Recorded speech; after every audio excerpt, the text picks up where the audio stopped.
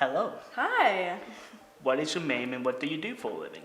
My name is Courtney Simmons. I use she, they pronouns, and right now I'm currently a full-time student at Ball State University with hopes to go into filmmaking. Okay. As you know from our discussions, the first question you have to answer Absolutely. is purely fate. So let's see what it wants you to answer. We shall find out. 10, right down the middle of the road. And the timer begins now. Oh, if I can open.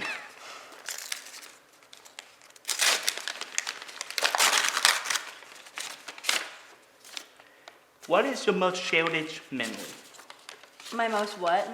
Cherish. Cherished memory? Yeah.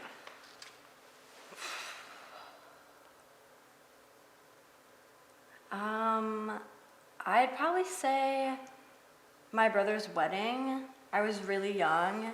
My brother is, I'm 21, my brother is 32, so there's a huge age gap there.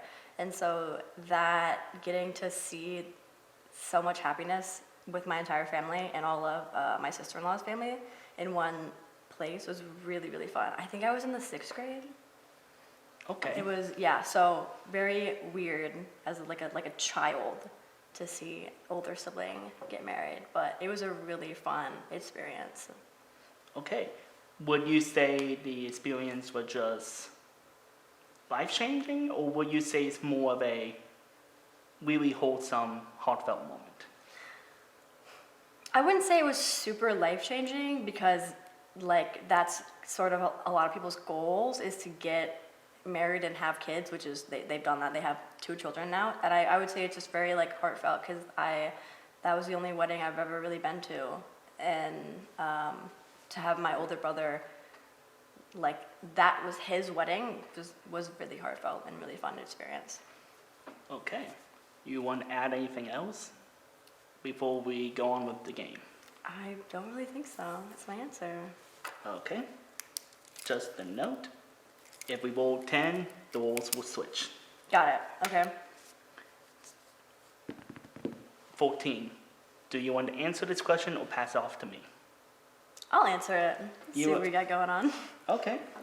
So 14.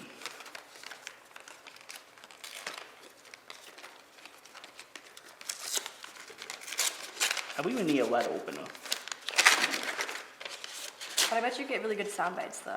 True. All the ASMR community is having fun right now. Real.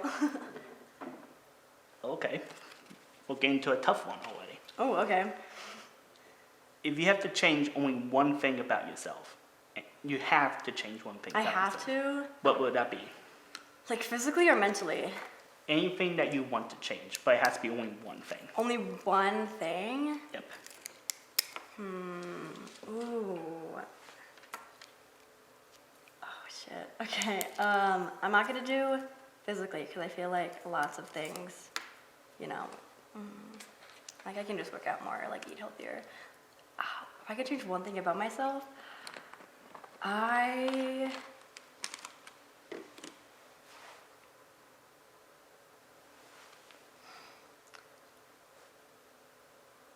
Ooh, this is fun. Okay. Just one. Okay. What am I not the biggest fan of myself? I guess I would change. I feel like I have a tendency to make a lot of things about myself. I am very comfortable admitting that. I talk a lot, and I've been told by many people who I trust that I can suck the oxygen out of the room because I tend to be pretty aggressive when it comes to like getting things that I want. I have a mentality that's, oh, if I want something, I'm going to get it. And so I work very hard at that, but that has definitely probably negatively impacted my relationships. So I'm not sure how I would describe like one thing, but I guess I would try to be less selfish. Less selfish. I think that's like a very key like word maybe. Okay, so your selfishness, either remove it completely or dial it down. I'd say definitely dial it down because I don't want to be a pushover. You know, I do not, I pride myself in not allowing people to walk all over me. I think that's a really good trait to have, but I think sometimes I can be too selfish and controlling and demanding. So I think I would just be a little less of that. Gotcha. As someone who is often described as a pushover, that's one of the things I actually respect about you. When you want something, you...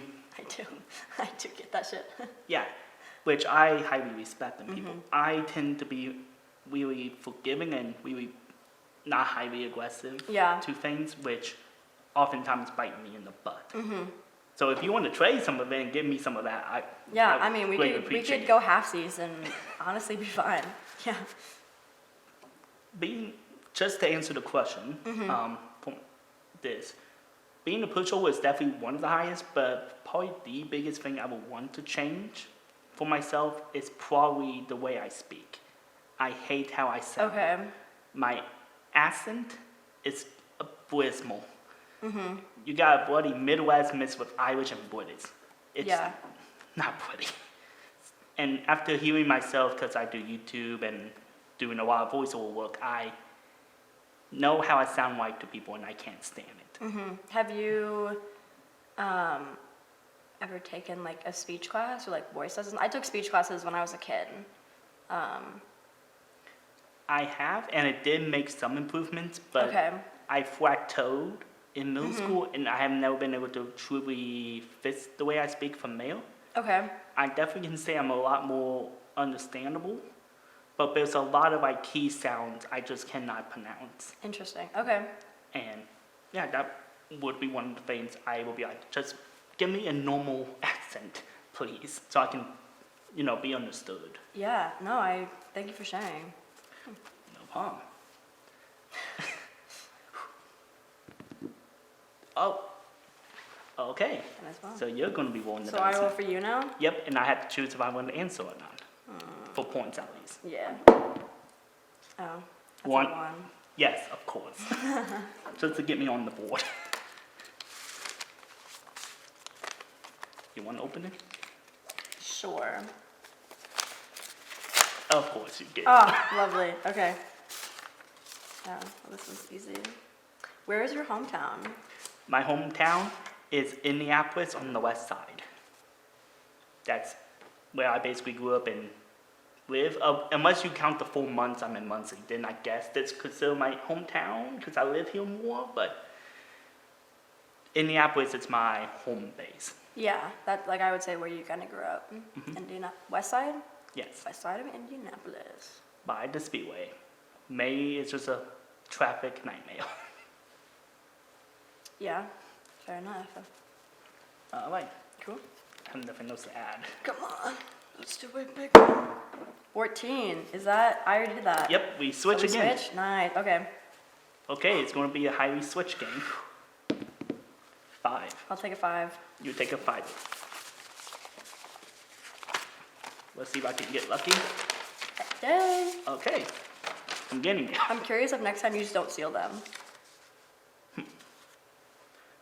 Yes. 5 Okay. is, what is your hottest take that is extremely pointless? My hottest take that is, ooh. Absolutely pointless.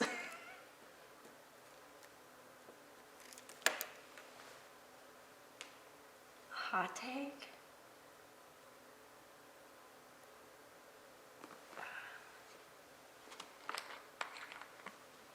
I'll just do a, ooh. I would say I hate low-rise jeans. I think they're so stupid. What is the point of them? I hate low-rise jeans. I am high-waisted all the way, and I think it's stupid, especially when people, and no shade, if this is your fashion choices, do what you want, right? Personally, I hate it. I'm not a fan. I don't understand, especially when people wear thongs, the little, over, the hip bones with the low-rise jeans. I don't understand that. I don't like that. Okay, I agree with you on that. I'm not really big on fashion. As you can tell, I mostly wear these pointless clothes. But, I mean, I get that. It just doesn't look comfortable. Like, as a woman, I don't see where that would be comfortable. And as someone who is attracted to women, I'm not, that doesn't do it for me. Fair. Both sides of the fence, doesn't do it for me. So that's a hot take. All right. My pointless hot take is pineapple does go on pizza. But I hate pineapple. But you only like it when it's on pizza? No, I just don't like pineapple in general, but I'm like, food is food, eat what you want. Fair. So that's my hot take. Pineapple does go on pizza. If you hate me for saying that, get a life, there's bigger issues. 11. I'll do 11. You would do 11?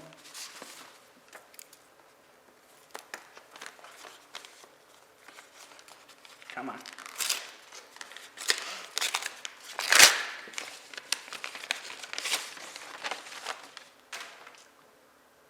Okay.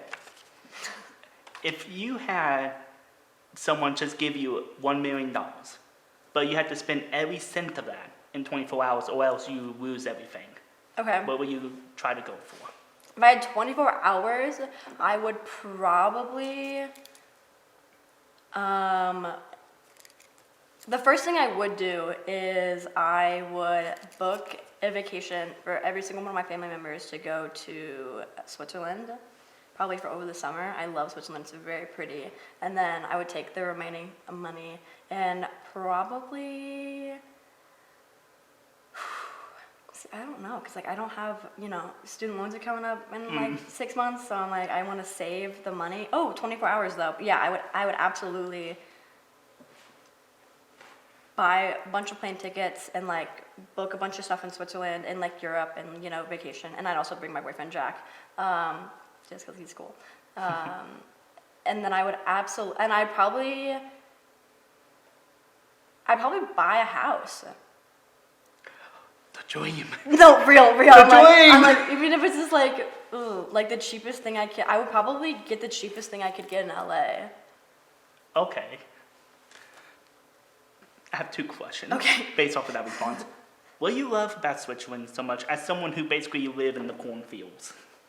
Yeah, I've been to Switzerland twice. I'm very fortunate that my family has traveled. One of my old foreign exchange students, I call him my brother now, he lives in Switzerland. And so we went over and visited him. And then I just think the landscapes are just so lush and beautiful, and the food is absolutely wonderful. And I've never tasted better water. Like, it is immaculate over there. Highly recommend. Okay, once I can save enough money for it, maybe I'll go for it. Yeah, it's really nice. Because for me, I want to, if I ever get the chance to go to Europe, mainly Ireland, Scotland, and the UK, because that's where my family came from. Yeah, absolutely. So I have a really drawn interest in those areas. Yeah. Switzerland, I have always been kind of curious, but it's never been on like my main burner. So I think you should go. And the flag's a really big plus, so I recommend it. Okay. And then LA. Why do you want to go to that crap hole? Yeah, well, I mean, I just got back from LA, and it's honestly a lot nicer than what I was expecting, which was fun. I love LA. I've always wanted to move there since I was 10, and now that I am in filmmaking, that's the goal. And I would just really like to, it'd be like a 1-bedroom house maybe, like a little shack. But hey, I need one. I need a place to live. True. And I want to move to LA, so. True. I'm just going off of what I hear from a lot of people, and like shows and stuff. Like the running jokes on my YouTube is whenever LA comes up, I act like I'm getting sick. It's like one of my running jokes that I don't know why I started. Why you make me watch all the shows about anti-LA? I'm just curious because you got a chance to go there. What's like the big draw to LA besides film?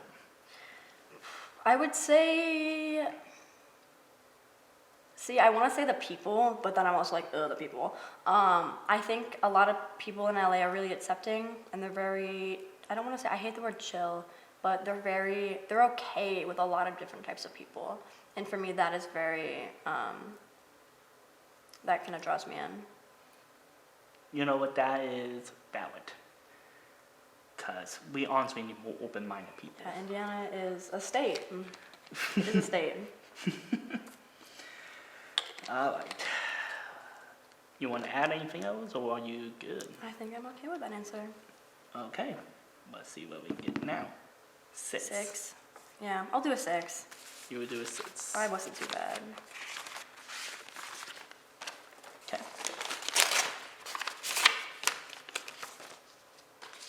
Okay. Your house is on fire. Cute, lovely. And you can only grab 5 things. What would those 5 things be? Can I assume that all the humans got out? Yes, all humans and animals are out. You're going for material objects. Okay. This might be a cheating answer, but we have a fireproof safe in my house, and so it has like money and like all of our family's expensive things, like jewelry and my birth certificate. Kind of need that to live. Yeah. So easy money. Definitely go for the fireproof safe in my house with like a bunch of shit in it.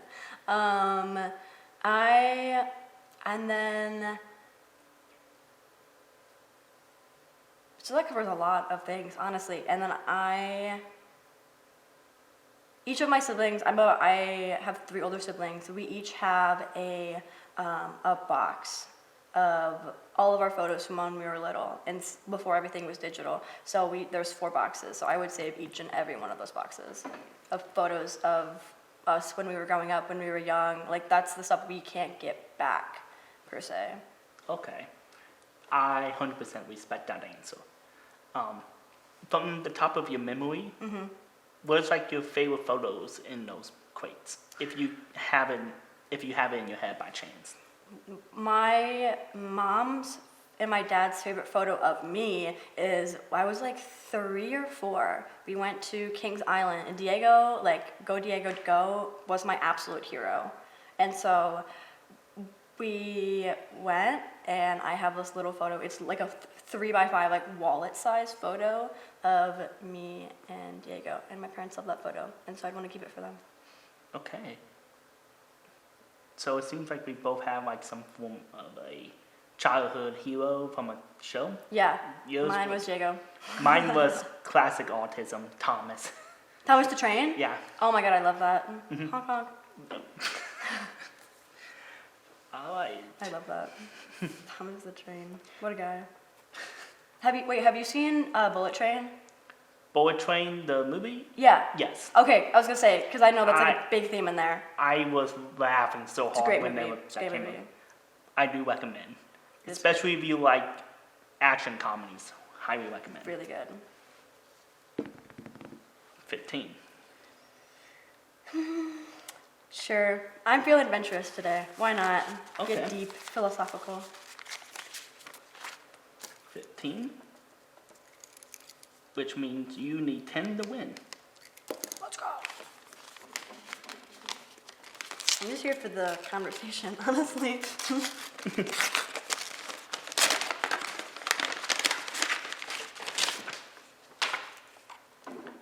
Philosophical. Here we go. Okay. Yay.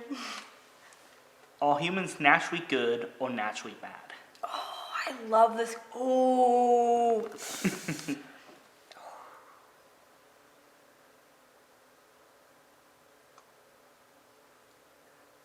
That's crazy. Ooh. Are humans naturally good or naturally bad?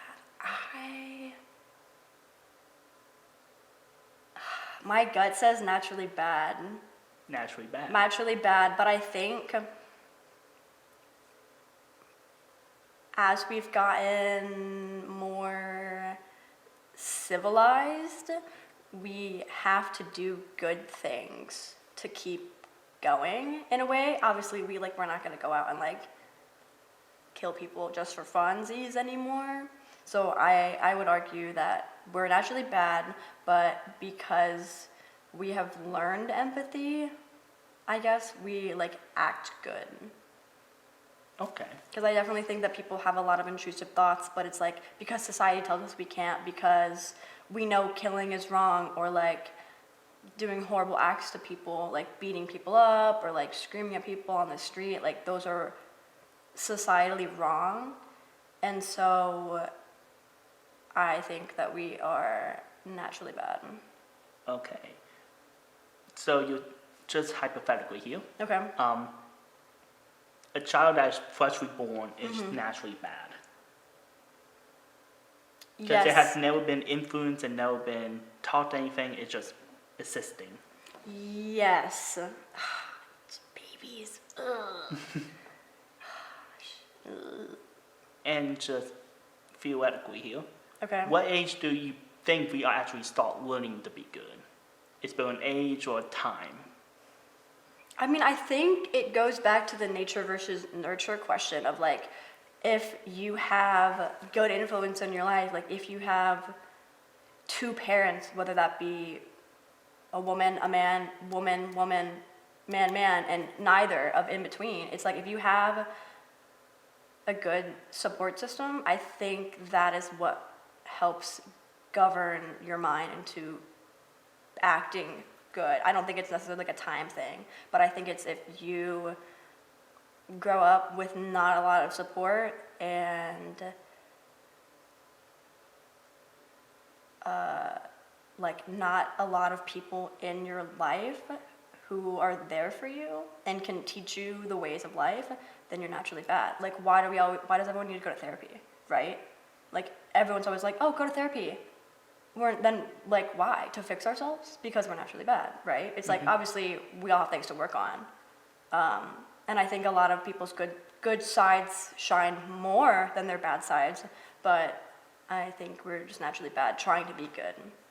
Okay. Okay, I agree with you on that, because my natural answer is naturally bad, and then we're taught to be more naturally good, pending influences. Yeah. So, will we ever get to a point where everyone is more naturally good?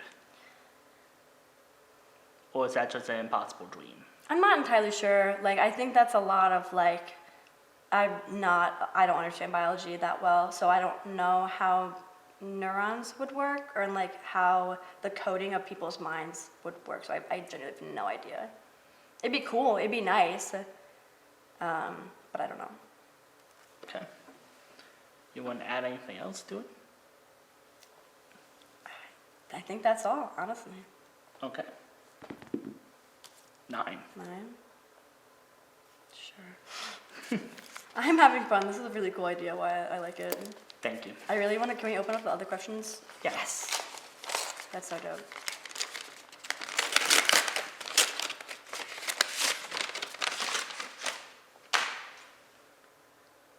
What is your biggest annoyance in life, but you do it? Sleeping. Sleeping? Sleeping is so annoying because there's so much time. I love sleeping. But I feel like there's so much. Okay, after you answer, that's time. Yeah, sleeping. Just sleeping? Well, because it just takes so much time when I could be doing other things. True. That's And, about it, really. I mean, that's definitely one of them. Anyways, as you probably heard, the timer is up. The 23 minutes are done. You gain 59 points. You almost got it. And I scored 1. Woo! At least I'm on the board. Real. So, since you won, you have an option. Okay. Oh, okay. You can open one of these and force me to answer it. Or you can make up a question on your own. And ask me and I have to answer it. Can I, if I don't like question 20, can I, like... You have to choose one of the I others. have to choose, I figured. I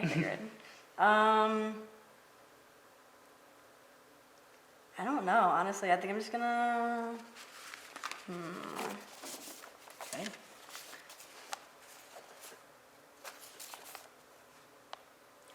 My gut tells me to go through 20, but I'm also like...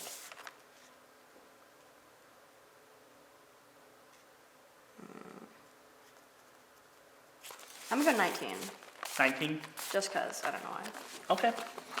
Let's see what 19 holds. Man, you really sold these things.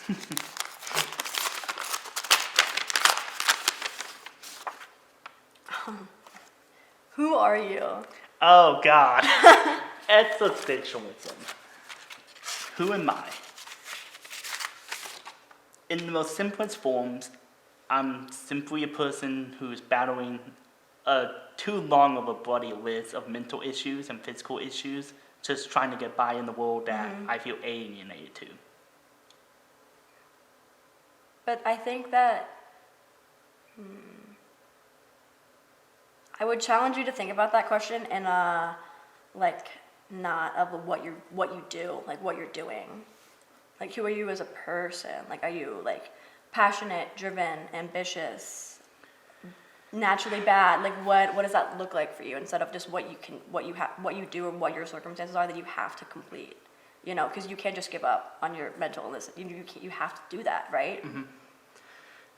The word I often get from people who know me for a while is I'm a highly determined person that tends to be way over his head half the time. Okay. I mean, to get really meta here, not only with doing this talk show, I'm a part of 3 films. I am working as a marketing person for campus. And I have 3 other classes. Governing and managing 2 YouTube channels and editing my own YouTube channel. I'm way over my head, but I'm determined to make this media thing work. Yeah, and I respect the hell out of that. And yeah, that was kind of more the question, or the answer that I was looking for, instead of just what you have to do because of your circumstances. Okay. Well, thank you for being a guest on the show. Yeah, thank you for having me. This is fun. Is there anything you want to shout out or people you want to give thumbs up to before we end the episode? I'd like to thank the Academy.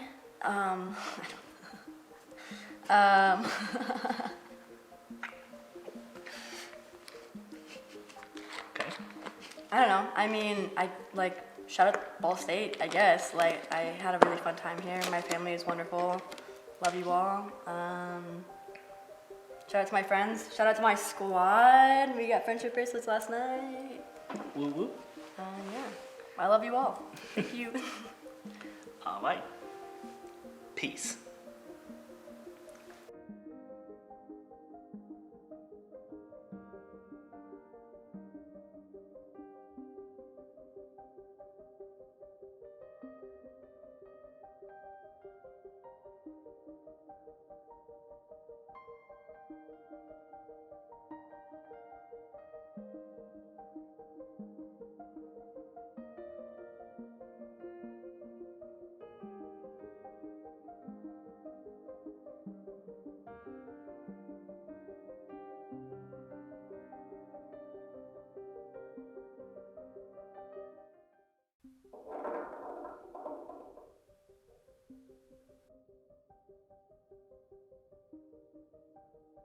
Hello.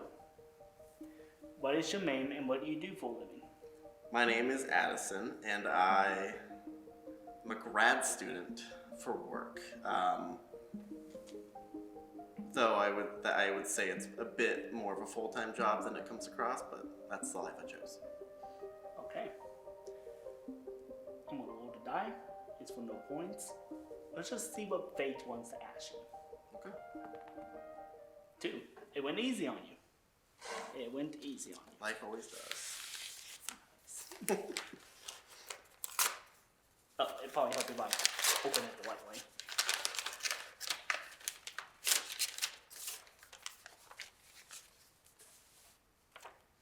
Where is your favorite place to eat? I'm such a foodie. That's such a hard question for me. Right now, probably at home, actually. I had a roommate recently from India. She lived with me for a year, and she was a phenomenal cook. Taught myself and my partner some of her recipes, and that's what we make most nights at dinner at home. We make just the greatest curry and tandoori butter chicken. Yeah, probably at home right now. Okay. For one, I'm jealous that you have a good cook. Yeah, that's great. The only cooks I have in my dorm room is myself, and I'm not reliable. Well, that's what restaurants are for. Yes. And dining places on campus. Yeah. Despite the questionable moments. You get what you pay for. True. Then again, I would argue we're all paying a little much, but let's not get into that. 23 minutes begins now. All right. 4. You want to answer this or pass it off to me? Yeah, I'll take an easy one. You take an easy one. Call it another warm-up. Okay.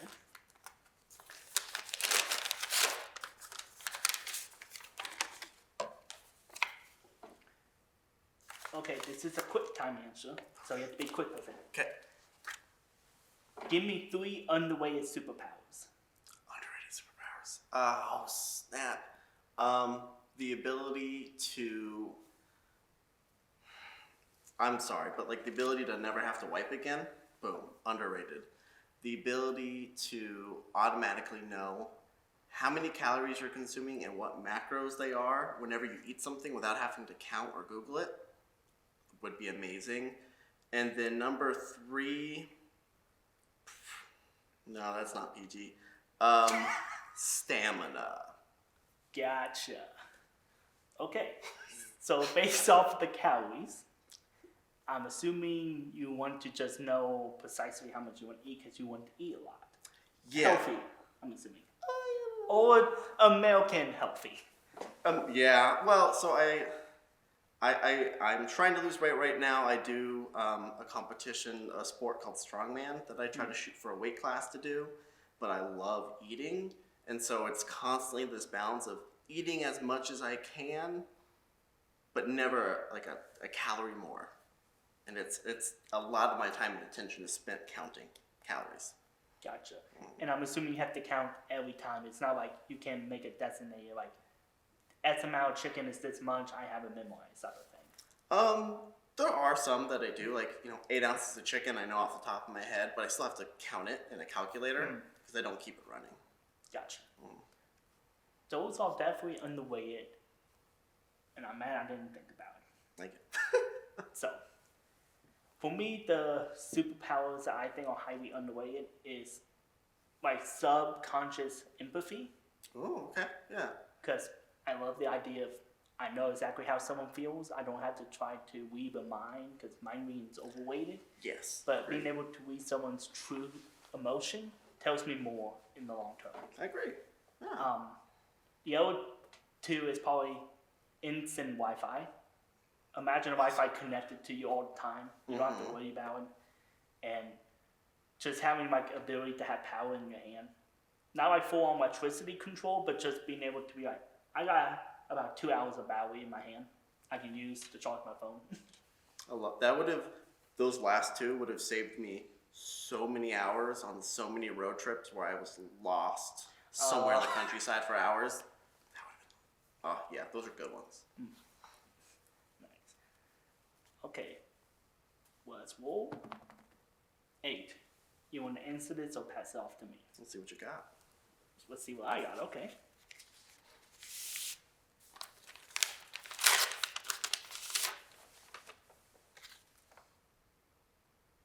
Will you want someone to make a perfect retelling of your life? Like in a movie, documentary, or book?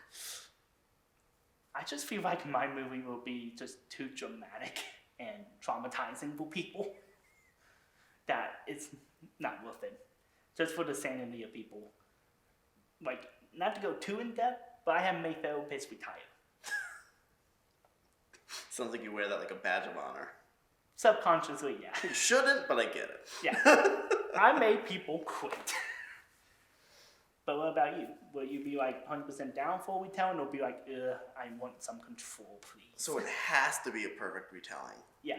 Imagine your entire life condensed to 2 hours and it has to be perfectly shown. So I'm actually going to say yes, but here's why. Not because it would be necessarily entertaining or fun to watch, but I think if it were like, magically a perfect retelling, I could learn so much about my own life because like we all weave our own narratives. I'm the one who's experienced the most amount of my own life, obviously. But that means I also have the most amount of bias, right? And there are, probably many experiences from 10, 15 years ago that, are very clear in my head. Not at all what happened. You know what I mean? And I would just be, one, terrified, but two, fascinated to see what I got right and what I was just nowhere close to. Okay. I mean, that is valid. It's just, I feel like most people who will be in the audience will be like, yeah, no, I can't take this. No, it would be incredibly uncomfortable, and I don't know why anyone else would want to watch it except me and maybe like really close friends who are excited to see if Brad Pitt plays them. Okay, side question. If you did have to still do the movie, who would you want? Like, famous actor. Who would it be? Shoot. The first person that came to my mind, and I'm annoyed that this person came to my mind, Tom Holland. Okay. That's just the first person that came to my head, so I'm assuming that's what it would be. I like that. I was actually thinking, oh gosh, redhead. Emma Stone. Emma Stone. Plot twist. Emma Stone. And was I a female or a woman of any kind growing up? Nope. I was a little boy. But I feel like Emma Stone could really knock that out of the park, like my whole lifespan. Okay. Mm-hmm. Respect. Thank you. Hit me up if you see this, Emma. Bye, see you, Tom. Yeah. I hope you can take a beating. Yeah, I'd probably have to give that warning too. Yeah. Here we go. 17. Ooh, I'm taking it. Let's see what you crafted. How long ago did you write these questions? I wrote these questions a month ago. A month ago? So yeah, no way I even know these questions. Good.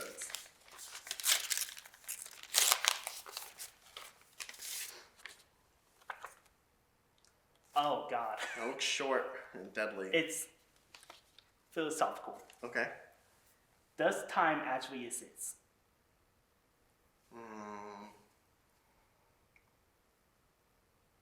So I do psychological research. That's my study. That's my my grad program, whatever. And a big model that I base all my research on is called the stress appraisal model. Just to simplify it, is we deal with stressors by the means in which we appraise them, right? Like, we all have different things that stress us out because we see them differently. And it's based on the very basic premise that, we are all cohabitating the same physical world, but by no means are we existing within the same social or cultural or cognitive world, right? Like, even the most pinnacle of things we can still see slightly differently. And like, taking that perspective, time is one of those few things that I would say you could argue transcends across for every single human being. And so does it exist outside of the human experience? We don't know. And it's because we will never know. We can never actually experience if it exists outside of our own perceptions. It thus exists. You know what I mean? Mm-hmm. Kind of like a working backwards logic, I guess. So yeah, time does exist for us. Yeah, just for us. Because the only thing I will say, because that's really similar to what I was thinking, it's just that with animals, but like pets and stuff, they don't really perceive time, or at least not an obvious sign that we perceive it. So it's just interesting that time is human-made, but we experience it. Yeah, and the way we experience it, though, and the way we conceptualize it, is enforced upon everything, whether or not it understands or conceptualizes it. Like this dice, time doesn't exist for this dice, and yet it does because we've enforced it upon it. You know what I mean? Mm-hmm. But only because we have done that, and there's no way for the way we exist to ever not do that. Yeah, anyway, that's a good question. Okay. So, for once, a psychological question come up to someone that can talk about. Oh, cool, okay. Nice. Did I get 17 points then? Yeah. The points are over here saved. I will count them at the end Oh, okay, of cool. the time. Perfect. Oh. No, we're not answering that question again. Okay. Now you roll the dice, and now I'm in the hot seat. Oh, okay, that's right. 9. I'm going to answer, Okay. but you have to open it. Oh, okay. Is this a joke? Oh, it's a fool's errand. You have to come up with a question on the spot. Shooty darn. If you could, like, just pick yourself up, like where you are in life right now, and drop yourself off in anywhere else, like in a completely different life, different career, different state, country, whatever, where would it be? Okay. Which one of these is yours? That will be my pile. Gotcha. This is how I will answer it. Mm. If I could get teleported anywhere outside the United States, like United States just gets destroyed. Okay. Yeah. I would love to either go to Ireland or the UK. Okay. Just get teleported in like Dublin or London and just have to make something up. Different complete career.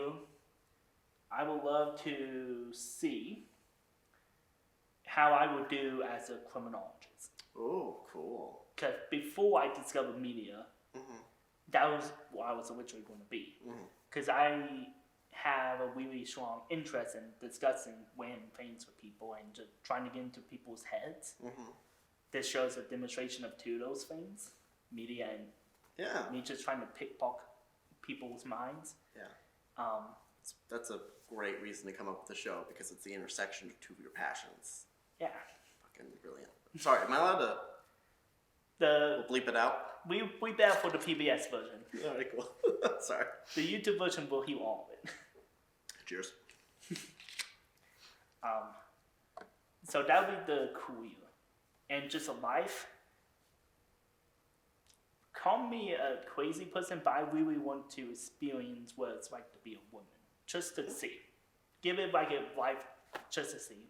Yeah, I mean, you've had 20-something years as a man, or at least, being in a typical man's body. Why not 20 or 30 in a different body? Just to give it a shot and just see. Like, I will hate the monthly cycle, but I will be willing to deal with that. So. Yeah. I mean, I would take that over the probably immense discrimination that we neither one of us could imagine. But yeah, I like that. So, a female you working as a criminologist in Dublin. Yeah. That's where I will be wanting to be teleported to. What about yourself? Oh yeah, I forgot I have to answer that too.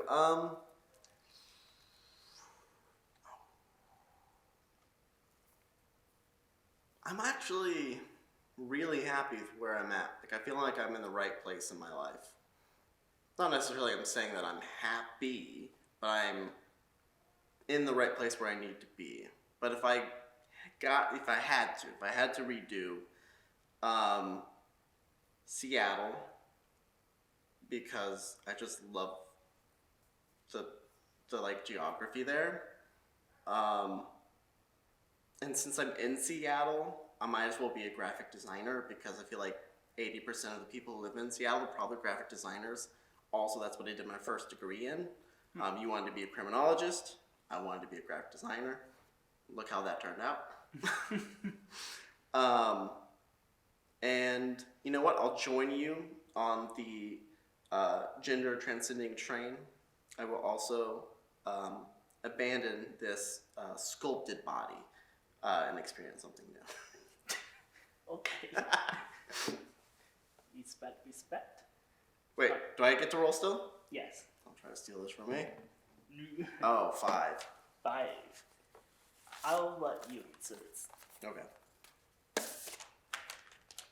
This one's actually sealed.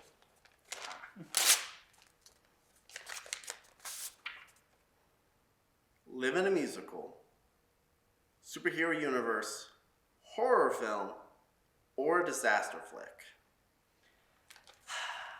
if I had to choose one, I'm assuming. Yeah, yeah. I wouldn't trust myself in a musical. I'm not a singer. I would just make people turn off the movie and I will die, technically. Oh, good point.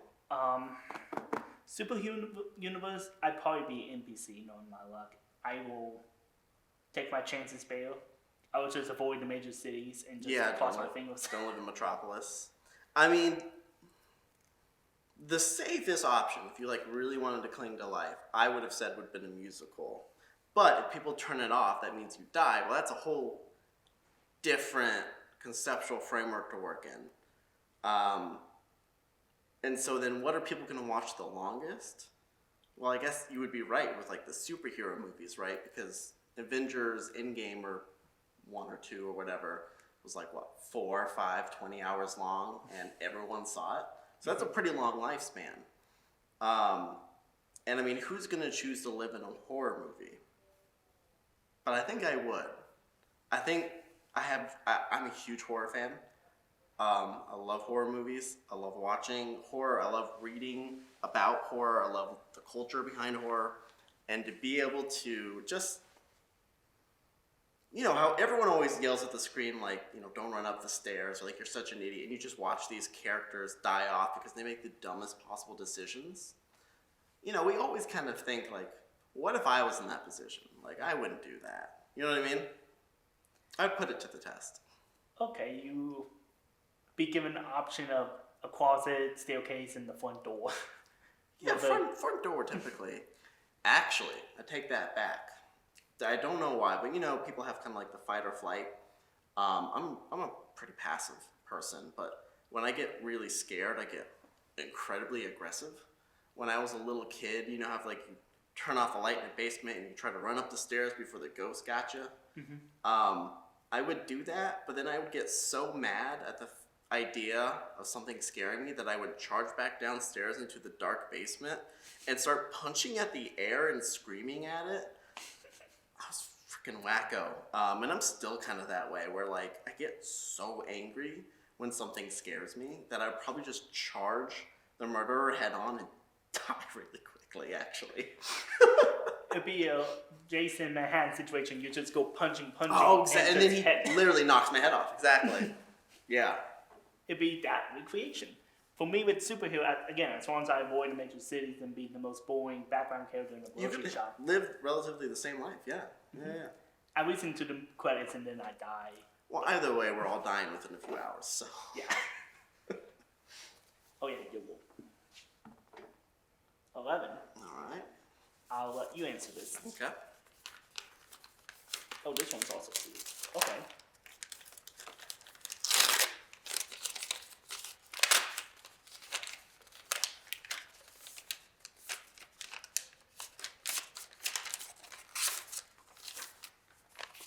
Oh, yeah, wait.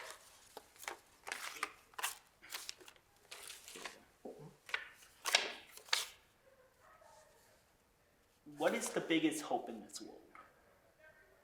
Hope? Yeah.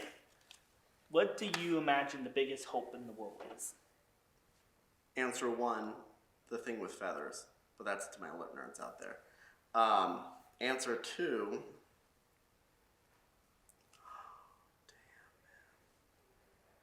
I have a lot of strong feelings about that, but I don't know how many I can sum up or provide even within a sentence in the span that we have. We got quite a bit of time, so if you want to go through it, we can. I can only imagine how many soft cuts would be here, depending on how long I think about it. Not youthfulness. That's overrated. I think biggest hope. That's a good question. Okay, here's what I'm going to do. Biggest hope, I'm going to ask hope for what? What are we facing? What as a collective species or society are we facing? And I think everyone experiences suffering of some kind. Everyone experiences isolation. In a more literal context, global warming, the literal fear of society's collapse due to global warming. But think I'm actually going to hone in on the isolation part. I think there's not much that's worse in the human experience than feeling just truly isolated and alone. I think that is just one of the most gut-wrenching pains and experiences you can have that no one wants to experience, and that people, spend their whole life running from, reasonably. And so what is the hope there? I think maybe to be not pessimistic, but more pragmatic, that if we're all running from the same thing, that maybe we can kind of, and we do slam into each other in the middle sometimes, trying to run from this fear of isolation or social ostracization. We sometimes collide into each other. And I don't think that even if those bonds are forged from maybe a deep sense of fear or evolutionary sense of not wanting to be on the outside, I think that's what makes us unique. I think that's what brings people hope, and I think that's our biggest hope. Okay. Got around to something eventually. Hey, it's all good. For me, just in general sense, the biggest hope will probably have to be the idea of progress. Okay. We always want to progress in some way or form, either social values or like wealth, respect, royalty, etc. We always want progression. It's always forward. Yeah. Always moving forward, going to the next day. So to me, the biggest hope is the sense of the future and a better future. So seeking a better life, and that's the biggest hope. Yeah. Through the idea of either selfish or societal and/or progression. Yeah, I think that's maybe not uniquely human, but a very exaggeratedly human trait of progress at not all costs, but damn near. So it's a really, I think people typically can sometimes look at that drive for progress as a negative thing. I actually really like your perspective on it though. That, whether it be for yourself or for others, that as a society, that if we just keep pushing forward, as long as the direction is moving, it will slowly wind its way up. So yeah, I like that a lot. All right, thank you. Let's see if we can speed run this. Okay. 5. Oh. Oh, yeah. 2. Two. Oh. 18. Oh. Okay, you want to answer this? I'll take it. You have to speed run this. Oh, shoot. Yeah. Okay. Oh, God. How much is enough? How much is enough? Death is a beautiful thing. So nothing. You said speed run. Go. Yeah. 17. Oh. 19. Time's up. Ooh. Okay, let's tie up the points. Okay. After tying up the points, you won this episode. Now, as punishment for me losing, Okay. you can pick one of these questions or come up with a question yourself.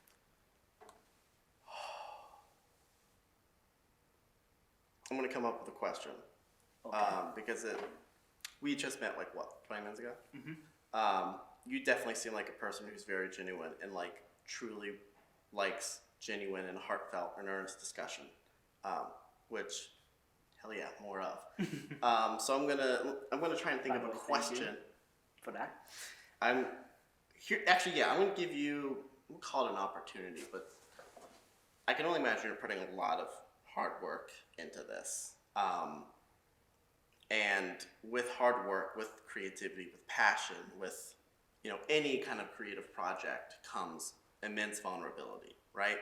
And you're doing a project that literally is, to me, built around vulnerability in a sense. And so that's an extra layer of vulnerability on top of it. So I commend you for that. But what I'm really curious about is what is your deepest fear? that comes from this? Like what failing, or maybe what success? Like what is maybe that one thing you kind of had to get over mentally to do this project? Does that make sense? Yes. My overall biggest concern about this whole project is making the show authentic. That's what this whole show is about, as you mentioned. I want this to feel real. I didn't want this to feel like the late night show with Jimmy Fallon and all that stuff. I want this show, for anyone who's watching, to just focus on me, you in this case, and the questions at hand to create conversation. Yeah. All these questions, all the 300 I wrote, which is overkill, but I want, which we'd be unable to know and predict the questions. Right. I just wanted to make sure that the audience know that this is real. I don't want a moment that the audience feel like, oh, this guy scripted everything from the ground up, which is kind of scripted in a sense. The organization and structure, you can argue it's scripted. It's a weak argument, but sure, you could. It's one of the arguments I had with someone who's not a part of this project, which made me like double down on completely being blind on this. Actually, I like that part. I'm glad you did that. So that was my biggest concern. The people watching thinking that this is too structured and too polished. It's one of the main reasons I have to set it the way I do. I'm not having $3,000 lights all over us, making it really bright. I just wanted to be bland background, light, just you and me. Right. Questions, you interact, the audience can interact if they want. That's ultimately why I want it. So my biggest failure in Woody is that it doesn't come off as that. That no matter what work you put into it, or the earnestness you provide or that I provide, that it still, when it goes through the screen, doesn't come off as authentic.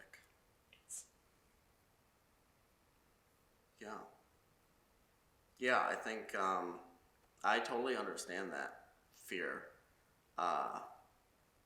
Like my own creative projects, whether they be small or large, I can definitely relate to that, because I think there's a security in being able to say, like, yeah, maybe people didn't like it, or maybe people didn't end up watching it or reading it, but I was truthful and I had a good time doing it, and I felt like even if no one listened, I added something authentic and valuable to the conversation. There's like a warm blanket that comes with that, no matter if it skyrockets the way you want it, or one view on YouTube the way you don't want it, right? And so I think that's a really healthy perspective to have. Honestly, I think that's great. As far as of all the fears you could have said, that's probably like the best one, because that's actually one you do have, to some degree, not completely, you do have some control over, right? You can make efforts to make this authentic. I mean, obviously not that many efforts, or it would then no longer really be authentic. But compared to like, well, I'm afraid, people won't like it, or no one will watch it, or something like that. And that's just really like not something you can control. And as a media person, I always had that bill in my head that not everything I make is going to be liked. Yeah. So I already embraced that idea. And down the road, once all the episodes are released, I'm going to ask what you like and dislike. Like, will you want more fancier lighting, or that's what people want. Yeah, they're going to want the Mr. B's oversaturated 300%, super bright look. Well, when I would imagine your audience, which would be like schmucks like me, I would assume, that's not usually what we go for. Like, we, the royal we, we click on and watch, 4-hour-long YouTube video essays about shows we watched 20 years ago.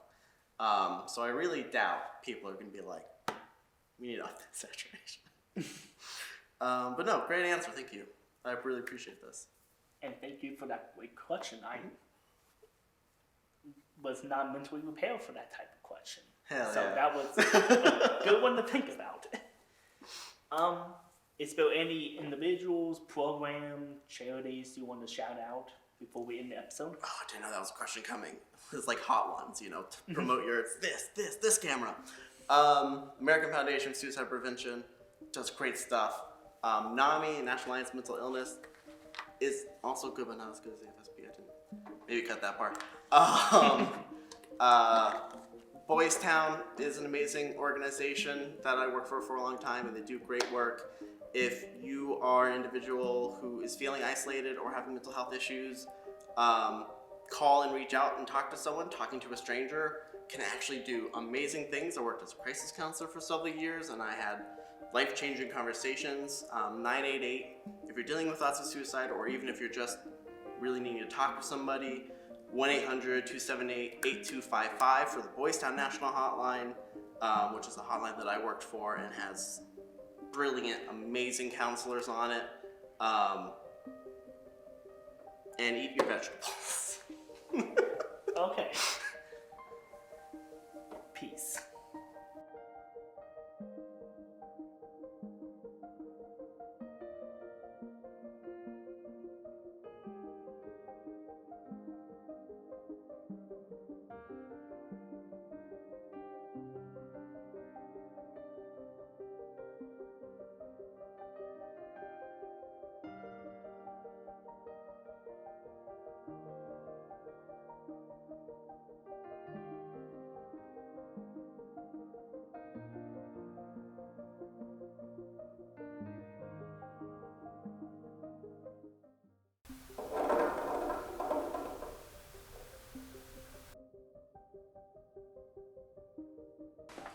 Hello. Hi. What is your name and what do you do for a living? I am Logan Browning. I am a filmmaker at trade, professional car washer for the moment. Okay. Yeah. Curious, can I get a discount? You can get free wash if you want. Bet. I'll say, let me know. I get free vouchers. Just come track me down. I'll help you out. Okay, because my car is in desperate need. Oh, okay. All the radiant stuff has been killing my car. Yeah, oh my gosh, yeah, dude, you're telling me. Yeah, no, we get free vouchers. Let me know. I'll hook you up. Nice. Yeah. Become a spokesman. Let's see what fate wants to ask you. Oh, okay. 15.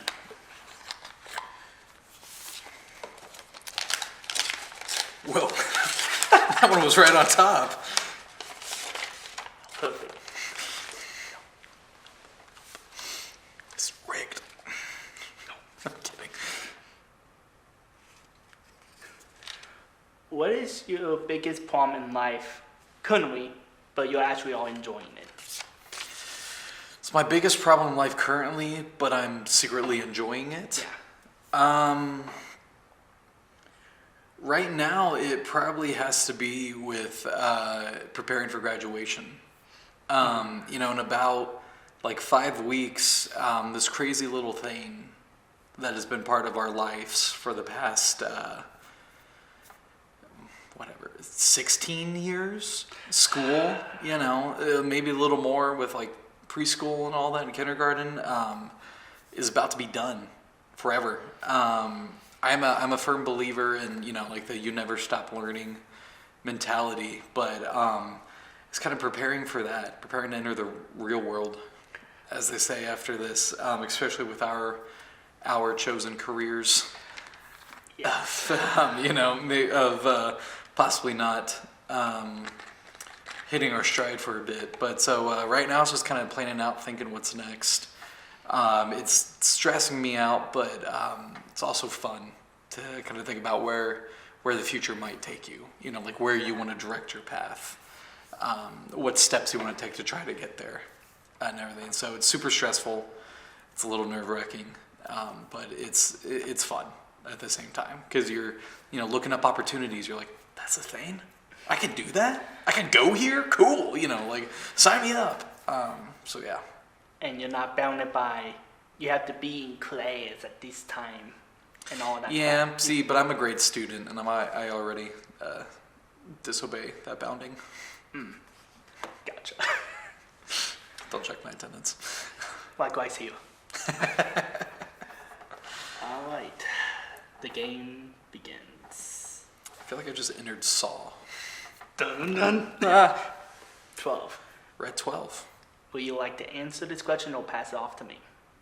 Oh, I don't even know what the question is beforehand. Nope. Oh, I will answer it. You will answer it. I will answer it. All right. No, don't think it back. Not your turn. Suddenly far more nervous. Number 1, where are the bodies buried? No.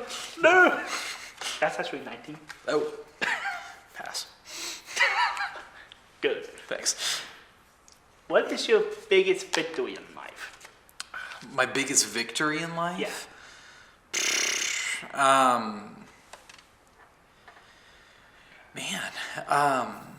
I think my biggest victory in life so far has to be living.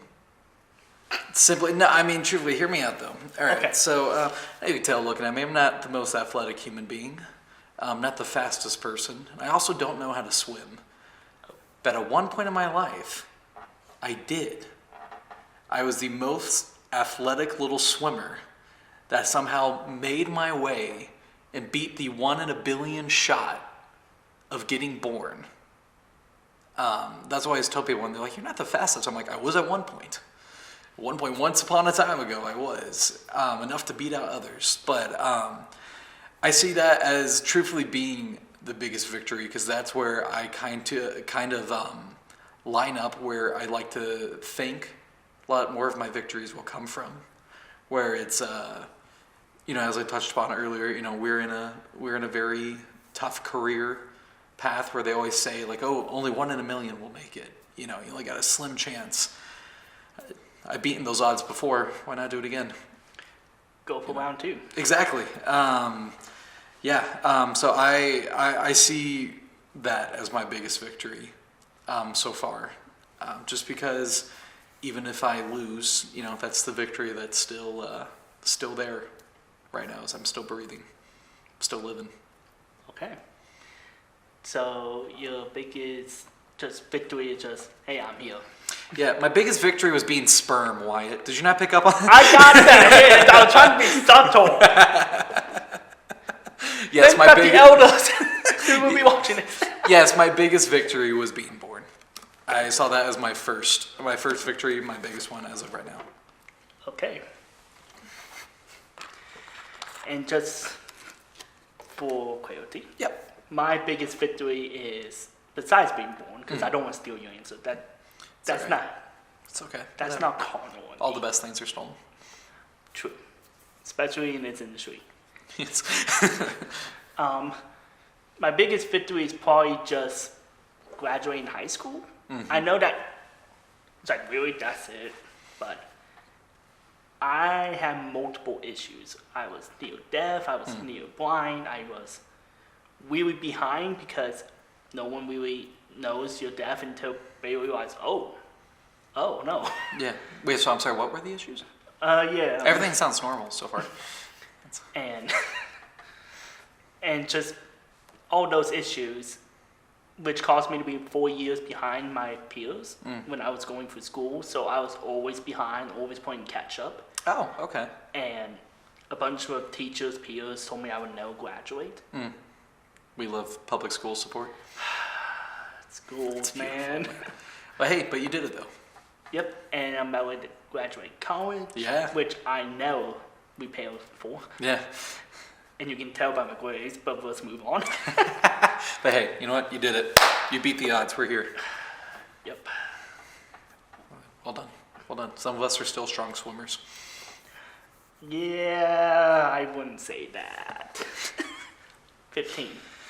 15. I'll pass this one. I'll ask you one. Actually, we already answered that, so now I'm in the hot seat. Good. Oh no. I'm lying to all of you. This dice is too big. I can't actually shake it in my hand. Gotcha. All right. 13. Would you like to take it? Lucky number 13. I will be taking this question. You'll be taking it. All right. learn how terrible I am at opening envelopes. That's been me all day. If there's one thing I've been described as, it's graceful. And that's how I like to open envelopes as well. All right. Wyatt, do you believe that pain is a good... Let me rephrase that. Is pain good for self-improvement? Yes, in moderation. Okay. If you go your entire life without any form of rejection or denial, or just purely getting exactly what you want all the time, you're not going to grow. Right. So pain is necessary to grow. However, getting hit by a car for a commercial is not the type of pain you should go for. Unless you really want to. Which you have issues. Yeah. Which, yeah, anyways. I don't judge. Yeah, no, I hear you. I think I agree with that full send, as the kids say. I think it's one of those, like in life, we all have to put our hand on the hot stove to find out that it's hot. Don't touch it, that's pain. I agree that I think it comes in a lot of moderation. I think there's some pain that people shouldn't have to go through in life that maybe taught some good lessons and maybe a lot of bad ones at the same time. But I think that, it's a necessary part of being human. I think that's where humanity comes from is, wow, that sounds so sad. Humanity comes from pain, Wyatt. Yes. But I think that's what reminds us that we are living. We are a human being. I can't remember who said this quote, but there was a famous quote that it says, like if someone gives you the choice between numbness and pain, take pain each and every time, just because you're still feeling something. Mm-hmm. And just in general sense, pain just, as you mentioned, keeps you growing, keeps you learning. Yeah. And some pain is just necessary. Yeah. Like heartbreak. You have to go through multiple heartbreaks, unfortunately, to find the right person, to find the traits that you want to match with. Yeah. Without heartbreak, you're either going to be alone or you're going to be with a bad partner. Yeah. No, hey, I agree with you. That was exactly where my brain was going, was, everyone's gotten their heart broken once or twice in life. Some of us will probably still get our hearts broken 20 times over, but it's necessary. Everyone needs a good heartbreak in life. Yes. Because if the heart don't break, it doesn't grow. I like that. All right. Rolling number 2. 12. We all did in. that. Now you're in the hot seat. Oh no, my buns are toasting. Oh, no. 6. 6? I'll take 6. Okay.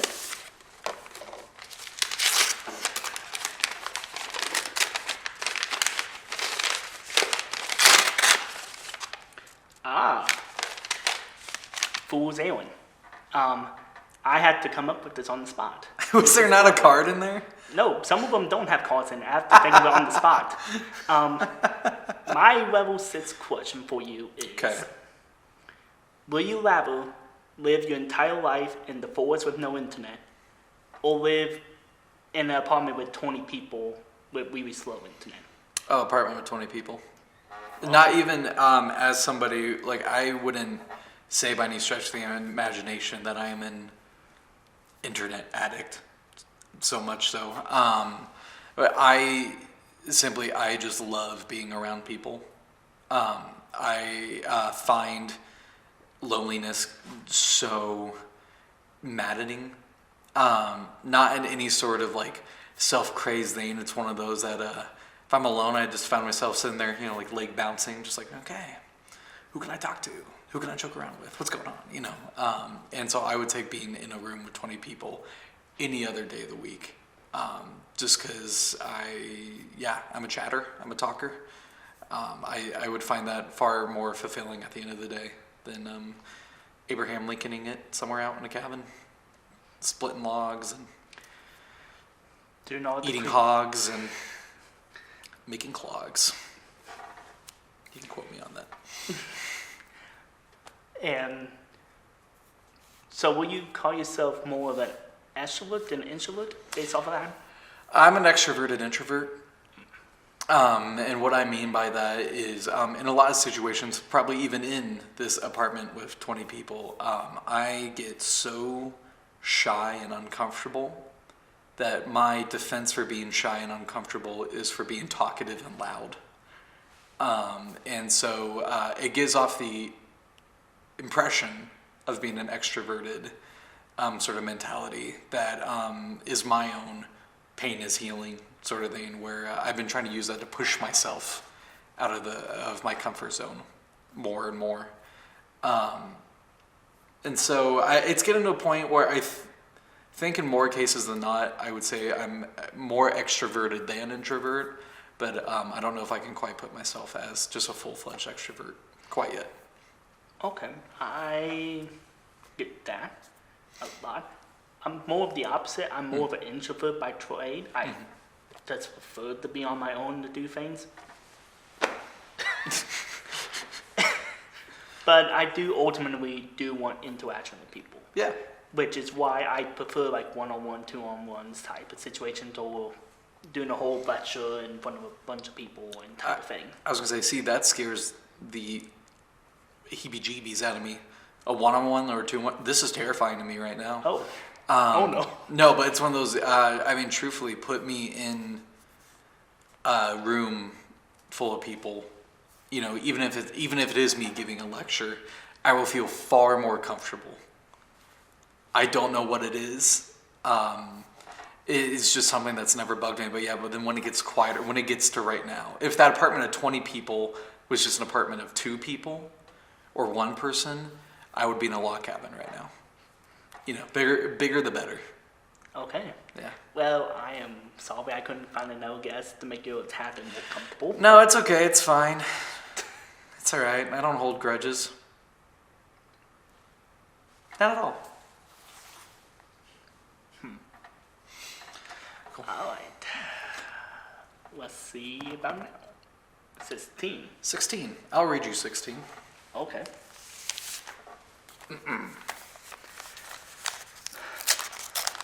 That's just because I want to practice my envelope opening. I didn't say it was going to go well at practice, but we'll still practice. All right. What's one thing people love about you, but you can't stand? Oh. Okay.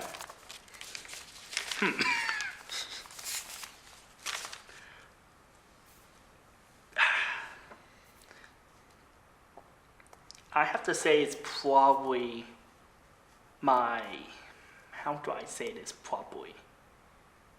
Determination. Like, people absolutely love my drive to do things, but I can't stand it because it takes so much energy out of me. Because I get that. as you, English, that's another thing I don't like about myself. Anyways, as I kind of hinted at before, my entire life I've been just fighting to keep up. So I always have this drive to be better than the person next to me. Even though mentally I know I'm most likely the worst. Which I call determination because I always put myself as the worst person in the room. No matter what situation. Doesn't matter if I'm doing a lecture or a media event. I always feel like I don't know what I'm doing. I don't know how I got here. I'm just going to try to beat the person next to me and try not to be last. Which a lot of people say that's like one of my best traits. Just how determined I am and driven for life while I can't stand it. I've been fighting 23 years of my life and I just want to break at times. Right. Hey, I hear that. Yeah. I get that. I mean, I would agree with them. I think you are a very persistent, resilient force of nature. You know, I don't really think there's too much anyone could say or do to knock you down. I get it's a tiring thing, but no, I would agree. I think that is a good trait to you. That especially with slowly getting snippets so far, stuff that you've gone through in life, that's something that I feel like you have to be, or else you would have lost a long time ago. You got to keep fighting, got to keep winning. That's Sylvester Stallone made a whole series of movies based on that concept. I'm of course talking about Rocky. I was trying to think of a funny I'm of course talking about space chimps, but I couldn't think of anything. Yeah, no, I hear that. I think mine personally might have to be the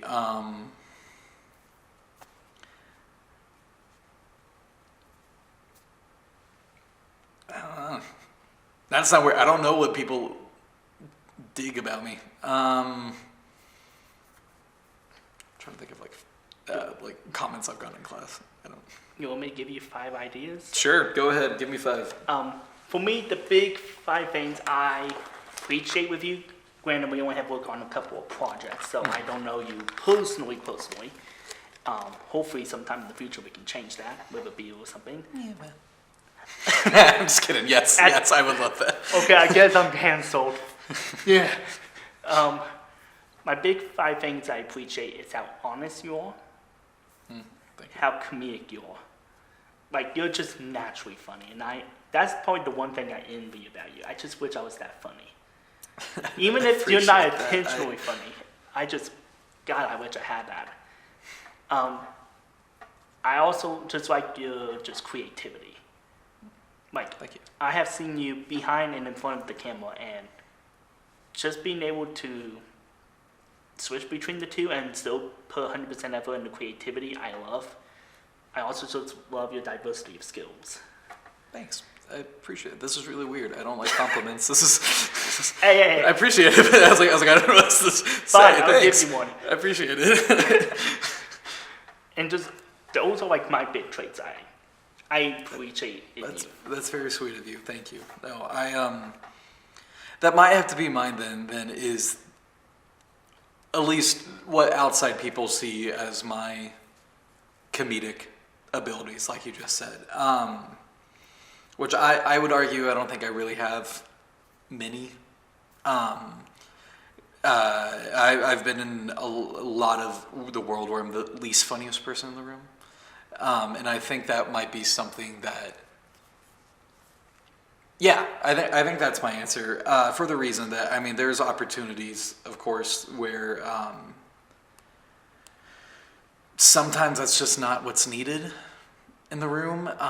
And not even so much so of like, I'm cracking jokes at the back of a funeral. It's not really anything like that. But there's some times where it's like a lecture in class or something that what you guys see as this comedic timing, funny, witty comments is me quietly being like, dude, Logan, shut up for like 20 seconds. You know what I mean? Like the teacher's talking about how to export a file. They don't need a Kermit the Frog voice right now. It's like, not everything has to be a joke, in this moment. I think a lot of that comes with, kind of what we touched on earlier with the extrovert thing of, I think that's just my uncomfortableness in situations. I always found it easier to kind of like an easy way to disarm people, but so thank you for saying that. That's very nice. But yeah, I think that would be that'd be mine. Is I'm glad it's making people laugh, but I would love my brain to help the rest of my body shut up every once in a while. And take notes. Not worry about what's my next quippy one-liner. Just shut up and take a note. For me, it's the opposite. I just wish I can be more chill. Because you probably know this, and I have been told this all too many times on my ratings projects that I am way too serious. Even when I try to have like a quirky phase and do something weird, it always comes off as serious. Mm-hmm. No matter how hard I try to do something comedic, it might just something stupid, like sticking my tongue out. It's like, my face just cannot make comedic looks unless I like put 110% effort into it. Right, no, I have serious RBF. to a disgusting amount. But I mean that in that same sense that there is a lot of moments where Dr. Betsy Pike is filming a documentary about David Arquette's time here. And he was talking in one of our classes, and she showed me, they cut the footage of me, and I look so angry and bored. And she goes, what was happening there? Like, what was he saying that was making you so upset? And I was like, that's just my face.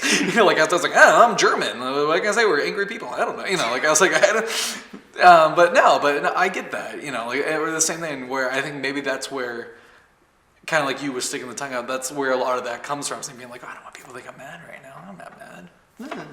Like, but no, I get that. I feel that.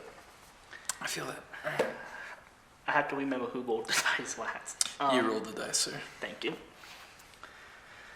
I asked the question, though. Yeah. Because I'm hijacking this interview. Oh, God. Not again. Call me Gary Oldman in Air Force One. 6!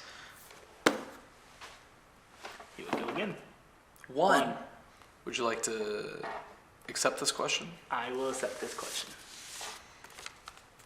I feel like you know what these questions are. No. Who packed these envelopes, Wyatt? I packed them, but I wrote 300 questions. Oh, exposed. He packed the envelopes. I'm gonna make an attack ad. Let's see. No. Wyatt, what's your favorite animal?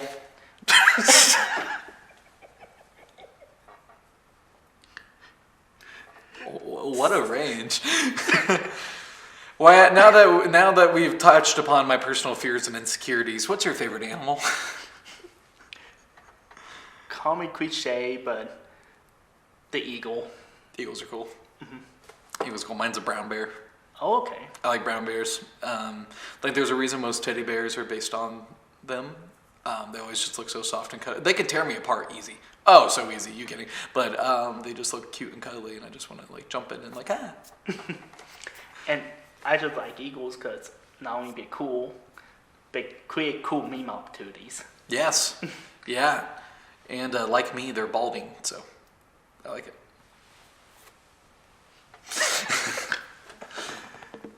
All right, 1. Let's go. Here we go again. Oh. 6. 14. Fine. Take it or leave it. I will hand this off to you. Okay. Oh. I'm doing this Oscar style, sir. All right. How would you describe your friendship values? How will I describe my friendship values? Mm-hmm. My big 3 I want in a friend, regardless of best friend to co-worker friend, is just shut up. It's just honesty, respect, and just being cool. Those are my big 3. Mm-hmm. I want to trust you before I say anything about myself, and I want to know that behind the scenes, at a restaurant, bar, etc., that I can chill and be comfortable.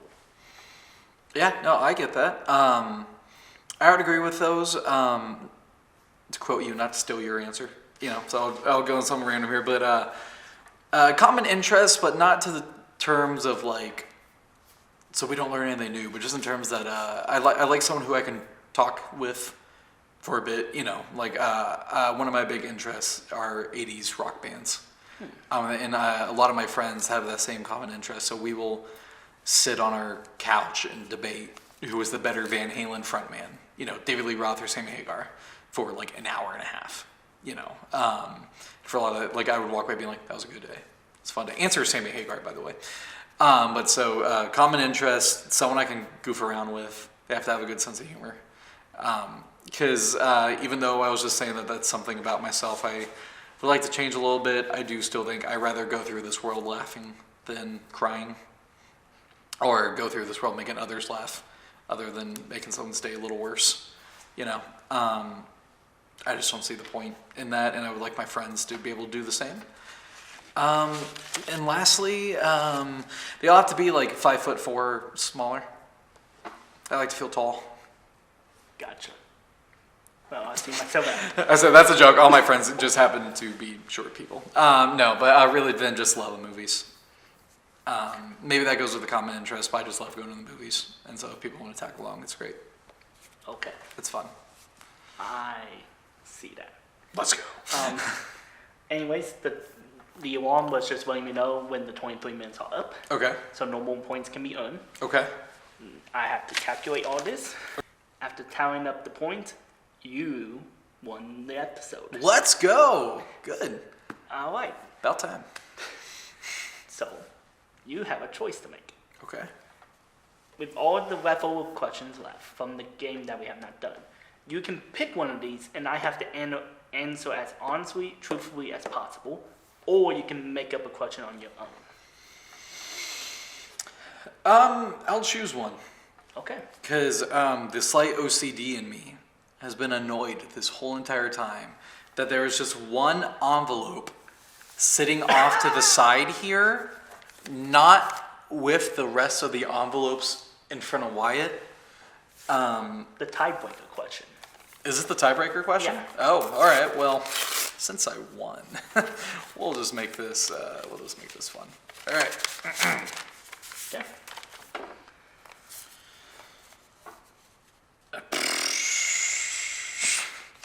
What do you do? Wyatt, if you have to describe your entire life in 30 seconds, Ah, shit.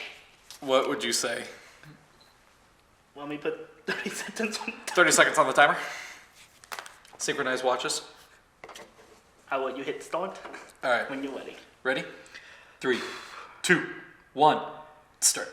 I'm a kid that grew up with multiple disabilities and just slowly been tortured by the world to defeat. Okay, the world tried to defeat me by severe bullying, cyberbullying, etc., on the hopes to keep me down because of my disabilities and being part of the rainbow family. So I fought back, got to college, became a media queer, suck it. Do we do that on public access TV? Could I have been flipping you off this whole time? You tell me now? Yes, you could have done it this whole time. At least for the YouTube edit. Nice, very nice. All right. Very nice. Well, we're happy that you fought through it. Trying to go through my head, checklists. Okay. Is there any places, people, programs you're a part of you want to shout out before we end the episode? Oh, sure. I mean, always we're going to give a shout out to Radiant Cinema here on Ball State's campus. Late July, we have 8 short films, 2 of which are directed by us, premiering at Indie Shorts, part of Heartland Film Festival in the summer. So everyone should go check that out. That'll be pretty fun. I believe I'm in the marketing class for that as well, that we're talking about doing like a red carpet. We're going the whole 9 yards. Okay. So everyone should go check that out. And even if you're an incoming student or however you happen to find this video, just check out Radiant Cinema. It's a fun time. Just have fun making movies. Hopefully the program sticks around. Yeah. Abso Lunacy Improv Comedy Group. They are my home away from home. It's something that I found very late here in the career at Ball State, but they're an absolute laugh riot. If you ever get bored on like a Friday night and wanted to check out a show, I think it's like $1 for a ticket. Watch a bunch of guys and gals and everything else goof around and have fun. I think that's it. Don't know if I can quite think of anything else I'm part of. Okay. Good to hear. Peace. Out. Bros.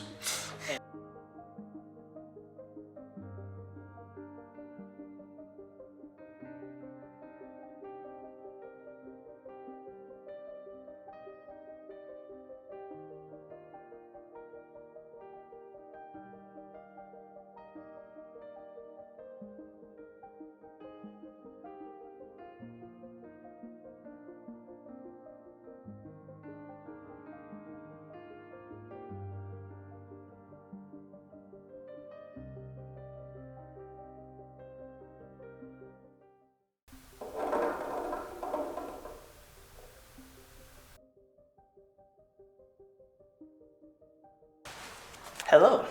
Hi, how are you today? I'm doing pretty well. What is your name and what do you do for a living?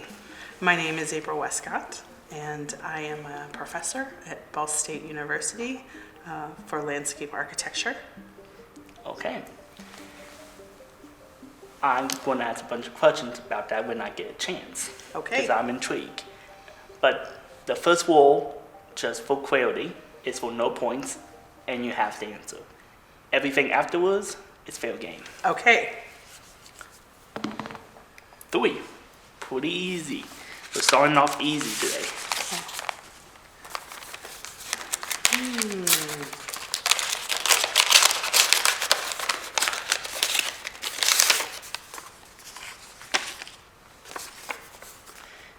If you had to choose one of these 3 types of people, which one would you rather be?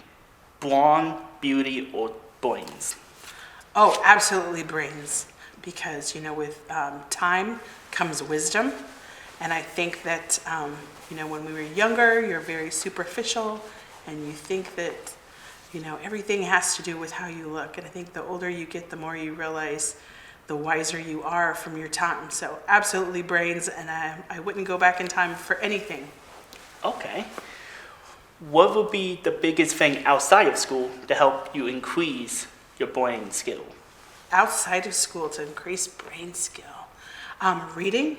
Reading. Absolutely, and I say that because I know you read in school, but reading for enjoyment has a different flavor, right? Because you're gonna read and pay attention to what you're reading with a different intensity and a different interest. And I think by reading, you can really gain a lot of knowledge that others don't. A wise person once told me that your bookshelf should be bigger than your television set. And I think that's great. And I read a lot, and it's one of my favorite activities. Okay. Good to hear. And the game officially begins now. If we repeat them up, we switch rules. Okay. Oh, right off the bat.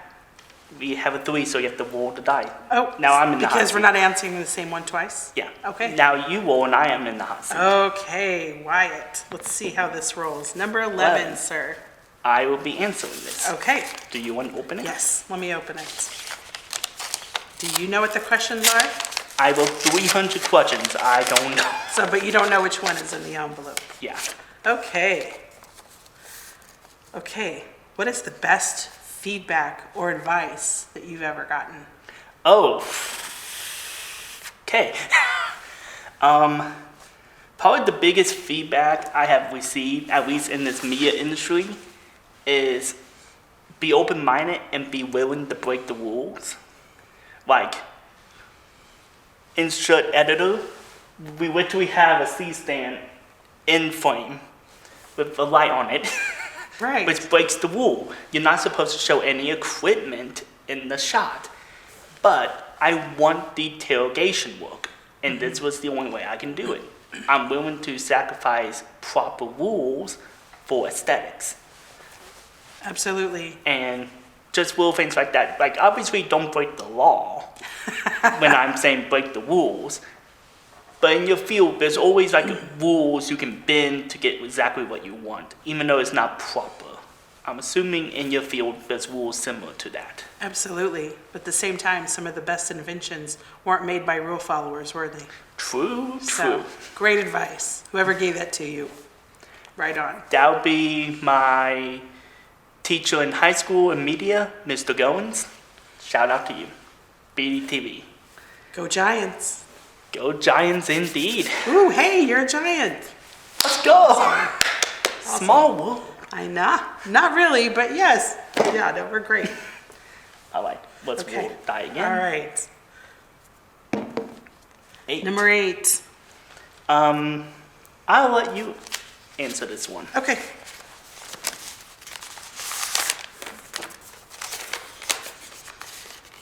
You know, I'm young, I don't open letters that often, so please bear with me.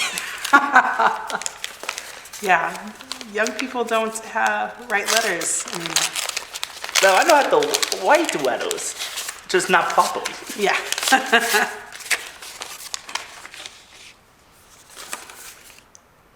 Oh. Criminal justice type of question. Ooh, okay. Will you rather be a victim of a mass killer or a serial killer, or be the serial killer? Ooh. Well, if I'm the victim, then I'm not going to be here. So, at the same time, I think I have some moral integrity. I have a good moral compass. So, I would say being the mass killer would be detrimental, and I would worry about how that would impact my family afterwards. So, unfortunately, you're going to see my early demise. Okay. Well, not okay, but I appreciate I am here with a fellow rather be a victim than a killer. Absolutely. Or else I'd probably be running out that door terrified of my life. Absolutely. I had to think through that one, though. Ooh. I don't think that's a lose-lose, right? It's technically not a lose-lose, it's just a question on morale versus fame. Yep, absolutely. Let's roll die again. Let's roll. Cool die. Oh, Number 3. we switch again. Okay. What is up with 3 today? 3 must just be a topper here. Okay. 2. 2. Boom, boom, boom. I will answer this one. Okay.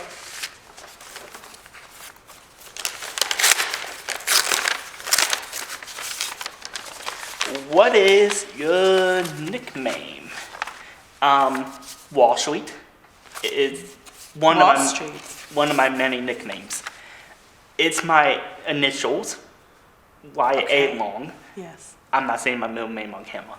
And Street is another nickname that I combine into the two. Oh, great. Because when I was in high school, I was kind of known by everyone because of being part of the media company and the band program. So I was kind of known for being on the streets, for being known. Oh, wow. So I combined the two and became Wall Street. Oh, awesome. Well, since I know your parents, I'll find out that middle name later. Ah, shoot. Whoa, whoa. Whoa. Wall Street it is. Very good. What a fun one. Trying to remember who rolled it last. That would be me. 15. I'll let you answer this one. Okay.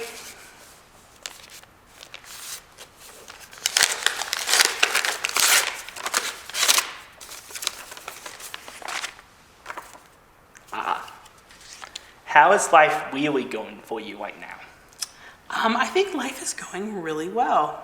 You know, I kind of have a second world happening with me. I was working as a practitioner for a long time and saw an opportunity to come and teach what I know. And I haven't looked back. It's been great.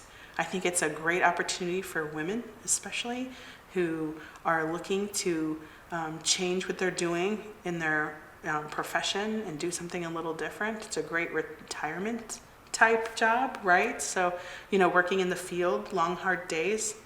I knew I didn't want to retire doing that. So giving back and having a life of service to young people has been wonderful. Every day I look forward to coming to work, every day. Okay. What has been your biggest memory as being a professor at Ball State? Oh, you know, I think the memories are all the extra things that happen in class, right? So it's just everybody coming to visit and share their excitement, and they see you as someone that they want to share their lives with. We just had an event the other night where it's Ramadan, and we had some students who told me that it was sad for them because normally so they fast during the day and they don't eat till after sunset. So all of their friends are eating at the normal dinner time, and then they have to eat alone when it's normally a time of celebration. And we had an event in our building, and literally 40, 50 people came and brought all types of international dishes. Students from 10 different countries showed up, brought the best meal that they had, just so 3 or 4 students in our building didn't have to eat alone after sunset. It was amazing. Yeah, I think that was it. I think it's hard. I'm on a high from it because it just happened. But I think it was a wonderful moment. It gives me faith in our future, faith in humanity, right? We're going to be okay. That's good to hear, because as you know, and everyone watching, the internet tells you the world is burning. Right. But then again, the world has been quote unquote burning since the 20s. Absolutely. Absolutely. Well, I think young people have a good sense of what's right and what's wrong. I think especially in today's age, and I think if we lean to the open-hearted and open-mindedness of our young people, I think we're going to be okay. So, Yeah. especially this group. So, yeah. That's great to hear. Last question before I roll the dice again. Okay. In general sense, for women who are looking for bigger and better opportunities, what advice would you give them? Oh, women who are looking for bigger and better opportunities. That's a great question. I think you really have to make sure that your priorities are in check, that you know what it is that you actually want. You know, a lot of times, oftentimes, women will have to work at a higher level to be treated as an equal. So never let your guard down. Stay committed. Do the best work that you can at all times and look for opportunities. Use a network. Don't burn bridges along the way, and leverage your network and leverage your strengths to show them who you are and what you can bring to any situation. So, Okay. I will also take note of that because some of that I can use. absolutely, yes, women and all young people. Let's see what happens now. All right. 2 again. 2. All right.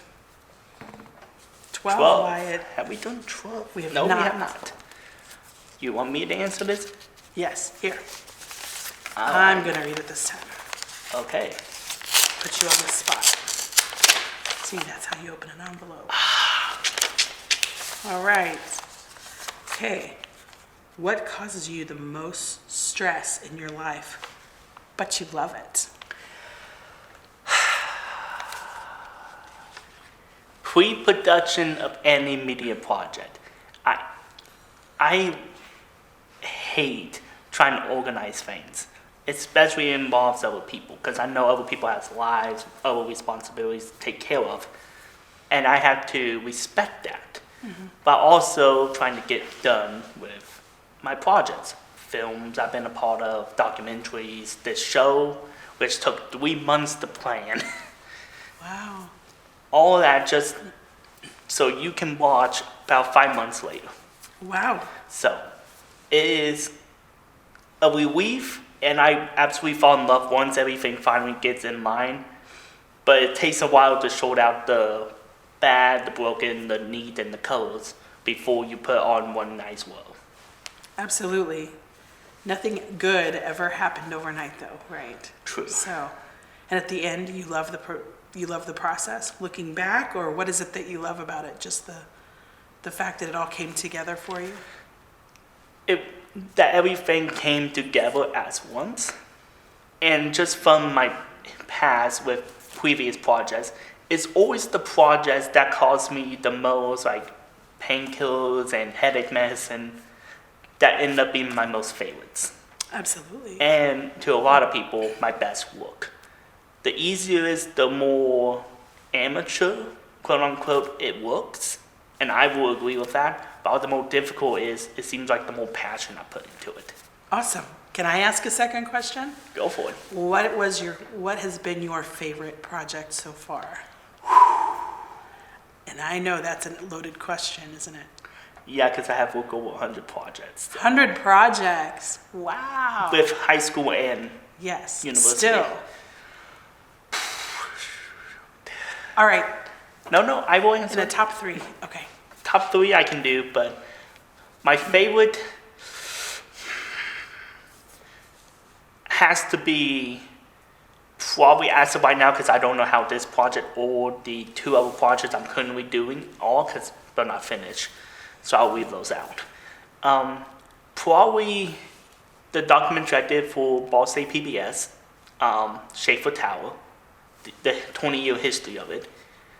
The depression PSA I made with my dad that I only had 36 hours to complete, and it ended up being in the top 3 films in that whole like pre-production production course, which had like 100 people. So that was like mind-breaking. And probably one of my early BTV works, my coverage I did for one of the schools that was in fear of being shut down at the time, and my little like 1 minute 30s at the news report helped give it enough support to keep it going for another couple of years, and it's alive. Wow. So the power of media, right? yes. So what a great opportunity to really do something at a young age while you're learning and see the impact immediately, right? And so Yes. it's not just a pretend project, but it was a real project that really had a real impact. Yes, and still to this day, I'm amazed that I was able to help keep that school, at least give enough support in the voting and task process. That's great. But it also taught me a valuable lesson to be careful what I say. Even though people who know my YouTube channel, I'm not the best at that on the spot, especially when I'm not in professional mode. Right. So, Very good. Good for you. Wonderful. thank you. Let's roll the die again. Okay. Let's see. 14. You want me to answer this, or do you want to answer it? You pick. Oh, you want me to pick? Yeah. Ooh. I will have you answer this Okay. one. Okay.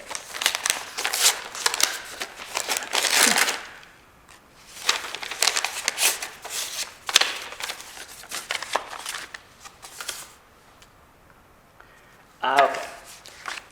How does one person deal with regret? How does one person deal with regret? How will you deal with regret? Oh, how does a person deal with regret? Wow. Well, I think the first thing to do is to not do things that you're going to regret doing. So be proactive in how you live your life and make choices based on, am I going to regret this decision later? Now, life is life. So sometimes you make decisions that you regret later, having no idea that you've done that. I would say just really wrapping your heart around every situation and looking at what you can do versus what you can't do. You know, if you know you're feeling upset about something, it's a choice to feel upset. So I read a great book called The Obstacle is the Way. Oh, I wish I could tell you the name of the author. Add it in post-production. Do it. The editor. obstacle is the way. But it really focuses on the fact that, you know, we don't have a choice of what happens to us often, but we have a choice on how we're going to respond to it. So any negative emotion that you have is something that you can control, and you can either move forward with that in a good way. Excuse me. You can either move forward with that in a good way, or you can make it a lesson, make it something where you know not to do something in the future. You know, and how are you going to overcome an opportunity that you missed through regret, or learn from something in a way that becomes the direction that you move in moving forward with your life. So I think the idea would be to really take what happens in life and just embrace it and move forward in a positive way. Okay. Kind of deep. That was a deep question, Wyatt. Required a deep answer. Had to cite a book. Yep.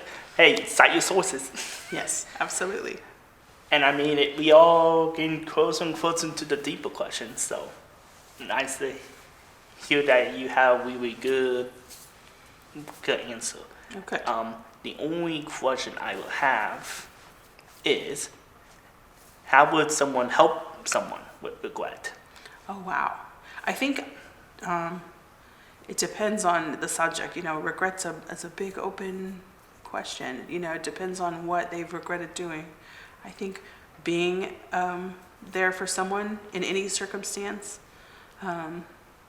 When they're feeling negative, and just being with them, listening to their true feelings, letting them know that your feelings are always valid, whether they're good or sad or bad. As long as you're there, you know, you're going to help hinder or balance their choices by keeping them kind of on the path of knowing that they're not alone in whatever journey that they've found themselves down. So I think just being accessible to people who feel bad is always the way to go, and not being too opinionated, right? Just being there and saying, I'm here, is what most people need. They don't always need to hear your commentary. They don't always need to hear your opinion in a situation.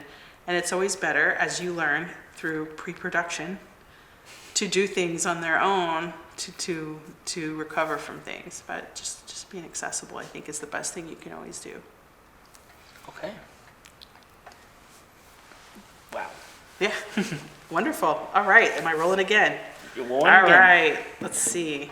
4. 4. We have not done 4. We have not. Do you want to answer this or pass it off to me? Oh, I'm going to read it to you. Okay. Let's learn more about Wyatt today. Okay. Okay.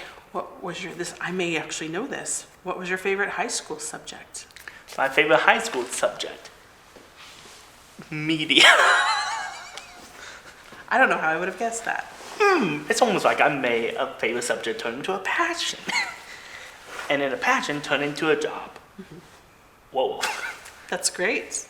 So do you think, second question about that, I know that Ben Davis had a really good communications program. So let's say that Ben Davis didn't have that program. Do you think you would have had a different path in your life?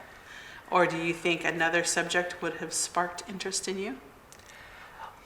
Well, before I discovered media, I only had like 3 main passions. Like things I was highly interested in. That was music, specifically low brass instruments. Then it was criminal justice, mainly criminology, and being a YouTuber. So you kind of were in the communication in a weird way anyway, Yeah, with just your interests. yeah, just not in the traditional setting. But if it wasn't for BTV, I probably would have never went down the YouTube path because I never had the opportunity to work with cameras, so I didn't know what I was doing. And even though I was really good with band because I was a goal person in music, I knew I couldn't make that into a career. I wasn't that good, at least in the hyper competitiveness of the music field. So I probably would have went down the criminology pathway. Wonderful.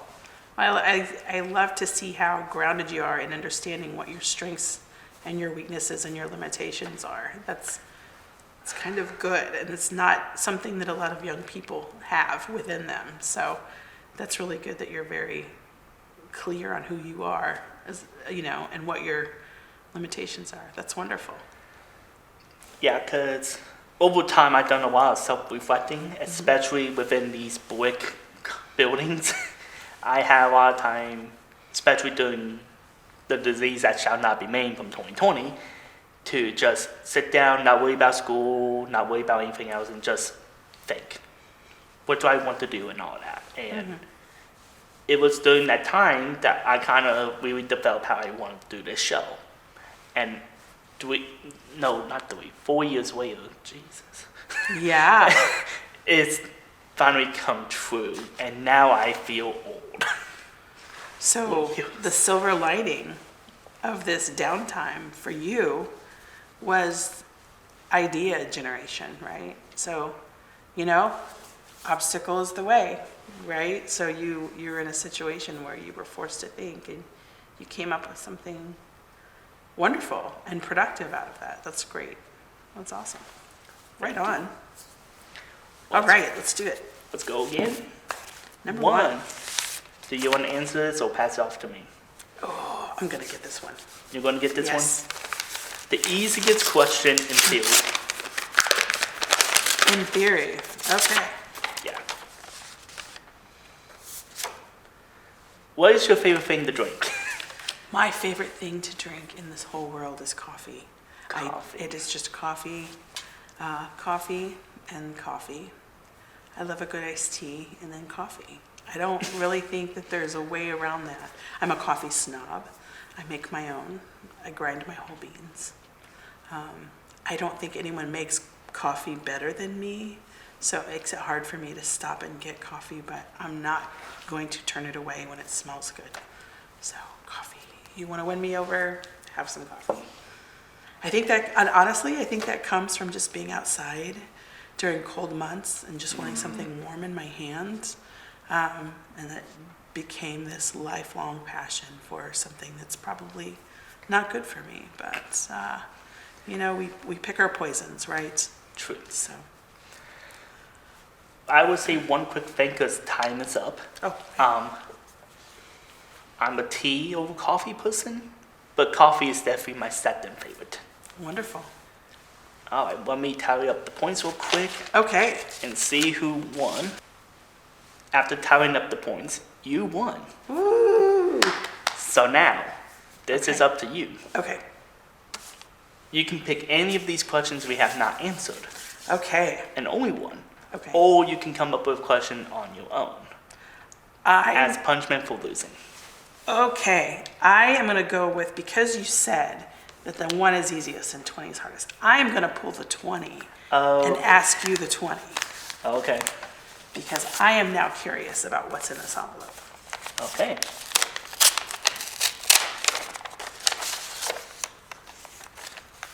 Ooh, this is a big loaded question, heavy loaded question. Okay. What's the thing that motivates the world, Wyatt? Okay, why did I write philosophical question? Okay. Probably three things. Okay. Well, it's thing, right? Not things. It's thing. So it's one. Okay, let's change the question a little. Let's make it easier. No, I'm going to answer it how Okay. it is. Passion. Okay. Passion for money, passion for love, passion for family, passion for a career. You need to have passion in order to do things, or else you're not going to be motivated, have any energy to do it. You need passion and drive to seek out your goals. So that's Absolutely. For the better or the worse, it's passion, right? Mm-hmm. So, good answer. All right. I think you did it. So. Woo! all right. Is there any one organization, charities you want to shout out real quick before we end the episode? Oh, absolutely. There's a group in Muncie called teenworks.org. And they're having events coming up and events all year. And they really do support young people in our community. So that's a really great one to kind of give your love and support to. So Teenworks, shout out. And then I'm also heavily involved in the National Organization of Minority Architects. It's called NOMA. So shout out to them as well. So thank you. Okay. All right, well, this has been wonderful. Thank you so Likewise, much for inviting me. It's no problem. I was just curious after I saw your name on the staff dictionary. So, Wonderful. Thank you. This has been a thrill. all right. Peace.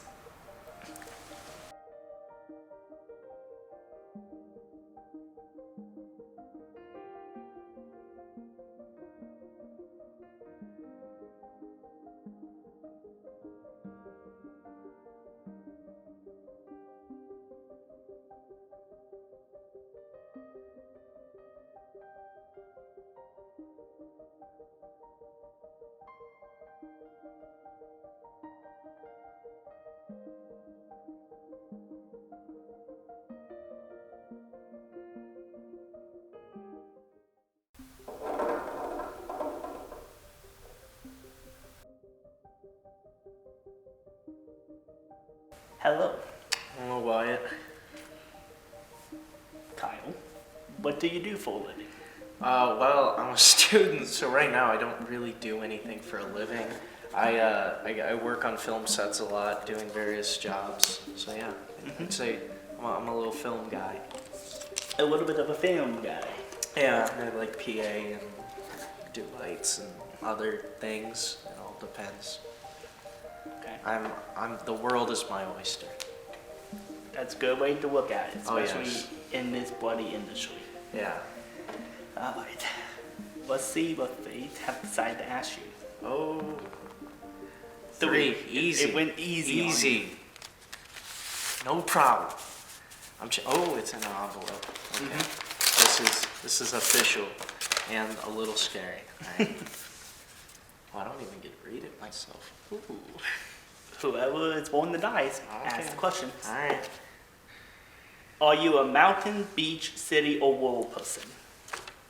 Mountain, beach, city, or what? Rural, like farm. Oh, okay.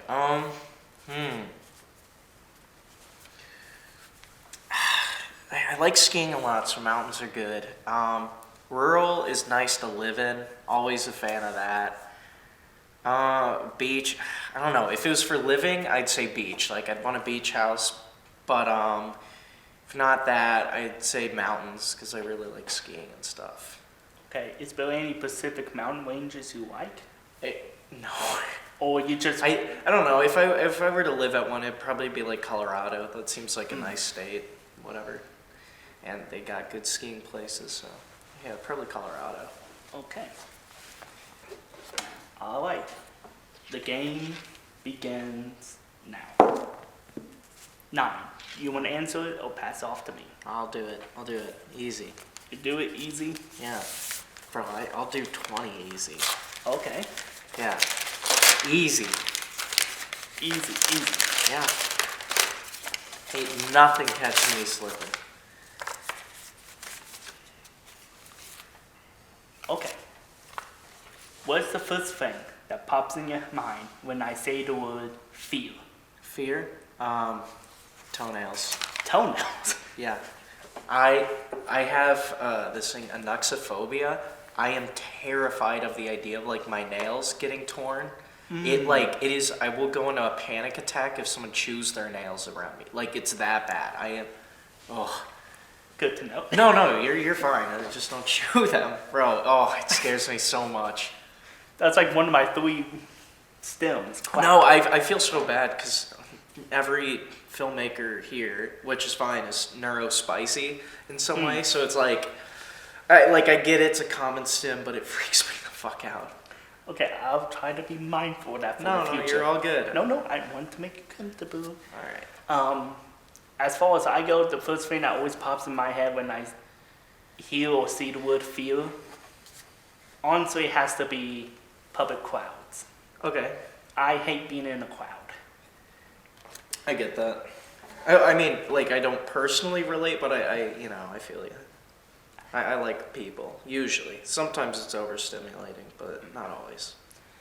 For me, the moment I have to go shoulder to shoulder with someone, I just start wanting to punch everyone I see.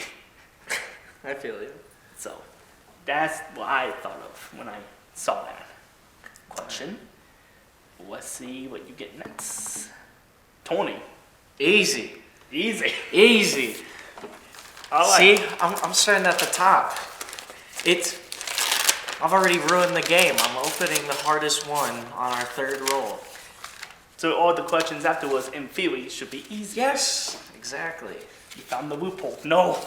Yep, I'm beating the game. Okay, going philosophical. Open-ended. Yeah, that's easy. If everyone in this world accomplished their goals, would life be smooth or chaotic? I mean, no, I don't think it would be smooth because some people have shitty goals. Like, if like a, terrorist or like a rapist or something, those people are scary. And if they accomplish their goals, that'd be bad. But every cop, in theory, if they got their goals completed, can catch all those criminals in one go. Bro, if every cop had their goals completed, there would be no black teens. You know what? That is also true. That's my point. That would be terrifying. I would not want everyone to accomplish their goals. There's a lot of great people, and if their goals were accomplished, that'd be great. But like, there's just also a lot of shitty people, so it's it's rough. I don't know. I don't think it'd really work because some people's goals would be so big, like cure world hunger, and like whereas mine would be like raise the rent of single mothers with 2 kids. So it's like it just doesn't it doesn't work. But yeah. So, for the betterment of society, there has to be people that completely fail. I think so. Like, and that's also like in a capitalist society, the only way to get that rich is by stepping on people. Like, uber rich. Well, you got to be a somewhat shitty person to make that much money. Yeah. So yeah, that's my 2 cents. Okay. I'm also in the same boat. I know from personal experience that there's some sick people out there. And I'm just thankful that most of them did not succeed. But, God, I hate the whole thing that like social media has been pushing the last 2 years of you can do anything. It's like, are we sure we want to promote that to every single person? Well, I mean, sort of, because I think as long as they know their intended audience, and I think that's fine. They're not like sending that to like the Ted Kaczynski types, so I think it's fine. Okay. Anything else you want to add? No, 20 was easy. Gotcha. Boom, I've already won. Took me 10. 10. Yeah, we're reading it. We're going for it? Dude, I am winning this game show. Highest scoring contest. Is this your first episode you filmed? No, this will be number 5. Okay, well, number 5 is number 1. Easy. Shit. Okay. A personal question. Oh, never mind. It just became not easy. Growing up, what was your biggest inspirations? My biggest inspirations. Oof. Okay, I would say I'm still growing up because I'm only a freshman. I have 4 years. I have like a 4-year plan in my mind to like really hone in my craft. So I'd say right now my biggest inspiration is like Wong Kar-wai. Fucking love his movies. Who else? Oh, Agnes Varda for sure. Andrei Tarkovsky. I like his cinematography. Okay, and then growing up would have been like something like Scorsese. I really liked, just because every kid does. Not saying he's a kid, but whatever. It's easy to get into his movies. Who else? Oh, Jack Sparrow, for sure. That's like characters who are literally made. Jack Sparrow's one of them, for sure. Okay. Not actually, but I wish. Gotcha.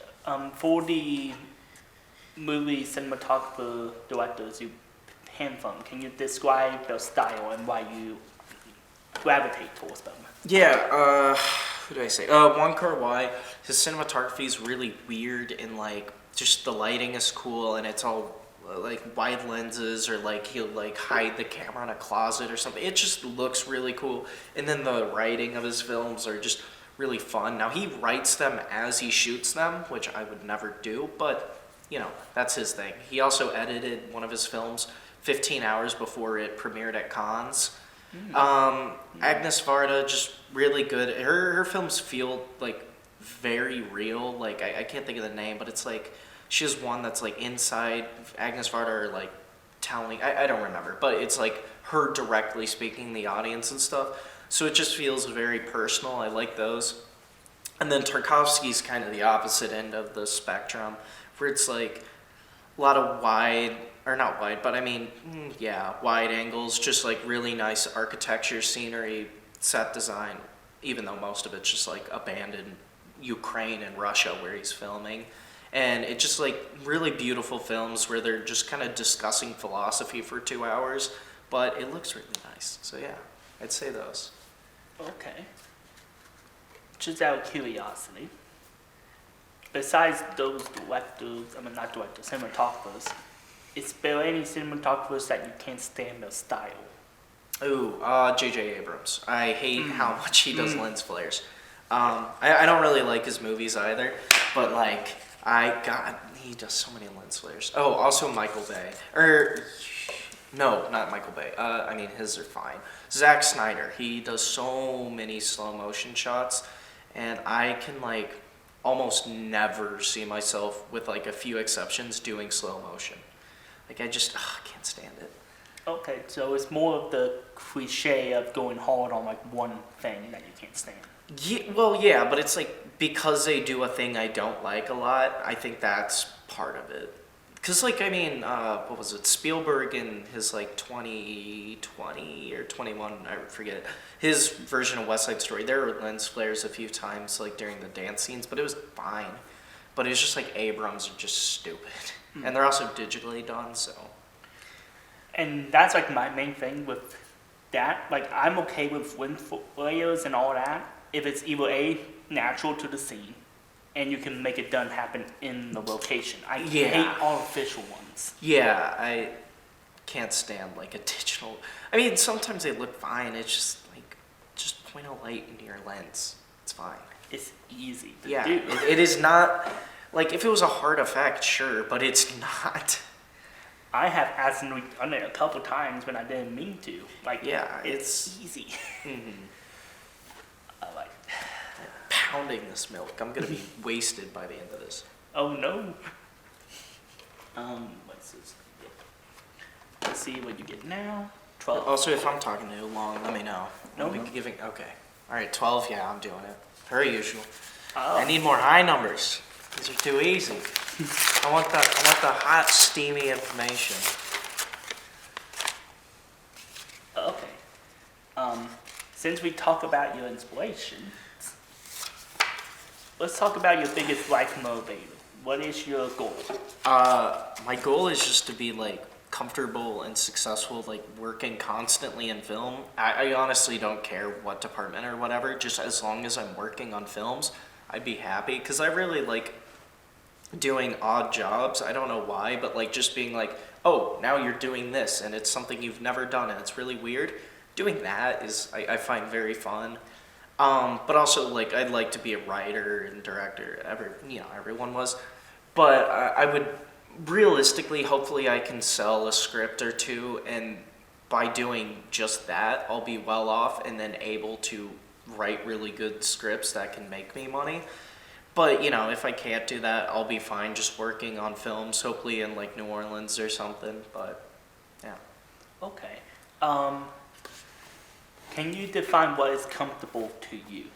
Because everyone's life comfortable is different. Literally just as long as I can pay my bills and like have a little money to like spend on myself. But I mean, I don't need much. Okay. So, My girlfriend's gonna be the breadwinner of the house, that's for sure. But gotcha. And then when it comes to like film in general, then what you mentioned you might do, if you can only pick one position for the rest of your life, what would that be? I don't know. That's hard because like I'd love to direct, but it's also like then I don't have control of the story. Fuck. I don't know. I'll say director just because I'll get to be on the set. Cause like I love writing, but if I'm not on the set, that would kind of suck dick. So we'll say director. Okay. And then what position, if you were told to be in, you would just pull your hair and say why? Makeup, just because I don't know how to do it at all. like it's just I think the furthest thing from like any of my expertise or whatever. Like I could do props or like set design. Like I could build. I've got like plenty of skills, but makeup, dude, like that is first off so hard to do, but also just like I don't even know like basic normal makeup. So doing film makeup, I'd be fucked. Gotcha. Yeah. For me, my just general life goal is, like you mentioned, as long as I can pay rent, get food in my gut, and just live, I'm satisfied. And the one position I will like always want to be in, if I have to be in that position for the rest of my life is director of cinematography. Nice. That's where my passion is. Because I have learned officially I am not a good director. But, and makeup or purely stunt coordinating, I would not want to be in those two positions for the rest of my life. Yeah, I feel it. Give me a bad back or something if I did stunts. Let's see what the next number is. 20, switch roles. Now you roll and I'm a Nazi. Bang! 2. 2. Yeah, Let's you go. can't handle this one. Oh God. We're gonna. I'm taking it 'cause I need points. Alright, let's see. What does it. Can I just tear this up? Yeah. I'm not reusing it. So Okay, go for good. it.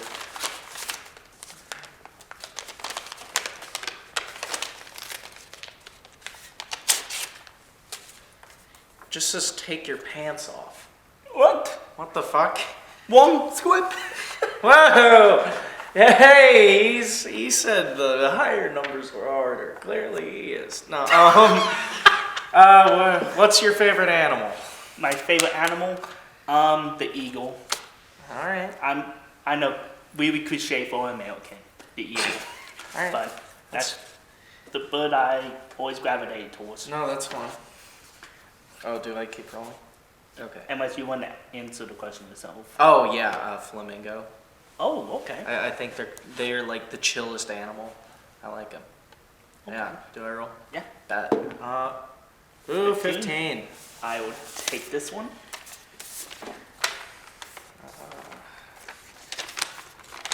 Is there even a card inside? Oh, there's no card? No. Oh, you have to come up with a question on the spot. Oh, what the fuck? Okay. All right. Oh, I know. We're gonna do fuck, marry, kill. Okay. All right. Charlie Cardinal, President Mearns, or Mike Pence. Yeah. Charlie Cardinal, President Mearns, and Mike Pence. Mike Pence, kill. Yeah. Mary, This is tricky. Do I want to be rich or free?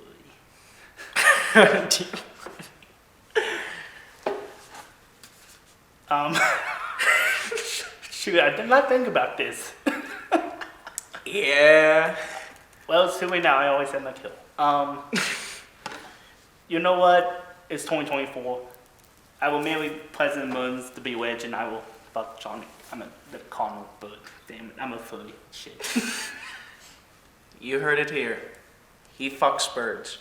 A little close up. He fucks birds. Bam! Bang! Why do you think the eagle was my favorite bird? Whoa! Oh no! Oh no! 3. Well, we've already gotten 3. Yep. No! Now you're back in the hot seat. I thought I was doing a good job as a host. 5. You want to answer this? Oh yeah. Let's see. It's gonna be a hot one. I know it. Okay. Will you rather be always 20 minutes late to everything in life, or 40 minutes early to everything? 40 minutes early. I hate being late. Easy. Okay, so you go to the doctor appointment 40 minutes early, we go to class 40 minutes early, you then have to leave 40 minutes early, you go to the next class. Yeah. I think that's annoying, but I hate being late. I hate other people being late. I despise other people making me late, so early. I do feel that though. Alright. Come on, give me a high number. Please! Bro, 3 again? Fuck. 1. I'm taking it. I need the points. Well, wait, I rolled that. True. Wait a... Yeah, I need to be the host now. Come on. I've been doing this for too long, man. Yeah. Oh, I ripped the card in. No. Oh, that's a dumb question. What's your hobby? Yeah. Alright. Well, mine's the same thing. 12. Oh, fuck. We've already had 12. Yep. Please, high number. Yes, 19. No. Bang! Bang! Let's go. No.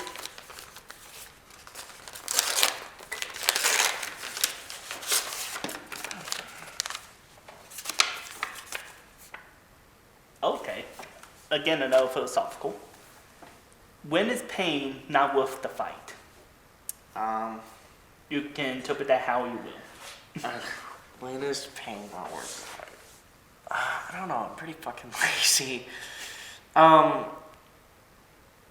When they get the upper hand, and it's like if I'm like in a dilemma with someone, if they get the upper hand and it's just like too much work for me to like try to get back at them, that if it's like emotional pain and like someone's done me wrong, I just drop them.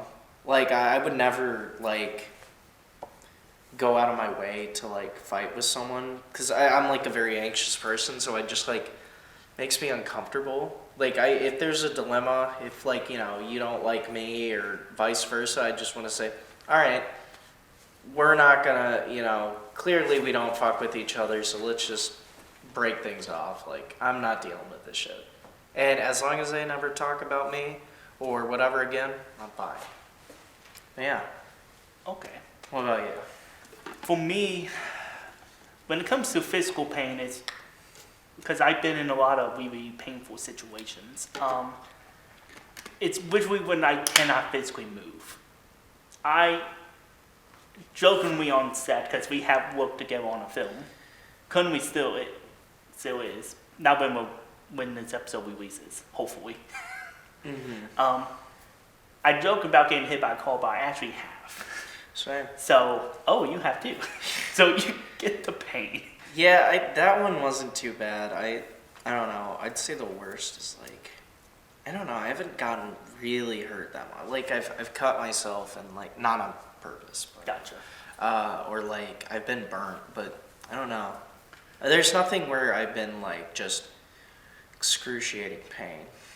Well, except that one time with the kidney stone, I was like passing a fucking frisbee. Fuck. No, I'm kidding. Oh. Damn it. All right, let's roll that. Let's roll that tang. I'm ready. I'm excited. All right, let's see. 4. So close to being 18. I'm assuming. Yeah. Okay. This is gonna be a hot one. When you were a kid, what was your dream job? It's funny you mention that because I was looking at some old like Google Docs from when I was like in elementary school, and I had said on that like director, so I find that kind of funny. But yeah, I've always wanted to work on movies. Kind of, I didn't like really get into it till like high school, but yeah, I'd say movies. I don't know. I don't remember ever like really being into other things. There was like a time where I was like maybe locksmithing or something, but I don't know. I've just always kind of wanted movies. Okay. For me, I was all over the bloody place. I was wanting to be a NASCAR driver. Then I wanted to be a chef. Then I wanted to be a stunt person. I wanted to be a criminologist and a detective and teacher. And then I finally did one news report for my high school. I'm like, this is it. Ah, I get that. But yeah, that was basically my journey. So, most likely the last question, unless you speed one. Oh, we're speed running through these. We can. Alright. Yes. No! All right, we're going through. We're gonna get 4 11. of these. Come on. Oh, I'm opening that. Hey, I'm trying to speed one here. Dirty dog. Hardest challenge you had in life. Boom. Hardest challenge in life is just trying to get through bloody school with mental disorders. I felt that. For me, it'd be like being proud of my work and just continuing to have like a drive to do stuff. 7. 7. All right. Throw that one open. Oh yeah, that's me. All right. Split the card now. You have one dead person you have to talk to for an hour. Who would they be? Oh shoot. Trying to go over my head. My best friend's mom, because I really wanted to have the last conversation with her before she passed. Choosing your best friend's mom as well. Okay. Fuck, 7. No. Oh, no! Time's up. Oh. We only got 2. We failed. All right. Now How's my score? we count.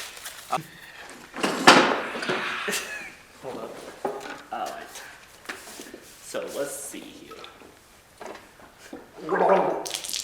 I'm an animal. Wait, I have to add gender to my. Oh god, it was the queen one? The cream. No, Cream. this is milk. This is pervert. It's not cream. Anyways, the points are in. Kyle, you won with. Yeah, price is right, Nice. baby. Dude, I'm taking this. Taking it home. Top scorer of all time. I think. Actually, You are not the really. highest scoring, by the way. As of right now. And I have 16, 17, and 18 are all there. We did that with only like little numbers, but that's okay. It's a good day. We wake up every morning and we say, I'm gonna score high on what's the game show name? Roll the dice. On Roll the Dice. Anyways, before we end the episode, as punishment for losing, Oh.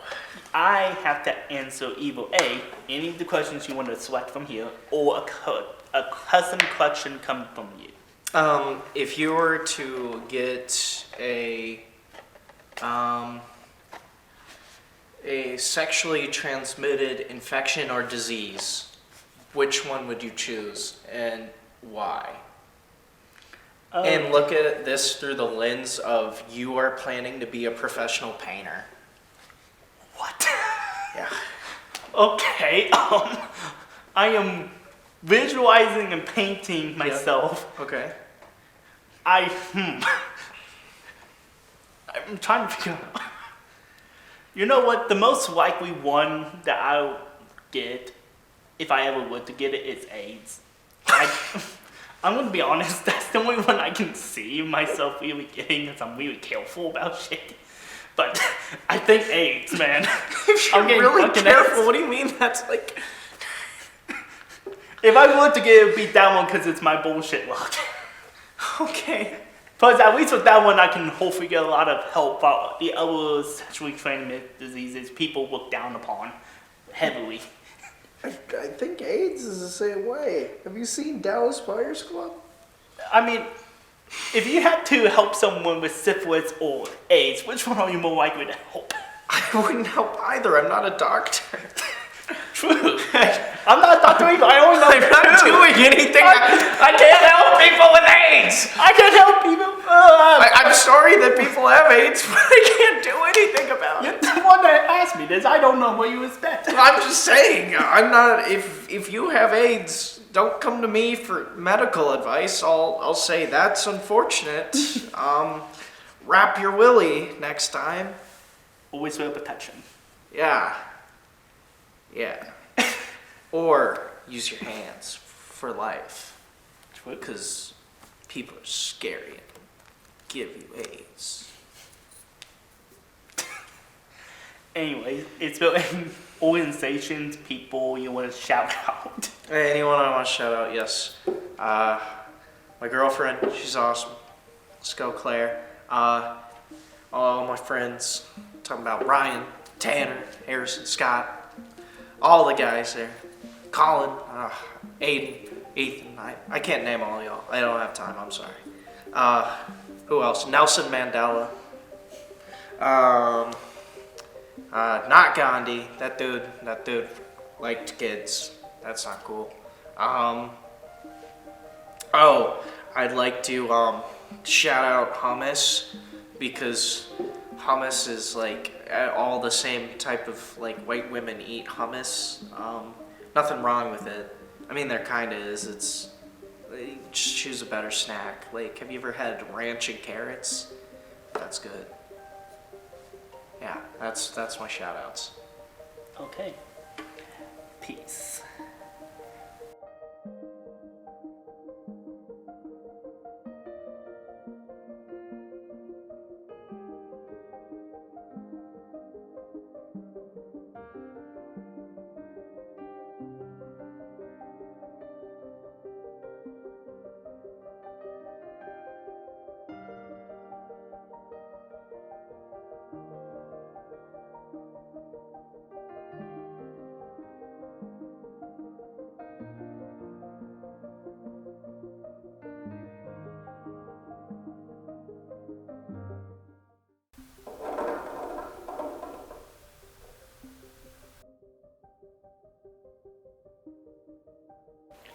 Hello.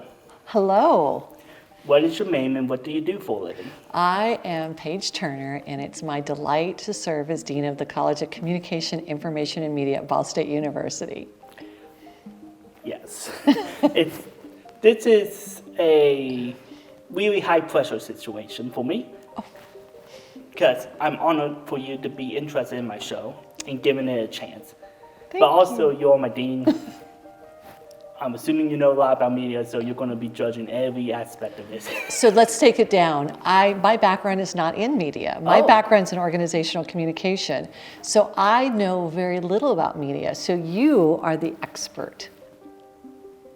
Okay, I never expected to hear that from you. Yes. Nice. Yes, you're the expert. Okay. Here we go. The Okay. first question is no point. No points.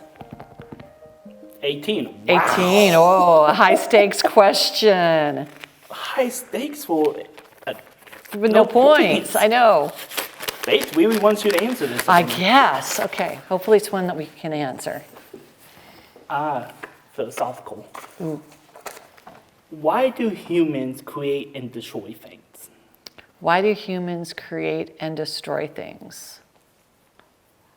I think because they're following the path of life in the world. We are always about creation, destruction, and rebirth. And we see that in our own personal existence, but then we also see it in the world around us as well. So I think it's because it's part of who we are and how we resonate with the rest of the world. Okay, I really enjoy that answer. For me, the way I will answer that is humans like symmetry and balance. Even if we claim we don't like balance, you want it. So every time you create, you want to destroy something. There was a science study that proved that when you see cute things, you naturally want to squeeze it.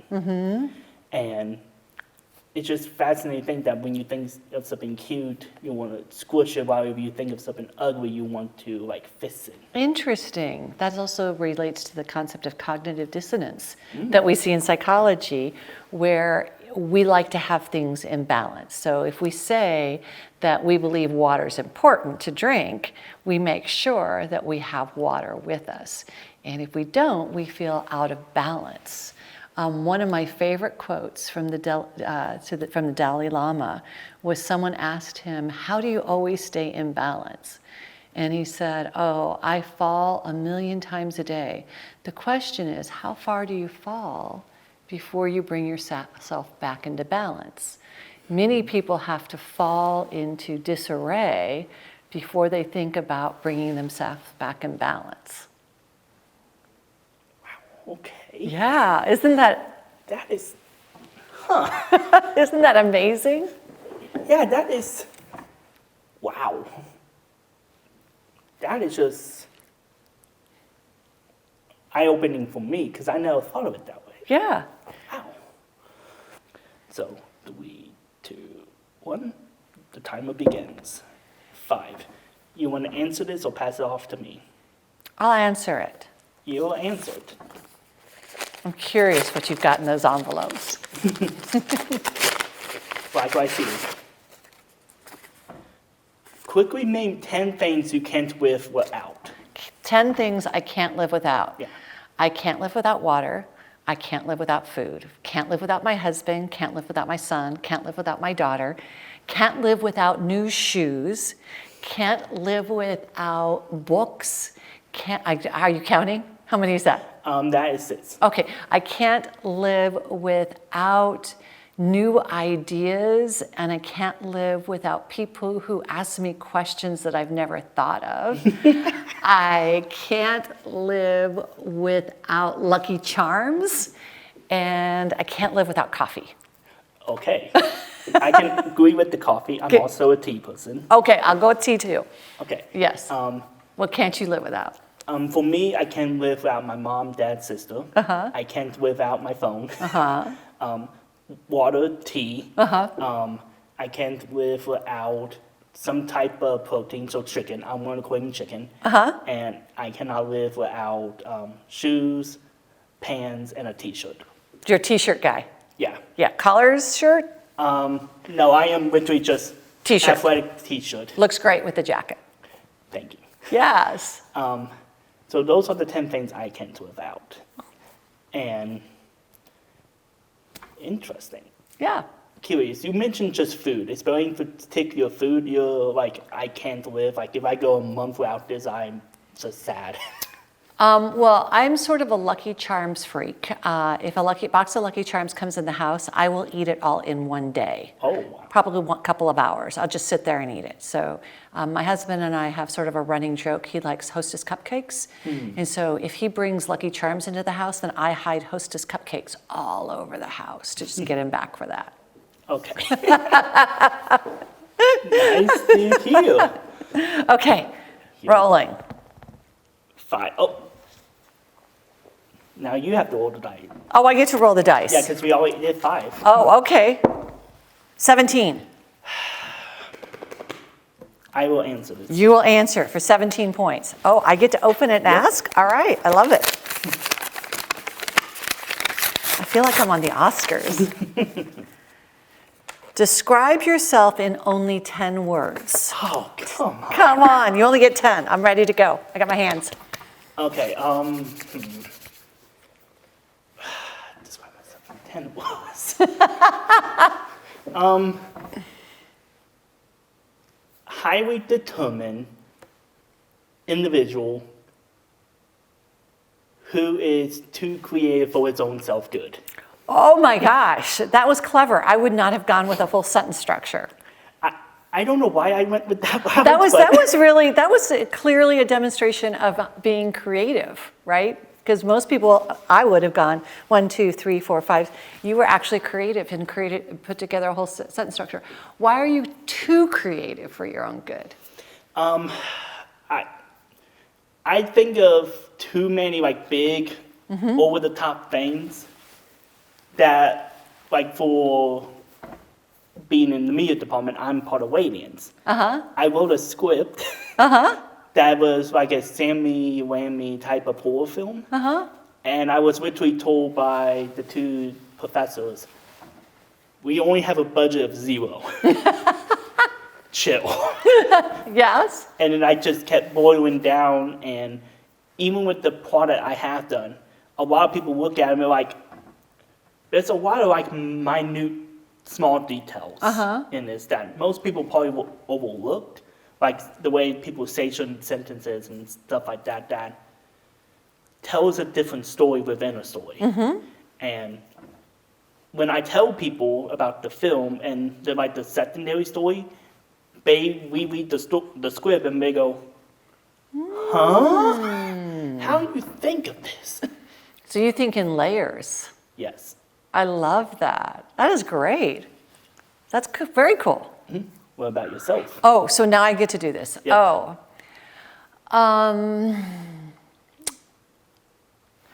Defy gravity. That would be the first 2. Driven, ambitious, playful, movement, innovative, a facilitator, cognitively complex. Okay. How about that? Okay, I like how you did it. It's different from the way I did it. Gravity defying. Defy gravity. So in the show Wicked, there is a scene when Elphaba and Glenda are singing a song called Defy Gravity. And I didn't understand when I first went to see it. And as the song unrolls, you learn that it's about defying gravity, expectations that people have of you, all of those things that pull you back down. And when we went to see that, my husband leaned over to me and says, that's what you do, you defy gravity. All right. Yes. I see. Yeah. And I always liked that because defying those things that would pull you down. Okay. Yeah? Everything else I have seen, even from like the social medias that talk about you or the projects or ideas I see about you, I was just like that first thing you mentioned. I'm like, I'm curious. Yeah, thank you. All right, so you get to roll now? I'm still rolling? Yeah. Okay, I got it. Did you come up with these rules? Yep. 6. I'll 6. let you answer this. Oh, okay. And similar how I have to open it whenever I'm rolling dice, you have to open it. I'm opening it to ask you. You are opening it to answer the question. I'm going to answer this one. Yeah. Okay. So you're gaining the points on this. Okay, I get the points on this. Would you press the button, have limited tech and Wi-Fi for life, can't make more but $115,000 a month and legally and illegally? So which one would I get? Is that it? A push the button question is basically you get the A. So in this case, you get unlimited tech. Any technology you want with unlimited Wi-Fi, you get it for free for life. Okay. But you're only able to make $1,500 a month. Okay. That's it. No matter how much you try to do it legally or illegally, you're not able to make more than that.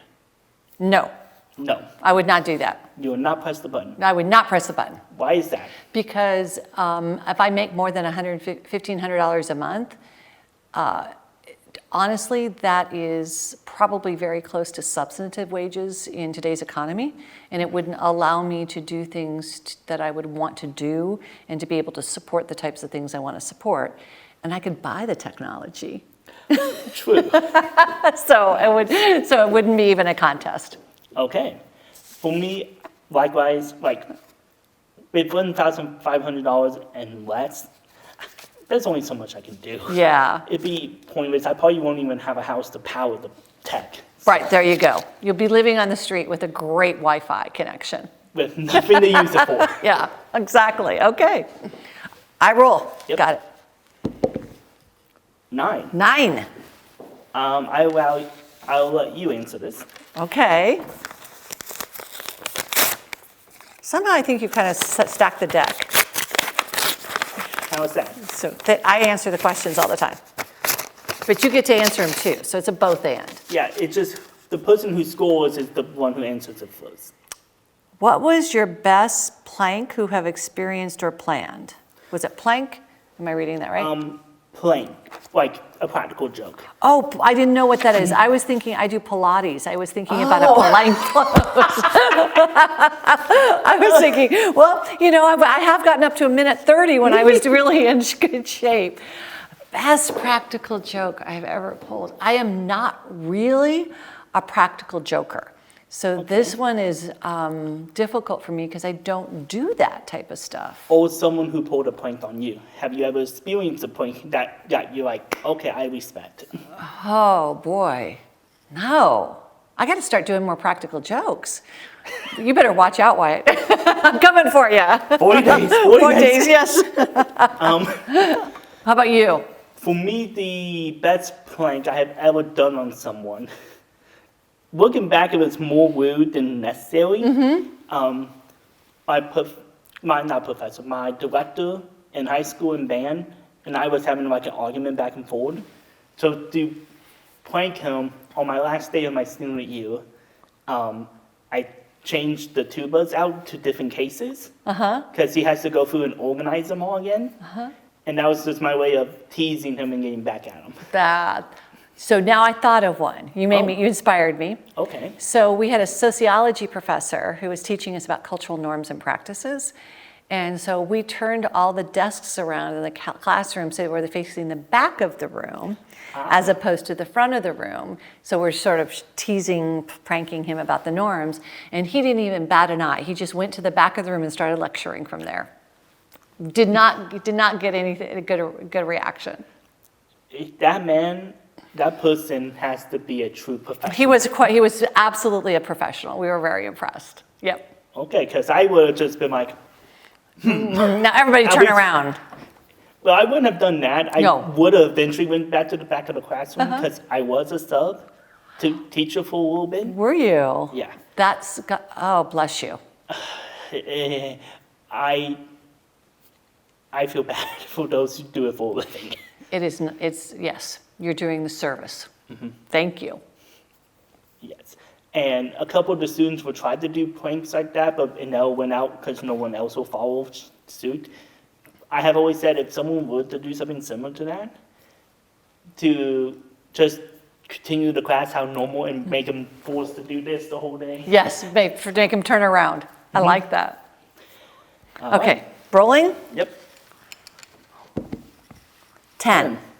I will be wanting to answer this one. You're going to answer this one? Yep. You're going to go first. All right.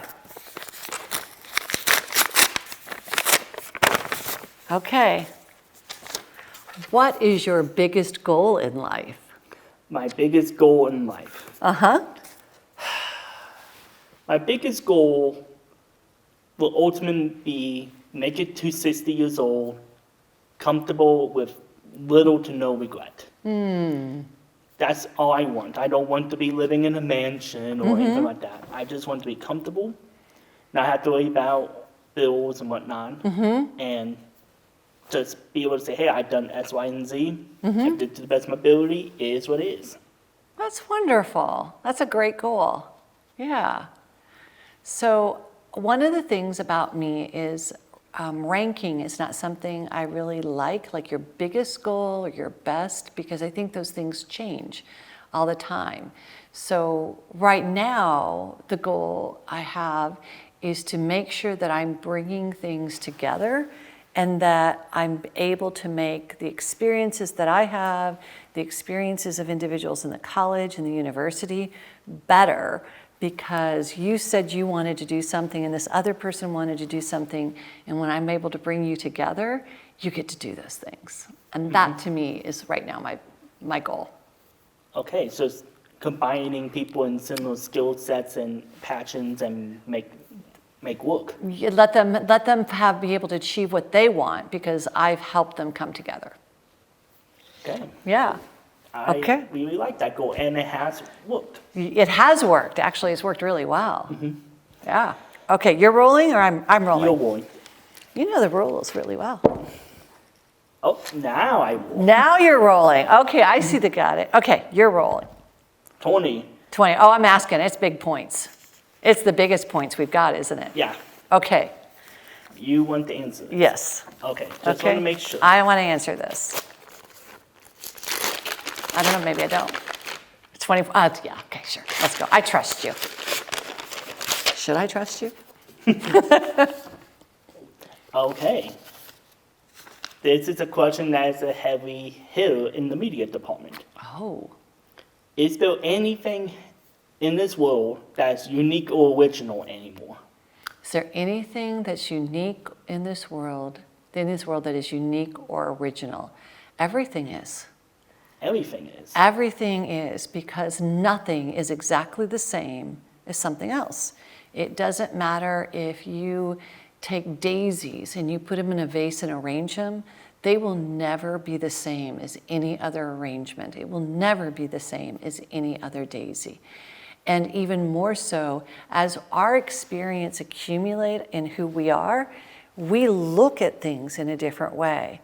And no one has the same life experiences, so they're never going to look at that arrangement of daisies in the same way as another person. So absolutely everything is unique and original.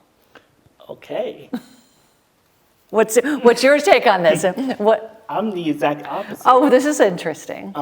For me, there is no such thing as originality anymore, because everything is a remake of something else from the past. For example, this show, I have been complimented from previous guests that this is a really unique show. When actually, this is inspired by Hot Ones and inspired by Anthony Padilla's talk show, and all of these other shows has been around that follows this kind of format. The only thing I did different is the dice. But if you replace the dice with just me asking general questions or put wings, it's the simple show. There is a difference between being unique and being inspired. So you are inspired by other shows, but you are unique. I know you're not buying it. I can see it in your eyes. That's okay. I still get the points, right? Yeah, you still get the points. No, I'm taking all of the points. I get where you're coming from. Just the way I think is, to be original means nothing has been done before in that style. To me, that's what originality is. And uniqueness means like one in a million, one in a billion type of thing.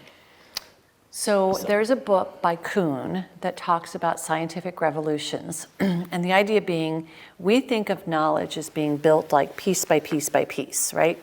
We learn something about a cell, and then we learn something more about the cells, et cetera, and it builds. He argues that that's true, but then what happens is a paradigmatic shift where we see the world completely different, and then it becomes probably what you're talking about, unique or original. So we used to see disease as being caused by God's displeasure, and we needed to make amends. And then we used to see disease as caused by fluxes and fluids, and we used to bleed people. And now we understand disease to be more about bacteria or genetic makeups. So each of those moments would be a shift where we're not building new knowledge towards something. We literally see the world an entirely different way from a different paradigm. So you're saying we never get to a new paradigm. We're always building off of what we had before. Yeah. Yeah, I got it. Yeah. That's ultimately what I am thinking. A classic storyline thing is the hero's journey. That's like the most commonly wrote story. I didn't know that. Star Wars has this phenomenon. It's like the most famous example. Basically, you get main character, they go through like a crushing of self. Then they have a change in heart when they meet a mentor. That's like the key. Like there has to be a mentor that changes the mindset. Then an unexpected event has to happen, which in Star Wars, spoiler from a movie over 50 years ago, Luke's parents died from the Empire. Then he has to go change the events and take some control back. Then just face the enemy. The mentor has to die or get injured in some way or form. Then the hero faces against the true threat that caused the turning point, and the hero wins.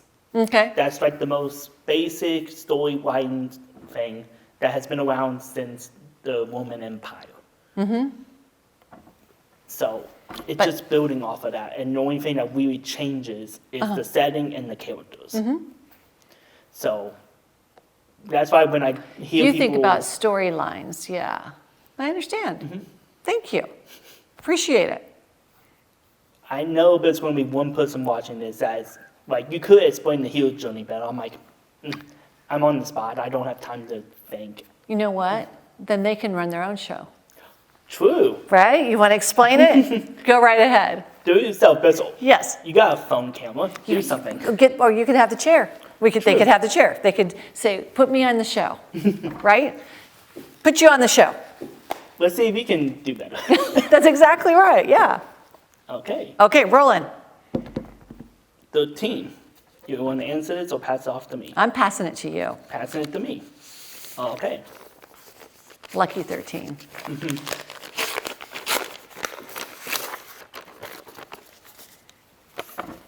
Oh, this is awkward.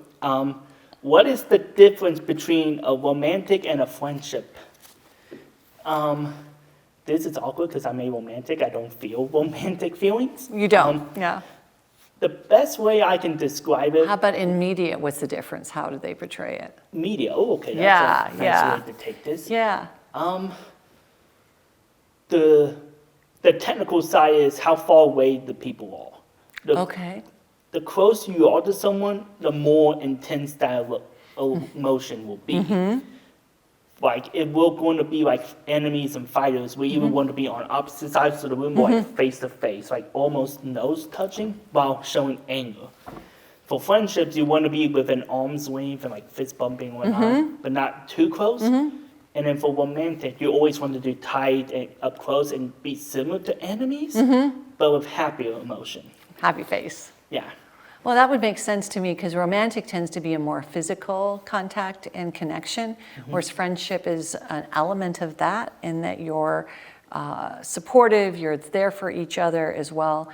And we tend to think of romantic relationships as a choice for one relationship, unless polyamorous marriages and other types of relationships are viable as well.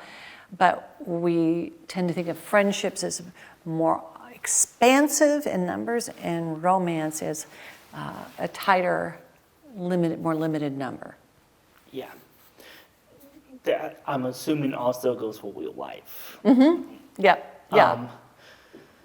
As far as, again, going more of the media side, because I can understand that aspect more of it. Just, how do I phrase this? It's just funny to me when you look at the technical side of enemies and like lovers, how similar they are. Just the intent is the only thing that's different. I think that's it. You know, we talk about, when I talk to people about public speaking, and they say, oh, I'm nervous. And I say, well, describe what you're feeling in your body. You know, sweaty palms, your stomach flipping, your heart racing, your mouth getting dry. That's excitement too. So when we think about like getting on a roller coaster, falling in love, it's all the same physiological response. It's just what we label it. So it's basically where our mindset is It determines is. the pace. Yep, yeah. And what we think about it. Because we could fall in love and have all of those same feelings and we say, well, that's a good thing. It could end up to be a bad thing, right? Or you could do a public speech and fumble every word, or you could do it and it turns out to be a good thing. Okay.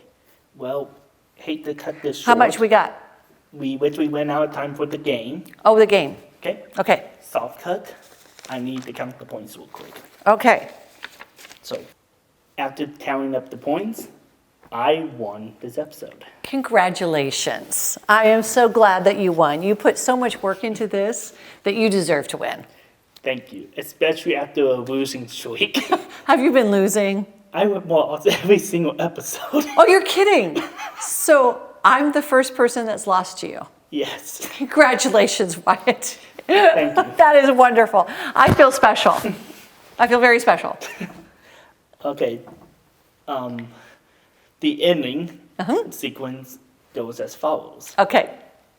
I have to choose between one of these cards Okay. to ask you for the final question, Okay. or I can make up one of my own. Oh. And that's what I'm going to do. The question I want to ask you is, what is your favorite part of being a dean? It is shaking the students' hands as they cross the stage at graduation. That is my favorite thing because the students are so alive. They've worked so hard to get to that stage.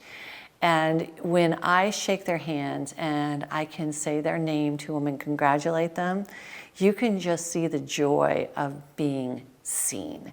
And we live in a world where we're on Instagram or TikTok, but we never are truly seen as individuals between another person very often. It doesn't happen all that time. So when they cross the stage and they shake my hand, and sometimes they shake my hand very hard and I have to ice my hand after shaking 500 hands, and it's worth it. That's my favorite part of being a dean. Well, either you're going to like what I'm about to say or you're going to be a little emotional after you got a chance to talk to me. 43 days. 43 days and I get to shake your hand. Yep. Want to practice? Yes. Congratulations. Thank you. Is there any one organization's people you want to shout out before we end the episode? Oh, I just want to shout out to all the student organizations and the students that do this work. It is amazing. I am continually impressed by people like you in our college that say, I want to make something happen, and you go out and make it happen. And the faculty support you in doing that. So it's shout out to all of you. Okay. Peace.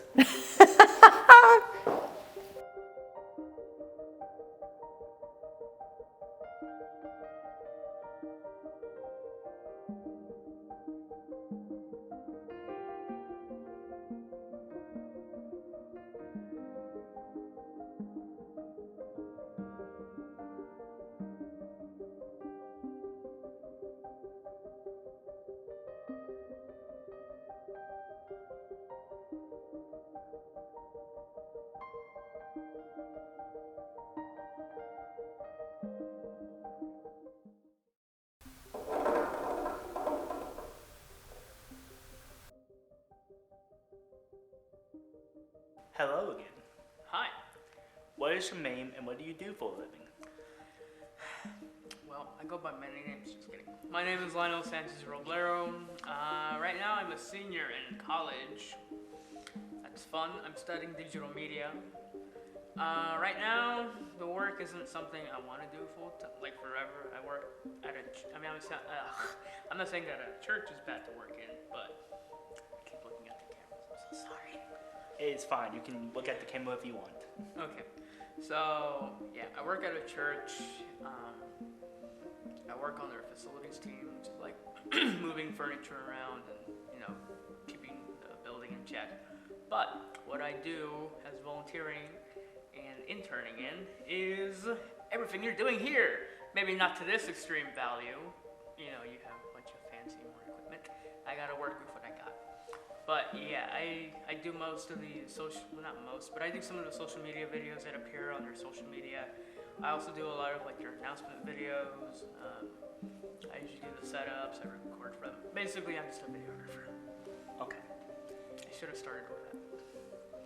Yes, but aspiration is key to let people know who you are.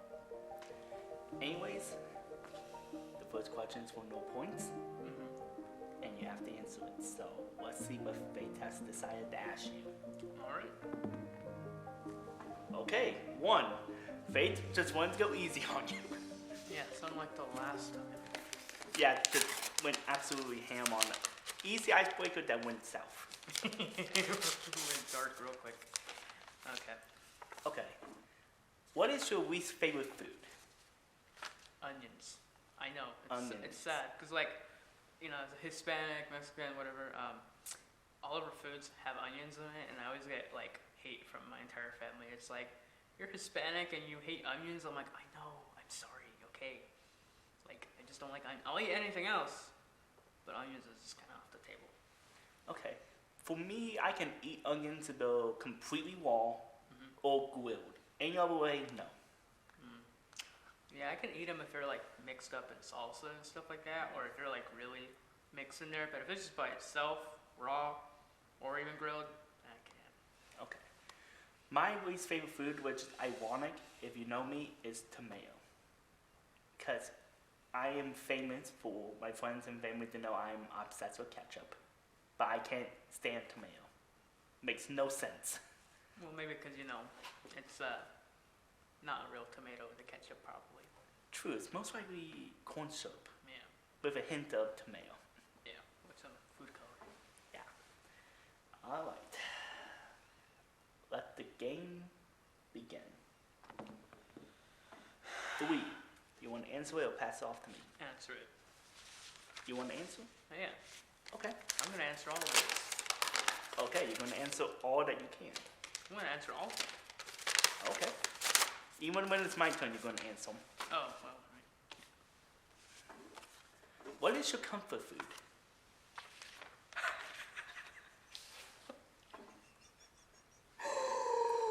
What's up? Oh, my family is going to hate me. I'm about to disrupt my entire family lineage. I love Taco Bell. Oh no!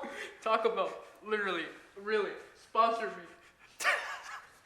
I can hear the screams of anguish in Mexico right now, in the Oh, whole yeah. South American region, just saying, "How dare you!" They are hating me right now. And that's fine. I just love, I don't know. For me, it's because I always kind of eat Mexican food. Unlike other people, no offense. Or some people, they don't it's the same with anyone. The food you kind of grow up with is the food you eat all the time, and you kind of get bored of it. Everyone else is like, how can you get bored of tacos? How can you get bored of curry? How can you get bored of all this other stuff? And I'm like, well, because we eat it every day. It's almost it's normal for us. So it's it's yeah, I could have the real thing, but I kind of already have the real thing a lot. So, Taco Bell is yeah, it's considered fake Mexican food, and yes, I do get that. But it's good. What can I say? And the funny part is, unlike most people, I don't get adverse reactions from it. Lucky. However, I do get adverse reactions from Burger King. Oh, I think that's everyone though. Yeah. And White Castle. I feel like those like the big three that You know will what's mess you up. crazy? I've been here my entire life, and I've never had a White Castle. And keep that up. It's not worth it. Okay. People complain about Taco Bell and spending time and taking them up to 2. That's double the length. Yeah, but I never get that. Like it never. So you may be able to survive. I mean, I've survived so far. True. Who knows? I'm only getting older. I might have a different answer later in life. Okay. For me, my comfort food has to be like some form of Alfredo pasta. That's also good. But I gotta say my number 1 is Taco Bell. Number 2 is pasta and Italian food. Yeah. Italian for me is my comfort And because if I break the pasta sometimes. I can't say the words I want to say, but you know what I'm about to say. All right, next question. Yep. 7. I'd like to answer it. You like to answer it.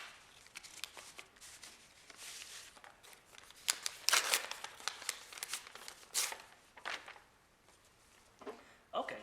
Would you rather be street smart or book smart? Street smart.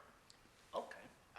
I mean, you know, I'm not saying I'm in the ghetto, but I'm also not saying I'm in the pristine, nice places. So, I mean, from what I've seen, is after high school, most of the stuff they taught us, I'm not saying everything's useless, of course. I mean, it's important to get your education and everything, but I'm saying like the majority of the stuff, like that we learned in calculus and all these other classes, and especially math class or science courses, I haven't used them yet.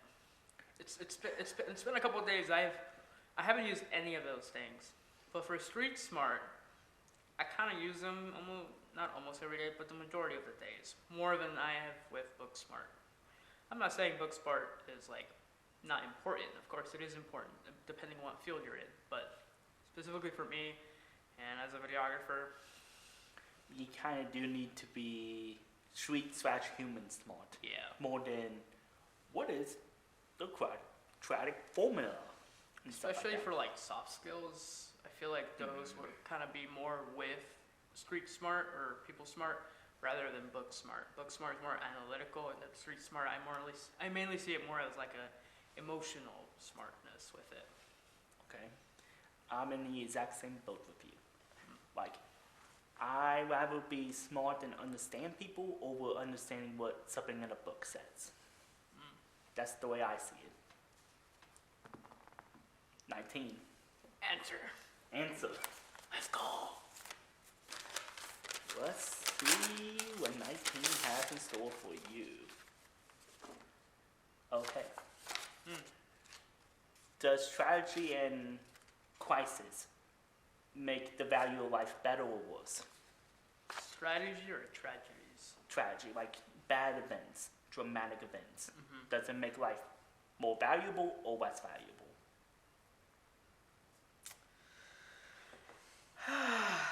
And here we go.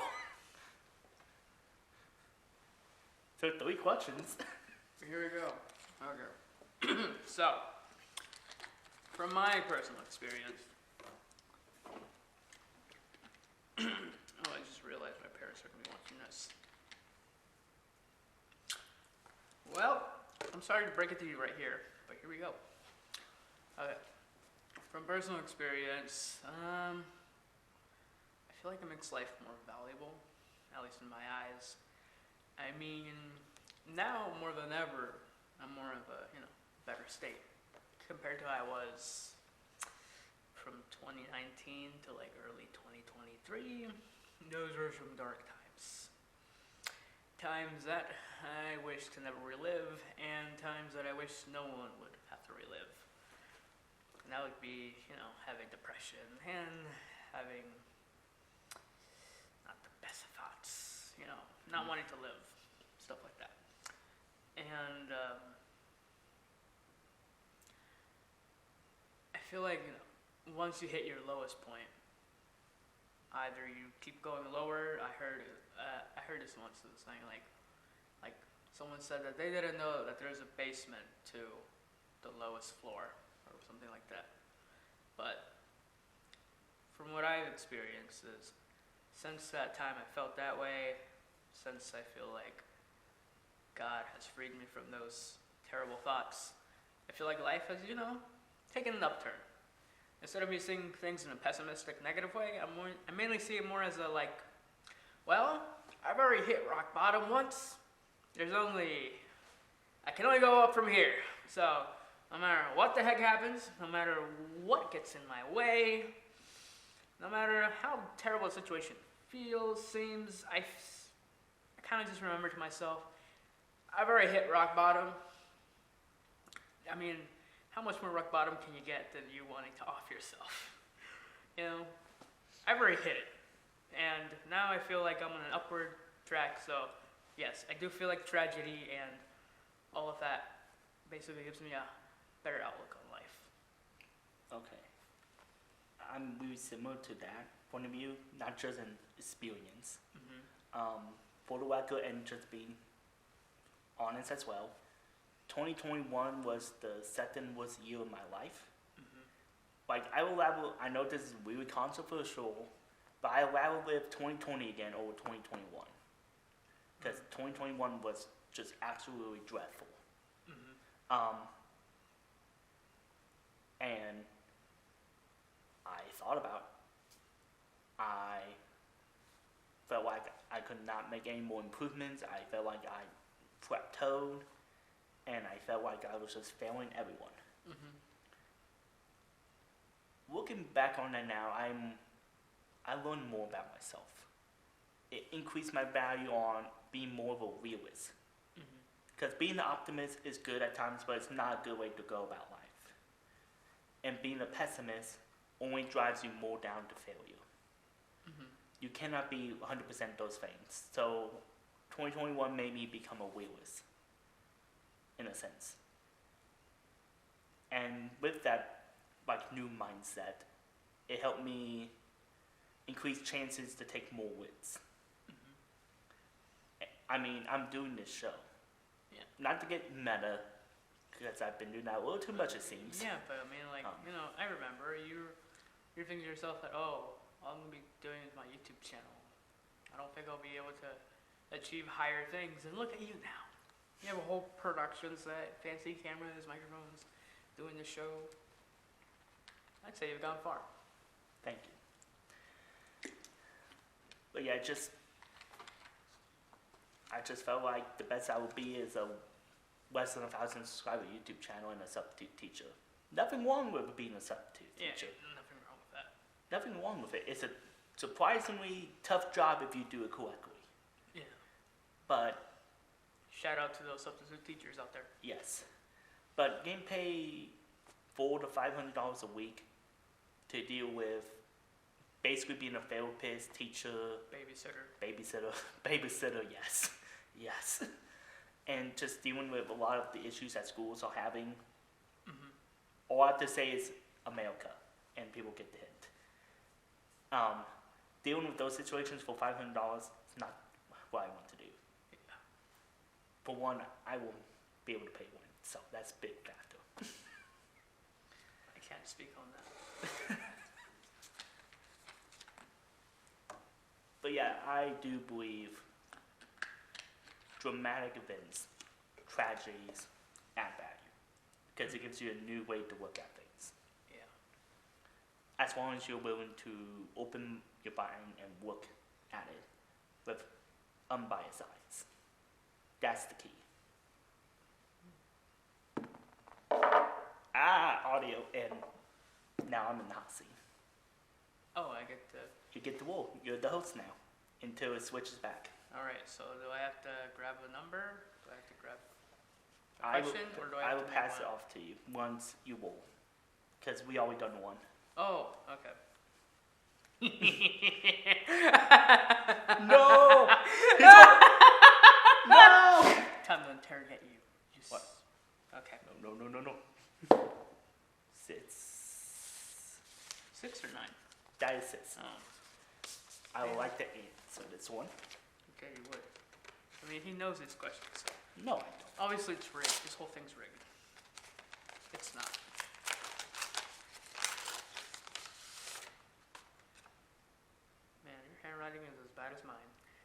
Why do you think I type for a living? You're right. I can't say my handwriting is any better. You get 3 wishes from a genie. What are they?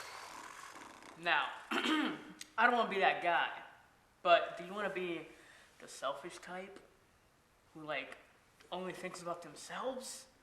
Or do you want to be like the one who helps the world be a better place? And end the world hunger?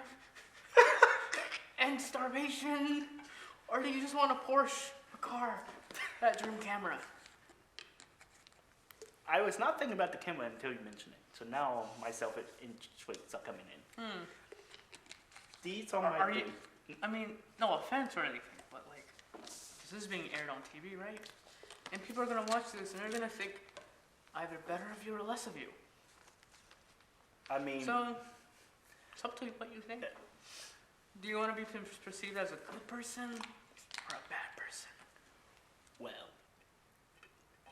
if you must know, my 3 wishes would be to have every country create free mental health and physical health coverage, so everyone can have physical and mental health coverage for free around the world. That would solve like 30% of the world's issues, in theory. Yeah, I mean, I can't really say it will be improved by doctors, but at least it will be free and everyone will be covered. World hunger, while that is a really good mission to go after, I feel like a better way to go about it is find every single person, well, not person, I should say, every company that wastes, and force them to donate food to world hunger, or make them shut down. okay. Because America literally wastes so much food that it could end world hunger with the stores and restaurants. Especially after hours, throwing Yeah. away all that food. Still pretty good. Most of the expired food can last another week if you take care of it properly. Not dairy, don't do that. Oh yeah, dairy is like one of the few exceptions. Don't ask why I know. Likewise, you don't ask me how I know either. So that's how I would do it, because it would force companies to help. And then lastly, because I did 2 good things, I'm going to be selfish for 1. I like my dream computer setup for editing. How would that look like? How would that look like? I would like a computer that has... Hello for anyone watching. If you want to donate his dream, computer. I'm not saying you should. I'm not saying that you're obligated to. But if you feel maybe the kindness in your heart, or if you like the show so far, continue. That lovely setup moment. Again, not scripted. Everything here is not scripted. That's why I'm more goofy. Just to be in general sense, so it's like universally understand. I love something like 8+ terabyte hard drive with 100 terabyte to the cloud, so I can have a lot of storage covered. Okay. I would love like a 180 curve monitor setup. Oh, that'd be nice. And then I would love a mouse that has like multiple buttons, like a gaming mouse, that each button is designated to be a specific edit. Oh, if you want to do like a quick, splitting, you don't have to like the command button or you have to press the button, just like on the mouse, do that, go back, continue. Yes. Oh, that makes life so much easier. And then obviously, because I'm young, RGB colors everywhere. But it doesn't hurt. RGB is slightly over, in my opinion. Very controversial. The most controversial thing I will say on this set. No, don't say it. RGB is overrated, okay? You don't need RGB in everything. Okay, maybe in some production lights, those come in handy. But when it comes to your computer setup, you don't need RGB. It hurts the eyes. I know I'm so young, but I'm also getting older. You don't need RGB, okay? It's a lie, and it's expensive. You're just... Anyway. Why do you think I would do it for free? With the Genie Witch. Oh, fun. And I will have it so it doesn't hurt the computer, because it can't overheat the computer. Yeah. So I will have it so it doesn't do that, because this is a dream computer. And that's generally what I would get. Like those are like the key things. You wouldn't want a high GPU or Of high course. RAM, maybe like 32 gigabytes of RAM. Yes, I would definitely get all that. I was just keeping it simple, like the big factors. Honestly, my dream camera, I know, I'm gonna be not a sellout, but my dream camera would be the Max Studio with like the highest specs with their M1, not M1, their M3 Max chips. Those would be nice. But you know what? It's not about me, it's about you. So next question. Yep. Alrighty. This is a huge dice. Yeah. Kind of hurts. 13. I will Lucky be. number 13. I'll be wanting to answer this one. Okay then.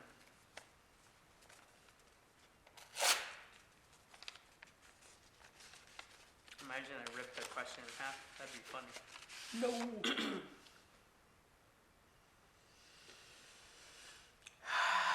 Oh no. What are your rules/morals for life? Oh, shoot. Okay. Remember, People are watching. yes. Unless you're saying that you're about to make up something that you don't want people to know. You know, because that would suck, wouldn't it? Yes, it would suck if I would lie, but I'm not a liar. Okay. I would say, like, my big, like, morality point is every stranger has a story. Be a good character for their story. Basically,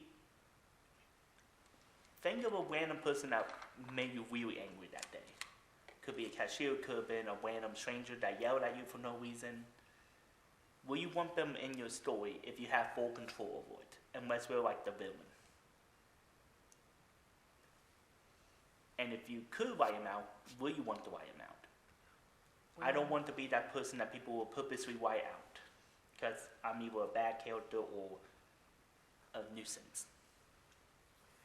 For me, I just try to view it in the sense of like, maybe it's because I don't like confrontation, but I more or less see it like, maybe they're having a bad day. You know, everyone has bad days. You know, we all act up sometimes, and sometimes it's kind of out of our control.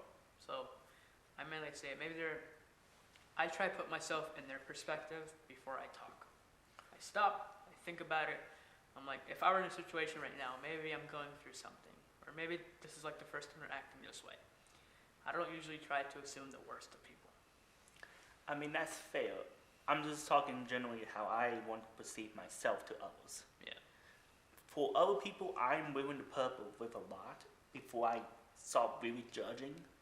Like, as long as you don't do like the obvious stuff, like you physically try to hurt me or you call me some type of slur or something Well, I mean, like that. yeah, if you start swinging at me, you know, different story. Yeah. I mean, Like, besides those like super obvious things, I'm able to put up with a lot.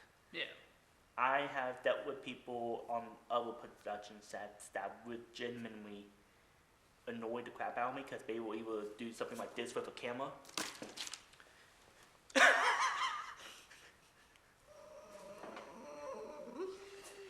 And I have to be If professional. it's a and be like, Nikon camera, wait, no, Nikon recently bought Red. Never mind. yeah. Imagine a Sony FS30 and someone decides, you know what, I'm going to handheld this. Oh, no. And they kept doing that. Well, I would politely ask them to handle something else.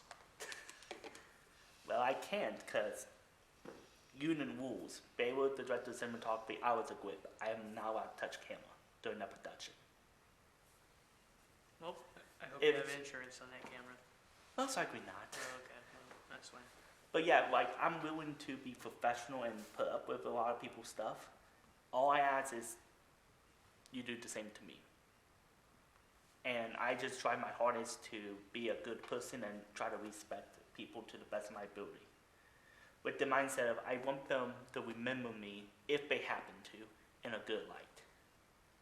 And not in a, why is Wyatt here? God, I can't stand him. I don't want them to think of me in that way. Okay. Like, my dream, it's literally if I get on production sets or go around in public, and people to go, yes, if they see me come on set. That's my dream. Instead of going, it's that dude. He's the camera dropper. So, All right. Ready for the next one? yep. What if this whole thing I just become the interviewer? That's a chance. It's which we luck I based. don't know how funny that'd be. Your show becomes my show. But I would technically win. Okay. 17. You know what? I'll be nice. You answer this one.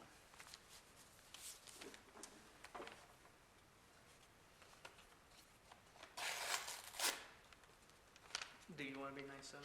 Or do you know that this question is like a very controversial question and then you're like, you take this one, Leonel. You take it. I have no idea what's in it. It probably is because it's the higher end questions. Why do humans seek entertainment? Okay, so philosophical. I don't know. We're people who get bored easily. Like, if someone's locked in the room, they're most likely will seek out pain to entertain themselves.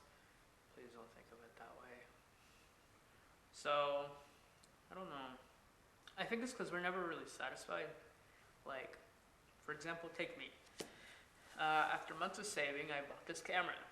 After using my phone for, recording and editing literally everything on it, I finally got a camera. And I was happy with that camera. For 2 weeks, I was happy with that camera. And then, I was bored of it. Not bored of it, I mean, I was still excited. No, I got a new camera, ooh, time to learn, and I'm learning. But for a while, got bored of it. And I started watching a bunch of camera reviews, and I went down that rabbit hole. And I'm like, I need this lens to make my camera experience a lot better. And also, I guess, in a sense, to bring up my entertainment a lot better. To entertain me a bit more. So after saving for a long time, I bought the lens. It was on sale for Black Friday, but it still hurt my bank account. And after that, I used it. And after using it, a couple months went by, and I guess I got bored of it again. And I'm like, well, I don't know.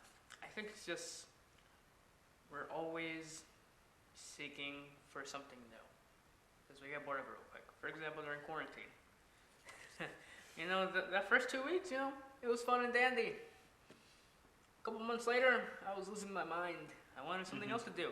For the first time in my life, I was craving to go to the gym. For the first time in my life, I was craving to not eat. I was craving a lot of things that I've never craved before in my life. And the only reason I was craving it is because I didn't have access to it, and I was doing the same thing over and over again. So, that's my answer to it. Okay. And unfortunately, we ran out of time. So let's count the points and see who won the episode. Oh man, I kind of want to do more. After counting up the points, you won the episode.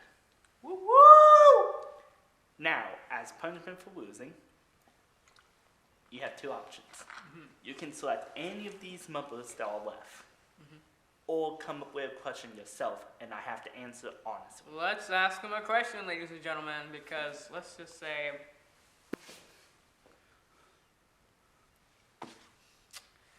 Wyatt, I've been waiting for this moment my entire life, not my entire life, but for the majority of my ride here. I was thinking to myself, what if I got to ask you a question? What question is that?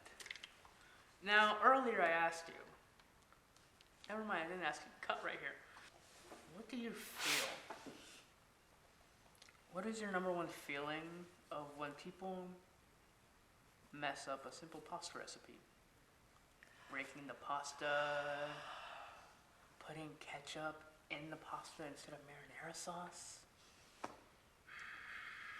Not only that, instead of using mozzarella cheese or something, they use like Parmesan cheese or something along those lines. What is your honest feelings? I literally cannot stand it. It drives me. Well, absolutely Wyatt, off the wall. what if I were to tell you that today I brought some pasta? No. specifically for this purpose. No. Please. No. All right, let's wait. Just kidding. I didn't bring it, but you thought I did. I remembered that this show needs to remain PG, and I can't break pasta in front of you, or else it's gonna act like this whole question never existed. Well, anyway, what is your honest thoughts when you hear someone breaking the pasta? When someone puts ketchup on your pasta and says, "Wow, this is delicious." I question your sanity. You don't break pasta. It's like breaking a hard shell taco. Don't do it. What if I were to tell you I break my pasta sometimes? I can't wait for it to boil and everything. I have to have it at that moment. What if I were to tell you even worse? I grab a pair of scissors and I break the pasta little by little. Are you trying to torture an entire country and I a don't know. whole group of people? I don't know. You can't do that. If you're not able to wait for the pasta to boil properly, just make But I instant can, pasta. Wyatt. Who's gonna stop me? Mafia, you know who to get. You got your target. All right. Well, I guess this concludes today's show, doesn't it? Yeah, I guess it does. You want to shout anyone out, you monster, for breaking the pasta? Yes, I'd like to shout out a couple things. On a non-serious but serious note, Taco Bell, please sponsor me. I broke this Italian man. We can make it work. On a very serious note, I'd like to thank my parents, my mom, my dad, my sister, but I'd also like to thank God for giving me the opportunity to remain living. Well, that's it, ladies and gentlemen. Hope you enjoyed today's show, Roll of the Dice. I am your host, Leonel Sanchez, and my guest, Wyatt Long. Yep. Well, see ya, and have a good night or a good day. Peace.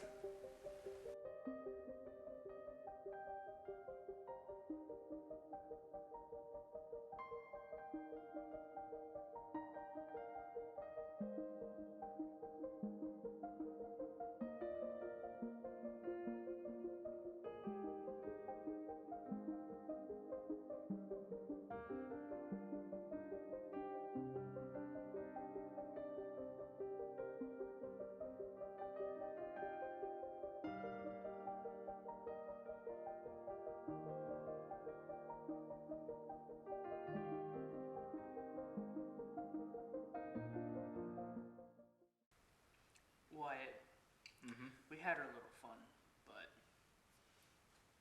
that was just for show for the camera. I don't really break my pasta. What insane person would do that? Thank you. I believed you wouldn't do it, but it wouldn't pass me just to spite me. No, I don't break normal spaghetti pasta. Or fettuccine. Or any of them, really. I do break lasagna pasta sometimes. Split it in half. Depending on the dish, it can be acceptable to... Nope, just a normal lasagna dish. And I break it in half. Like a tostada. And then all the little bits fall into the pot. Oh yeah, I also boil it. Unlike most pasta, you're supposed to just bake it. But I don't. And now that we set the mood for this whole situation, it's time for me to ask my questions, Wyatt. Okay. Because today, unlike your previous guests probably, they've never interrogated you. They've never really asked you the important questions that everyone wants to know. And since this is YouTube, let's make this interesting. Okay. The same way you got 3 questions for your genie question, I get 3 questions for this YouTube one. Okay. For the first one, let me ask you.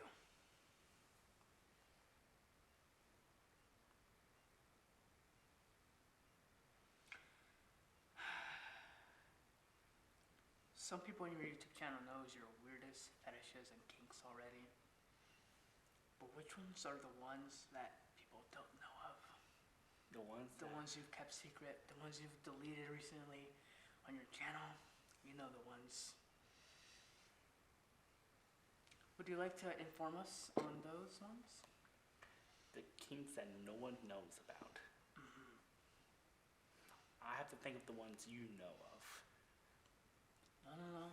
I'm talking about the ones that you don't want your audience to know of. The ones you've kept hidden in the dark this whole time. You know the ones. I'm not playing around, Wyatt. Well, you better keep this tough guy act up because it's just one of them. I like when someone of power uses it against me.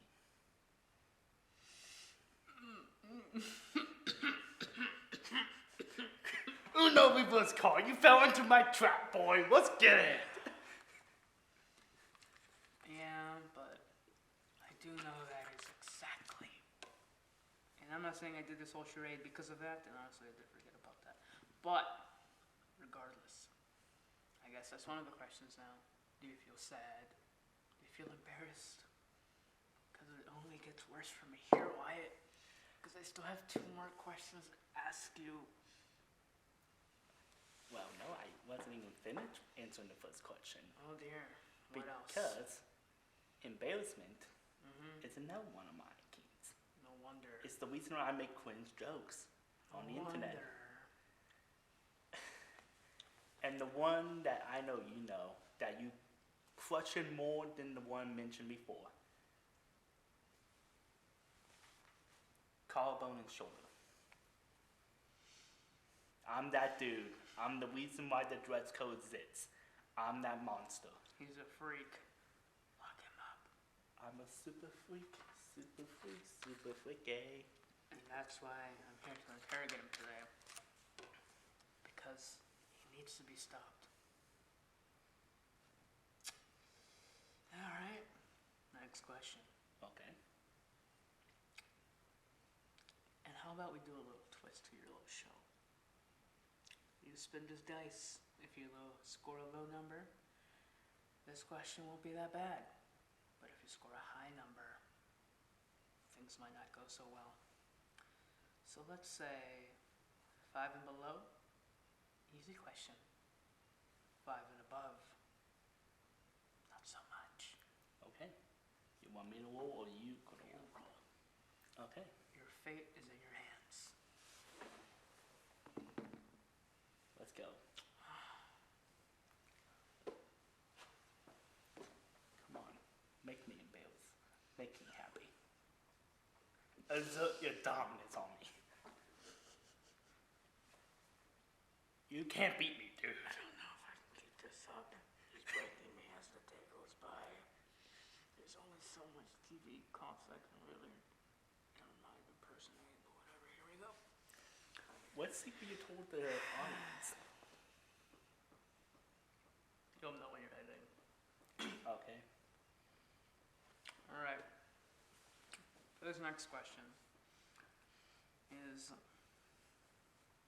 I mean, there's another one as well, but this one is just more or less on you, your channel specifically. Okay.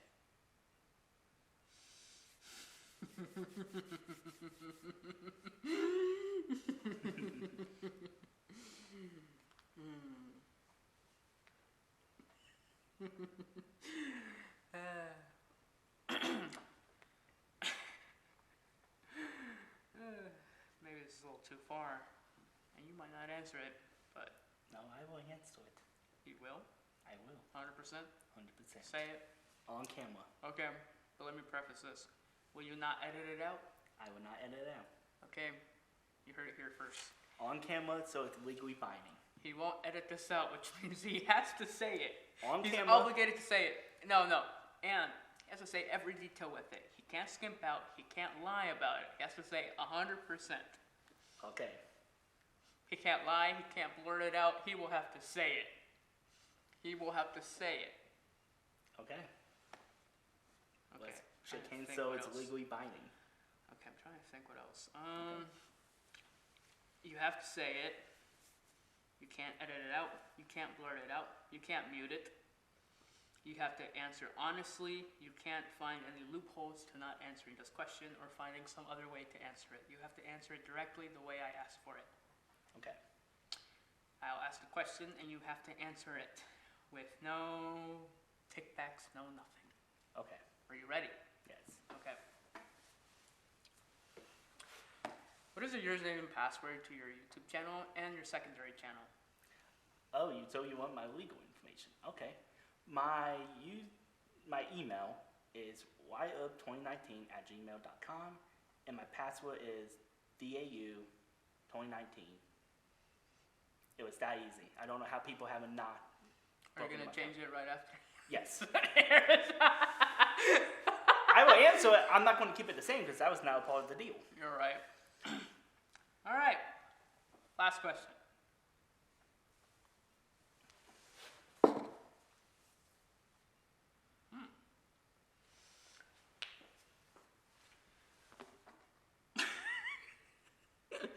What's your social security number? Just kidding. Just Do you kidding. think I would know that?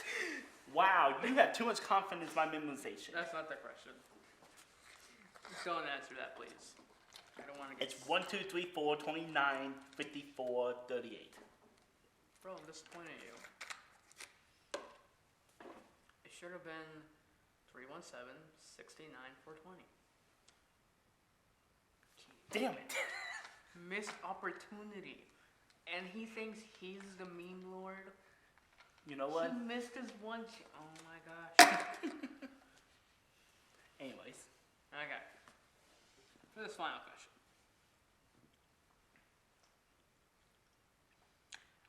And this question is not really of a meme question, but more of a serious one. And feel free to not answer it if you wouldn't. If it makes you feel more or less uncomfortable. Okay. All right.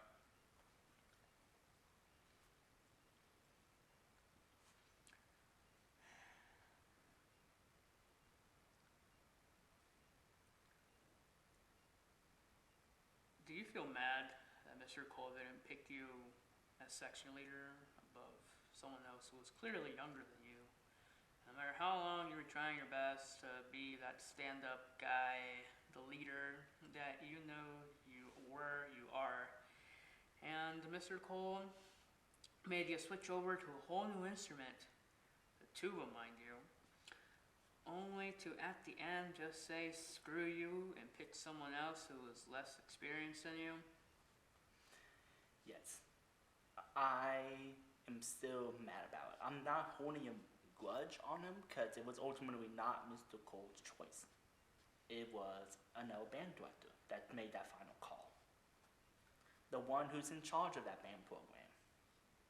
And now I laugh because now they only have 59 players in total. Okay. They went downhill and I'm loving every moment of it. Now let me ask this other question. Okay. It's just cherry on top. Your mom was a band mom, right? Yes. So she knows all the internal secrets that went on that we students didn't know. I also know a bunch, so. On camera today, for your YouTube channel, of course, is there,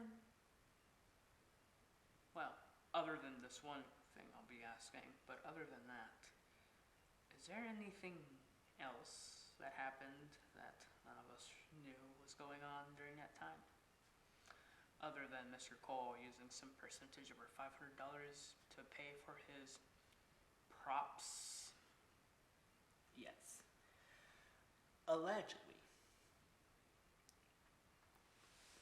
multiple of the assistants try doing some private lessons with the students. I will not say names, because they're no longer in any form of band programs involving high school and below. That's all I will say. They're no longer in charge of anything, but only working in like retail jobs last time I heard, so I don't care anymore. But allegedly. All right. I think you know who, because one of them was in your year. I do know who. After the Mr. Cole question, is it true that he took out some percentage of our hard-earned money? I guess, because $500, that's no easy. That's rent money. Mm-hmm. That's bills. That's gas money, electric bills. That's money that we can't afford, even if we did have to pay it through monthly payments. That's still a lot of money. Is it true that he spent some of that money on some of his useless props and toys that he shouldn't really be owning as a grown man? Allegedly, yes. All right. Nope, that's it. That's all the questions I realistically had for you. Would you like to give a crack at some questions that you'd like me to answer to make this a bit more interesting, other than me just interrogating you Okay. under this ominous light? Might as well ask you 2 questions. All right, here we go, ladies and gentlemen. Since you always, So this is for YouTube. yeah, Yeah.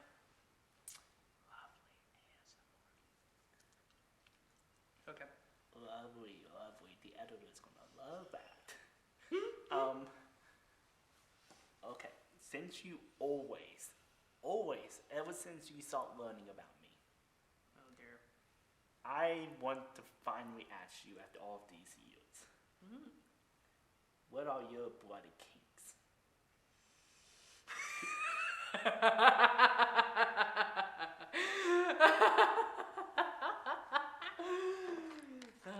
Every person on this planet at least has one. Your turn. Well, I'm not proud of this. Yeah, I'm not proud. Well, I don't care. This man has worse. Yes, I know that. You can blame anime, especially Chainsaw Man, all these other shows.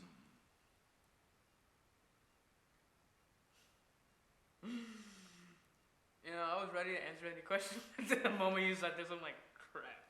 I should have seen it coming, but here we are. Here we are. Hello. Oh wow, it is in red. Yeah. I just don't know. Okay. So, for some reason, I don't know why.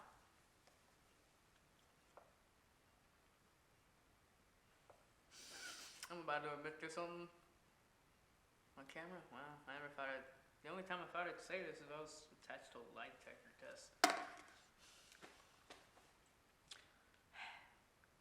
I like women who wear suits. Oh, okay. I don't know why. I think it's just Chainsaw Man after seeing Makima, you know, wearing a tie and whatnot. Or, can't remember what other show. But for some reason, makes me feel some kind of way. And I'm not saying about them dominating me or what, no. Oh no, none of that. Just the fact that they're wearing a suit and tie. I don't know what's about it. They could be wearing a dress. I'm like, okay. They wear a suit and tie for some reason. I'm like, oh. I don't know what else to say except that. Well, I can't believe I will be saying this. We have a common kink. You're not No! We all similar, dude. We got one thing in common. Let's go. No! This is the worst day of my life. Oh no. He broke me. Acting, ladies and gentlemen. Let's go. Not really. This is the worst day of my life now. And now he knows it. He's gonna bring it up every second he gets. I won't bring up if you bring something up at me. Because I'm too open about it, man. I won't lie. I'm not open about it. This is the first time I ever said it. And now you know. And now they know. Well, it doesn't matter. My channel's gone. Well, not yet. It's going to be soon. But, yeah. The second question I was going to ask about you. Uh-huh. Were you going to roll the dice again? Yeah, Because it's determined if it's really personal or not. No. But I'm gonna be a little bit more fair. Black is personal, red is more abstract. Well, actually, to make things even more interesting, if this one isn't personal, the next one can be personal. Okay. Personal. Okay. Well, I was gonna ask. Now the tables have turned. Yes. I want you in front of camera. Tell me 10 things you love about yourself.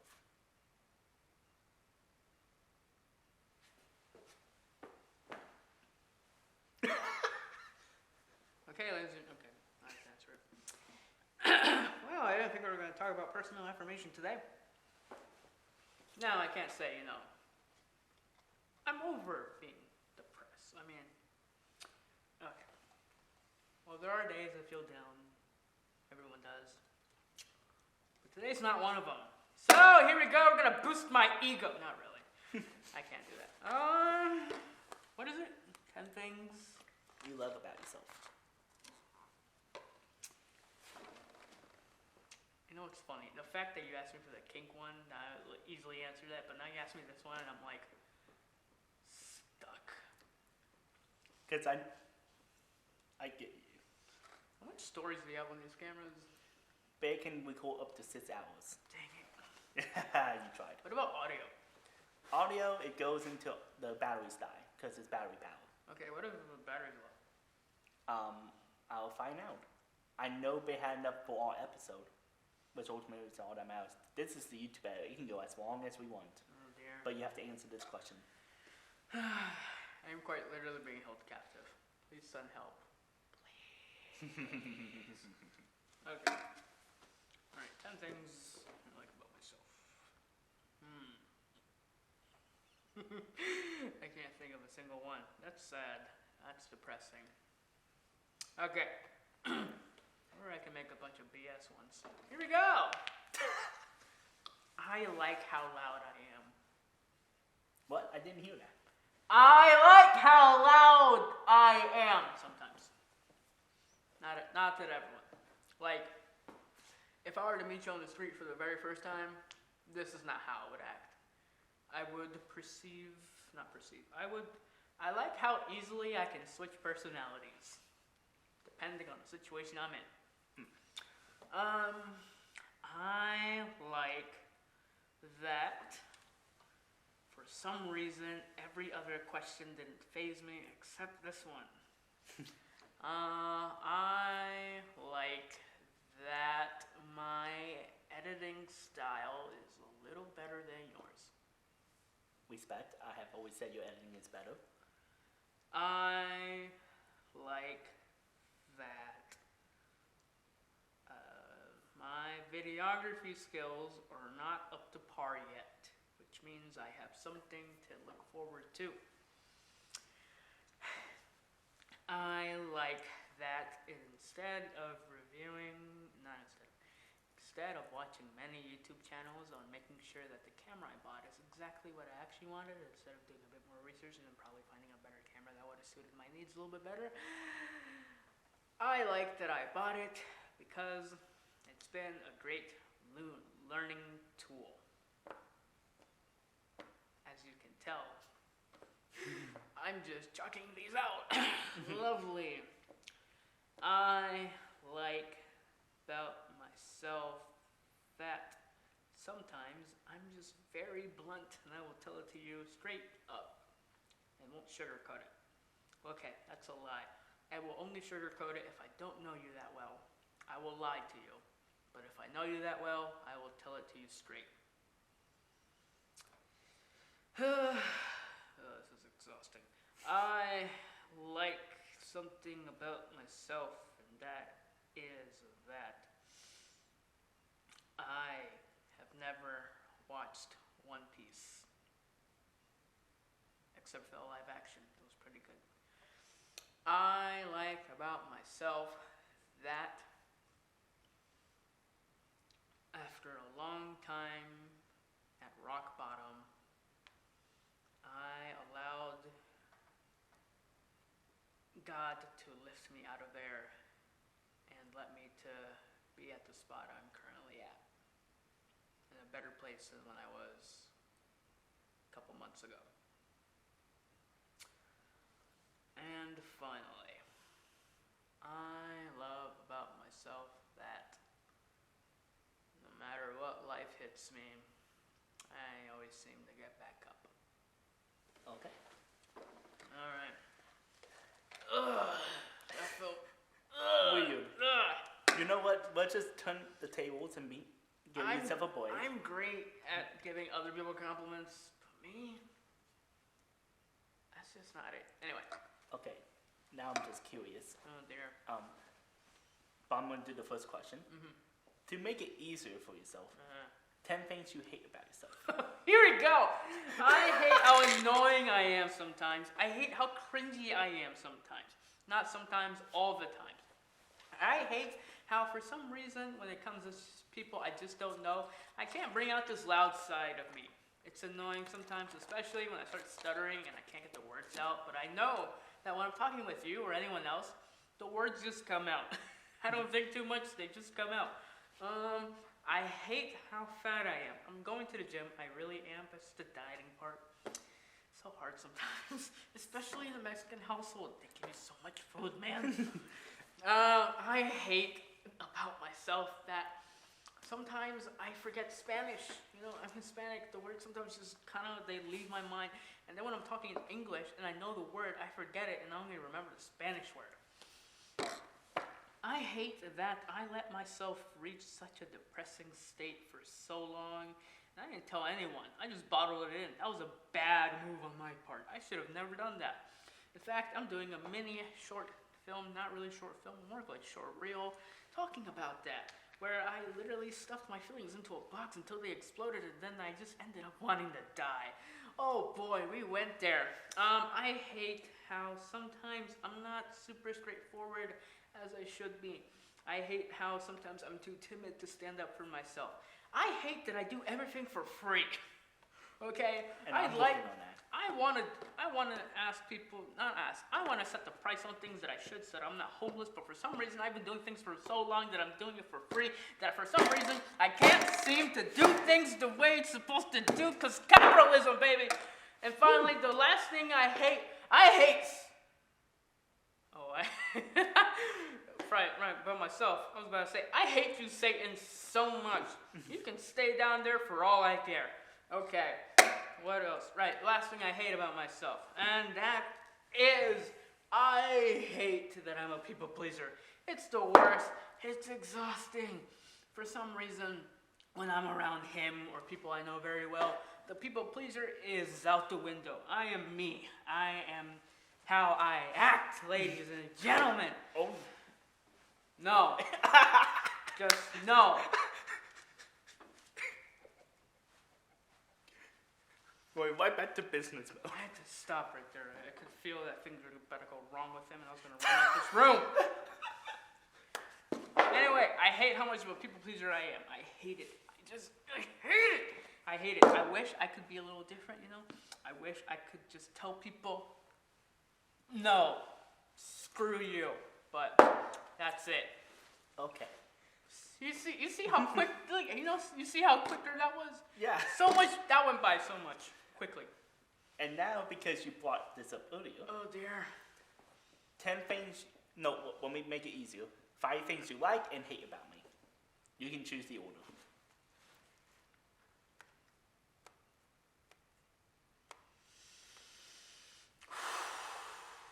I hate the font you use. I really hate it. I don't like it. And I can't stand the fonts you choose. And I don't like, especially for this series too. I was looking at the teaser, and when you announce your name at the very bottom right corner, I couldn't see your name. It was so red in the dark background. I just couldn't stand out. A white color would have been fine, you know. It is Ball State. It does include white in it. It's like, it's red and white. Even on the dice, you know, it is black, red, and clear. You know, clear is white, essentially. Let's see. I'm just getting all the ones that I hate out the way. I hate the color you use for some of your stuff. The blue and red, really? It's my favorite color combination. It looks terrible, man. I love the color combination. I don't know what to tell you. I hate the color he used. I hate the font, man. It kills me every single time. I'm not even a designer, and it kills me. Literally. All I know is I ask people not in the business may love it, and ultimately I have to pander to Because the you're not audience. in the bit. Never mind. It's the audience I care about. The man of the people, ladies and gentlemen. Woo. Okay. I hate how open you are when it comes to sharing stuff that's TMI. The fact that I know this much about you is not normal, man. It's concerning. For the record, if you ask me a question, I will answer it. Be careful how you word it, because I will say things. You will.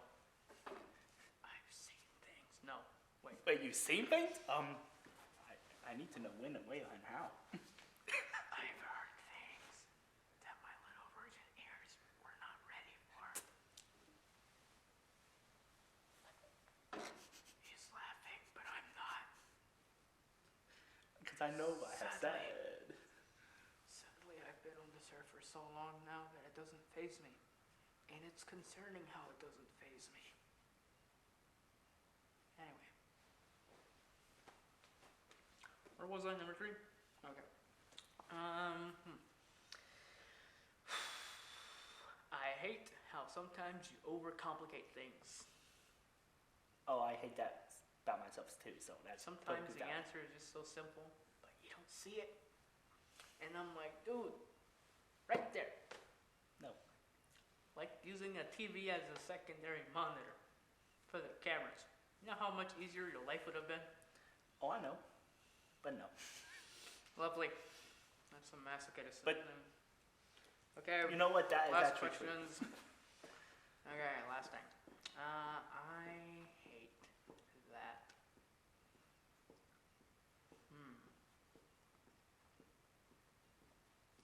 I don't know, man. The two things I hate about you is the font choice and the color.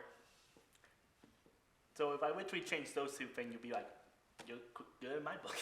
Yeah, which is concerning considering the stuff I know. I co-opted him. Slightly, not entirely. The internet co-opted him, but I put the final knife. Yeah, he did. The nail in the coffin. What else? I hate that you didn't follow through with deleting your channel.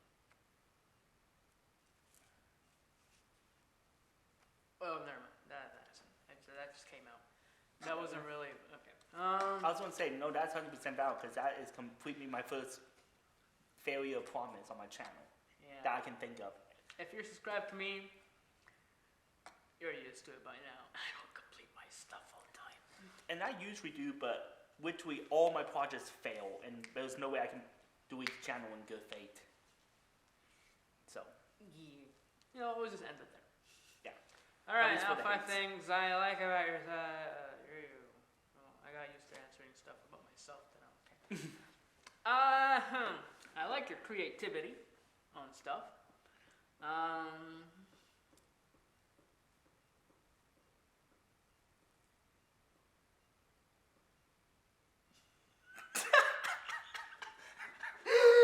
Oh, this makes me seem like a terrible friend.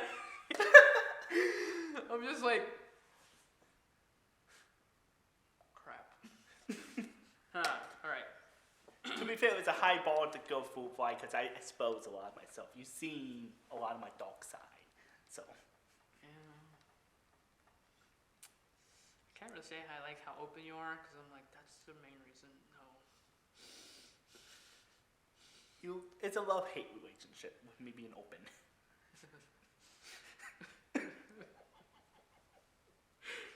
I've heard things that I shouldn't have heard. Okay, just for the audience, name one of the things I corrupted your ears with.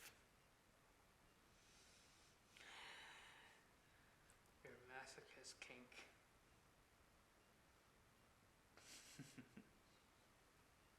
Okay. fake tears inside. I've been practicing on fake crying when trying to get that one shot where the tears is coming down to make it more dramatic. Anyway, I like how you introduced me to Ruby. I'm sad to see them go though. They're gone, and so has my videos. It's all gone. Oh, sad. Well, not your videos, the Ruby. Ruby show. is gone, but also all my Ruby videos now. Yeah. So there's no evidence of Ruby now in my life. Oh wait, let's go back to the hate. I hate how you like camcorders, man. And I hate DSLRs. Well, screw you too. All right, let's go back to the likes.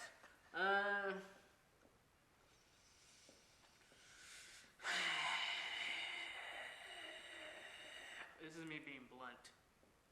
I don't have anything else. That sounds terrible. I know. Wait, let me think. Let me cook. I understand, because almost everything about my life is like a double-edged sword.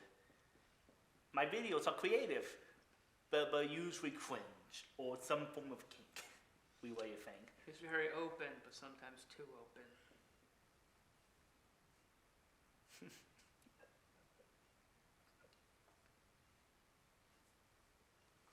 Okay.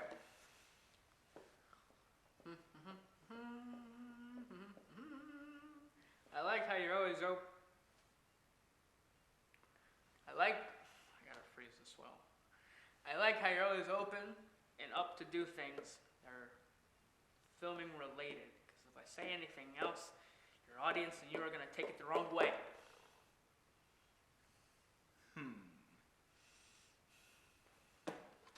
Okay, and the last thing is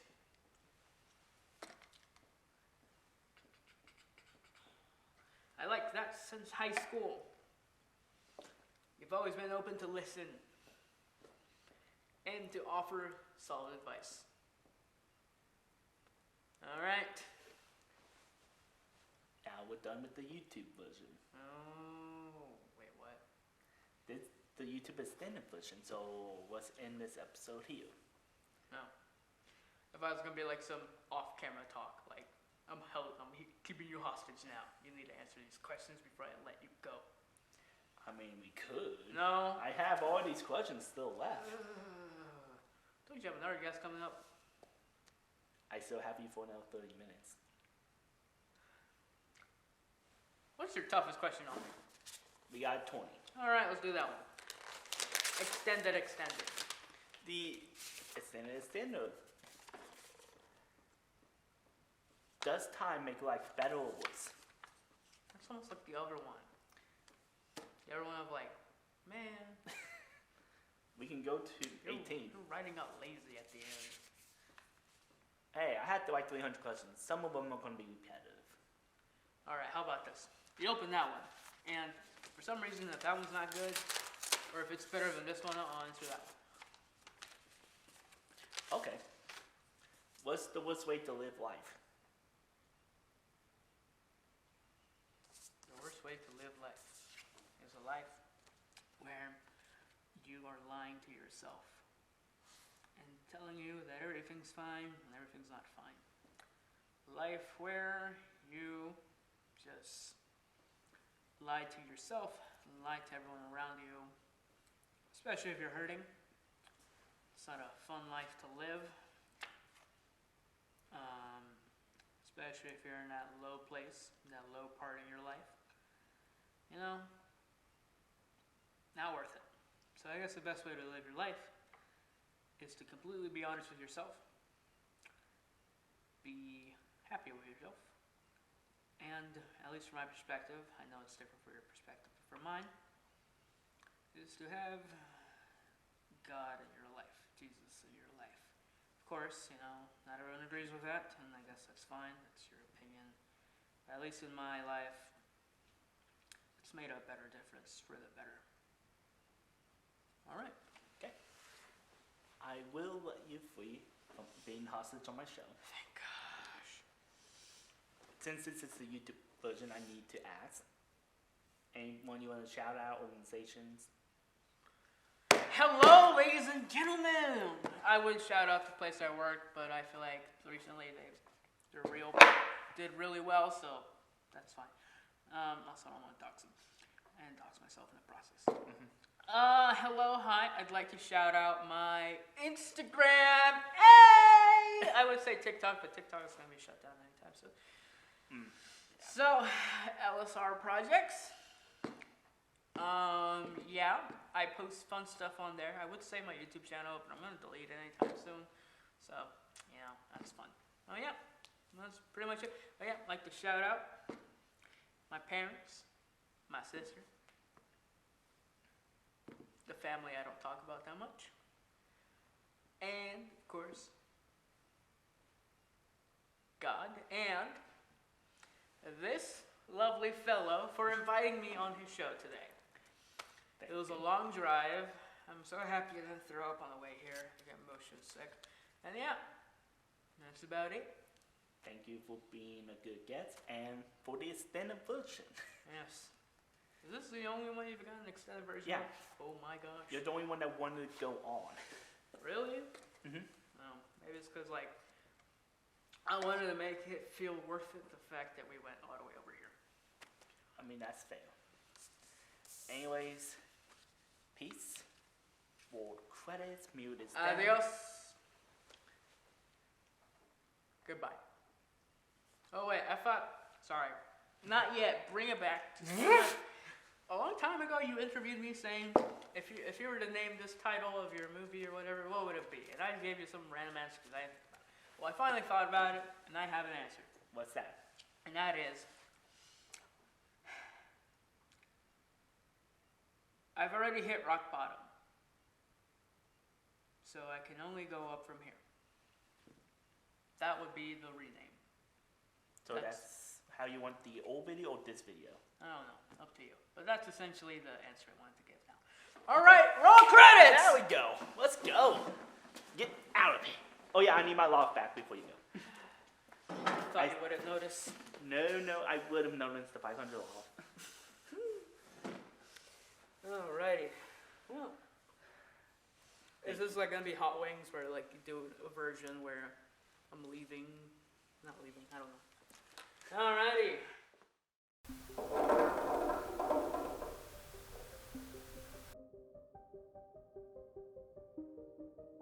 Hello. Hello. What is your name and what you do for a living? My name is Lily Redman, and currently I'm working as a Housing and Residence Life student marketing assistant. So I've been doing that for the past year, and it's been pretty nice. Nice to hear. I'm gonna roll the die. It's no point game. So let's see what fate has decided to ask you. Okay. 15. Hard right off the bat. Love that for me.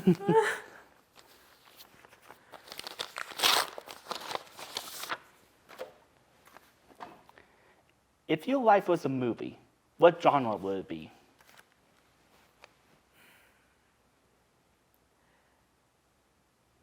I feel like it would have to be a drama film. Just because I feel like I've done a lot of, I don't know, self-reflecting and stuff, and I've always been a very sensitive and introspective person.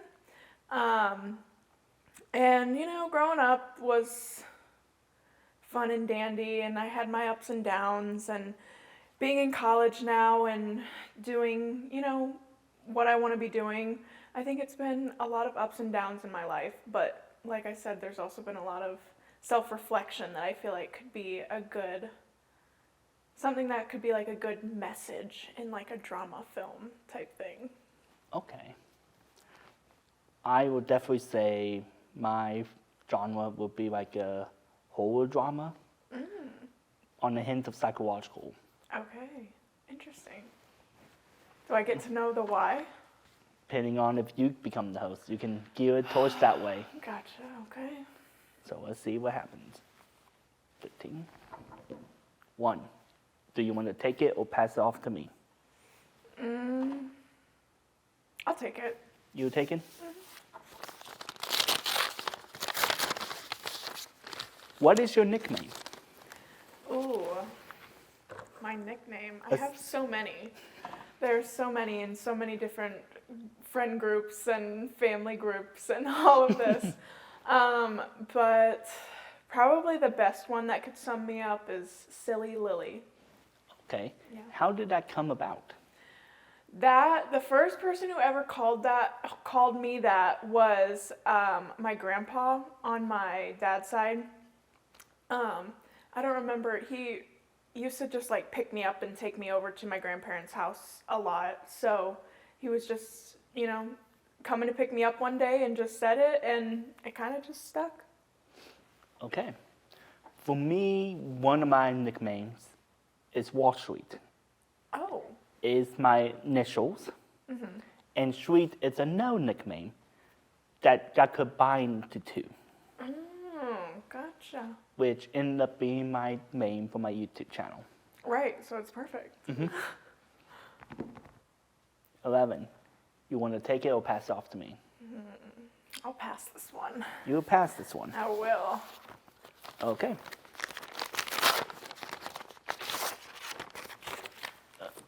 Let me just do that. What is my biggest stressor? The thing that causes me the most stress would have to be when I'm not fully in control of something in the side of creativity. When I have to cater 100% to someone else's opinion. Because every single person, regardless of like creative field you're a part of, you have a style that you like doing. It's what you're naturally into. So when you have to fit into someone else's creativity level or like skill set, it makes life difficult. Right. Especially it tends to be the opposite. Interesting. For me, I would say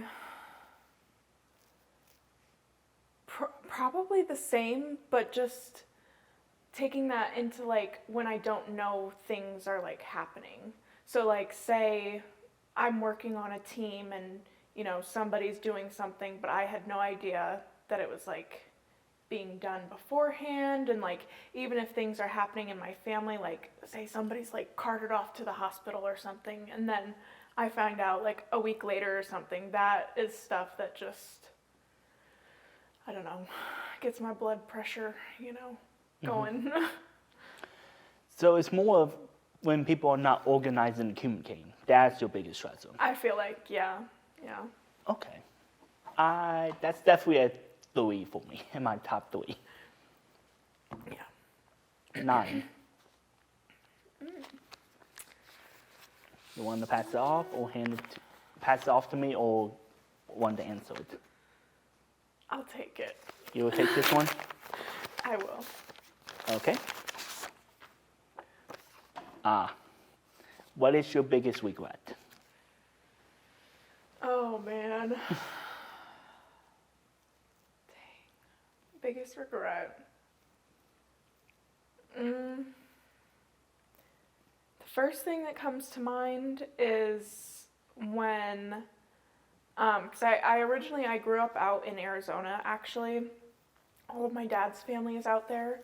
And after my grandfather back here in Indiana passed away, my parents asked us all how we would feel, me and my brothers, how we would feel about moving out to Indiana.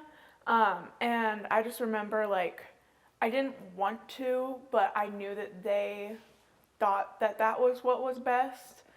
And so despite me, not wanting to leave my friends, not wanting to leave my school, my grandma back in Arizona is my best friend, so I didn't want to be far away from her. Just all of these things that I didn't want to happen. But I went ahead and I said yes anyways. I would be fine with moving. And I think it was for the best because, I've had a great experience. Great experience? Sure. In Indiana, and I've met a lot of really cool people, but I don't know, it would have been cool to see what I could have done if we stayed out there too, Okay. So. My biggest regret is not prioritizing media in high school. I was basically put into a choose band or media, like when it comes to biggest priority, and I chose band, which ended up not working out. So that's probably my biggest regret, because I could have probably went a lot faster sooner in my development and my skills if I'd chosen the media. Right. That sucks. But we learn. Yeah, exactly. 2. Oh, we'll take that one. You'll take that one. I'll take all of them.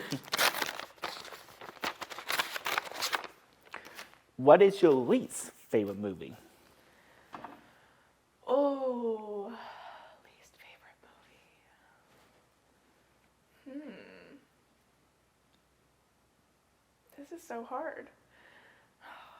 You know, I'm not like the biggest action adventure kind of person. Some movies are good, some I just can't get into. And my parents used to watch I think it's the Jason Bourne movies. I just could never get into them. I could never get into them. I don't do the action adventure. It doesn't just, I don't know, suit my fancy, I guess. So, unfortunately, I would have to say probably the Jason Bourne movies.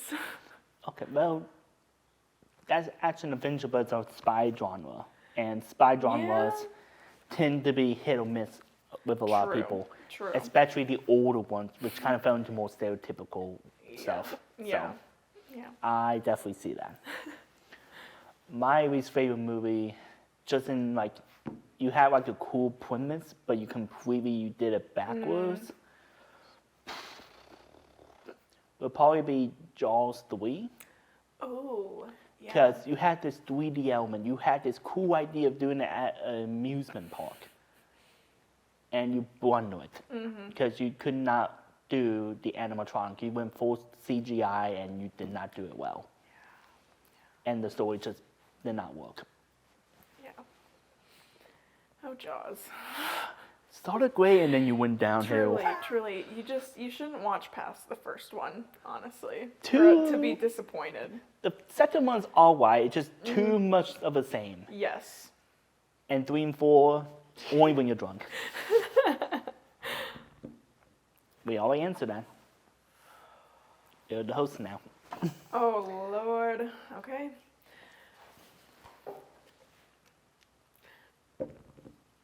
Oh, 11. didn't we already answer? No. Yeah, we have. It teased you with the power. Yeah. I'll get it back. 14. Do you want to answer or pass it off to me? I'll pass it off to you. Okay.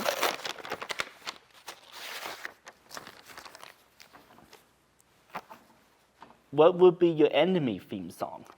Oh, okay. My enemy's theme song. Huh. For one, I have to think of an enemy. I know. Okay, I know who he is, but his theme song. I feel like it would have to be some type of stereotypical country song from the 2000s. Because the best way to describe him without saying a lot is a wannabe redneck testing, but he's soft. Okay. That's the best way to describe him. So just to get something out, even though this won't fit him perfectly, I feel like it would probably be one of the old Taylor Swift country songs when she did it. Do You Belong With Me? I'm just going to say that. Yeah, there you go. Perfect. Oh my gosh, this is hard. I don't know. I can't think of an enemy. Or someone that you just cannot stand. Ooh, that one's a bit easier. Let's see. Ooh, yeah, can't stand her.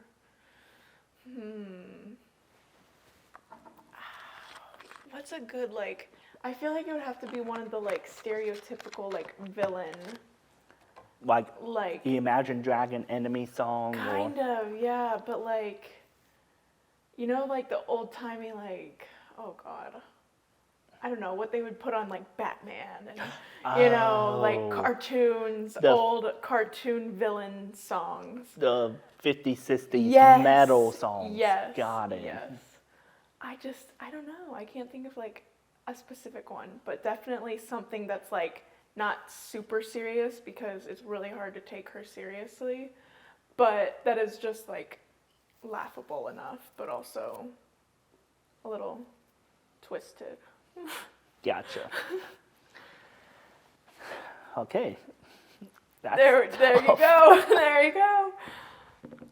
one. There we go. Back to you. Okay. I hope I don't roll another one that we've done. Oh, 10. okay.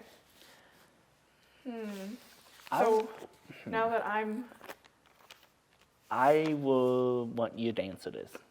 okay.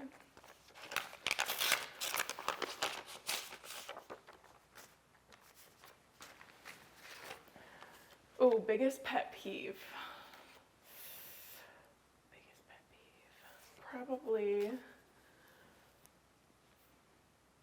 sounds. Like if I can hear you like smacking your food or like smacking gum, or if I like can hear my dog licking or something like that, it will literally boil my blood. Gotcha. So you will hate life if you were audio editor. Yes, probably. Well, I can advise you, do not go into that field because you will Okay, hear wasn't planning on every it, sound yeah. in the world. Yeah. No thanks. No thanks. For me, my biggest pet peeve is just, how do I describe this appropriately? People who use sarcasm for everything they say. Because it's always difficult for me to read sarcasm unless it's like obviously with a facial structure, like you do something with your face.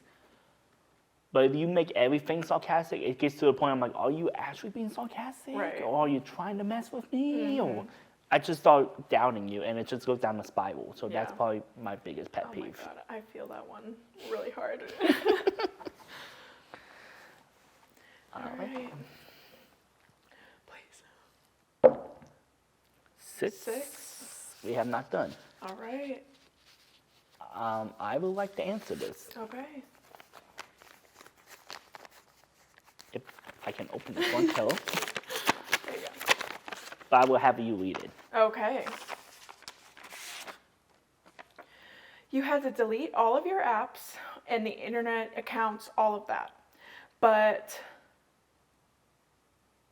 oh, you have to delete all of them but 3. What are those 3 gonna be? That is tricky, especially in college. I feel like I have to keep my BSU account for at least the next 40 days. Then I can be like, can I get a redo? So I would say my Ball State account, just so I can access everything. Good one. Google, so I can access Google, my YouTubes, and all that, because I have to have that. The last one, what do I really need? I need. I would have to keep my phone app so I can at least make calls, because I won't have tests anymore. Yeah. Oh man, yours are so practical. I was thinking like, probably like Instagram and TikTok. No. Instagram will come back once I get Ball State out. Yeah. Once we don't need that anymore. But, oh man. Yeah, I would probably have to keep the phone app because unfortunately I need to get a hold of people. Oh, what else? Honestly, probably my reminders app. Because if I'm not able to set myself a reminder, I do not remember. I will literally, if I did not have reminders, I would not be where I am today. So. Gotcha. And the third one.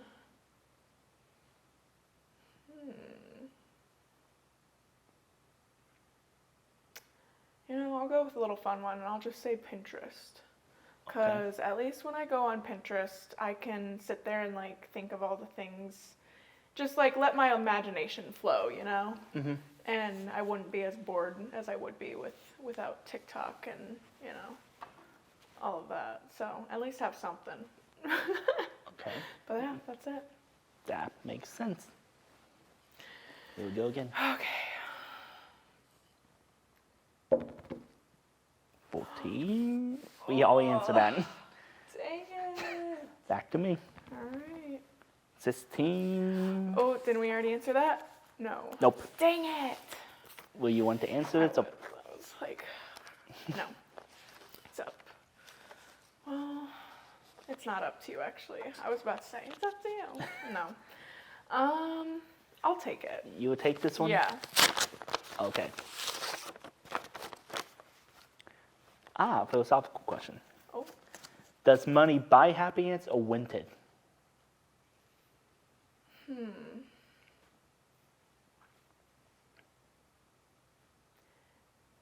I feel like money can buy short-term happiness, but true happiness is what comes from within your own self. You know, how you, like your mindset about life and beauty and, you know, all of these things. I think that's what true happiness comes from. But, you know, money is nice and it can buy you those, you know, material things that you want, but eventually you'll get bored. So you gotta make your own happiness, kinda. Okay. So you wouldn't say it buys it or wins it, it just borrows. Yeah. Okay, so it's like a loan. Yeah. It loans out It happiness, loans but it will happiness. come back to bite you. Yes, that is a perfect way to put it. Okay. Nice, nice. Let's see, 18. Pass or have you answered? I'll pass it off to you. Okay. You can have one. Okay. Oh God, the major morality. Oh God. Here we go. Is every individual replaceable? Is people replaceable? There's three ways you can take this. Small scale individually, no.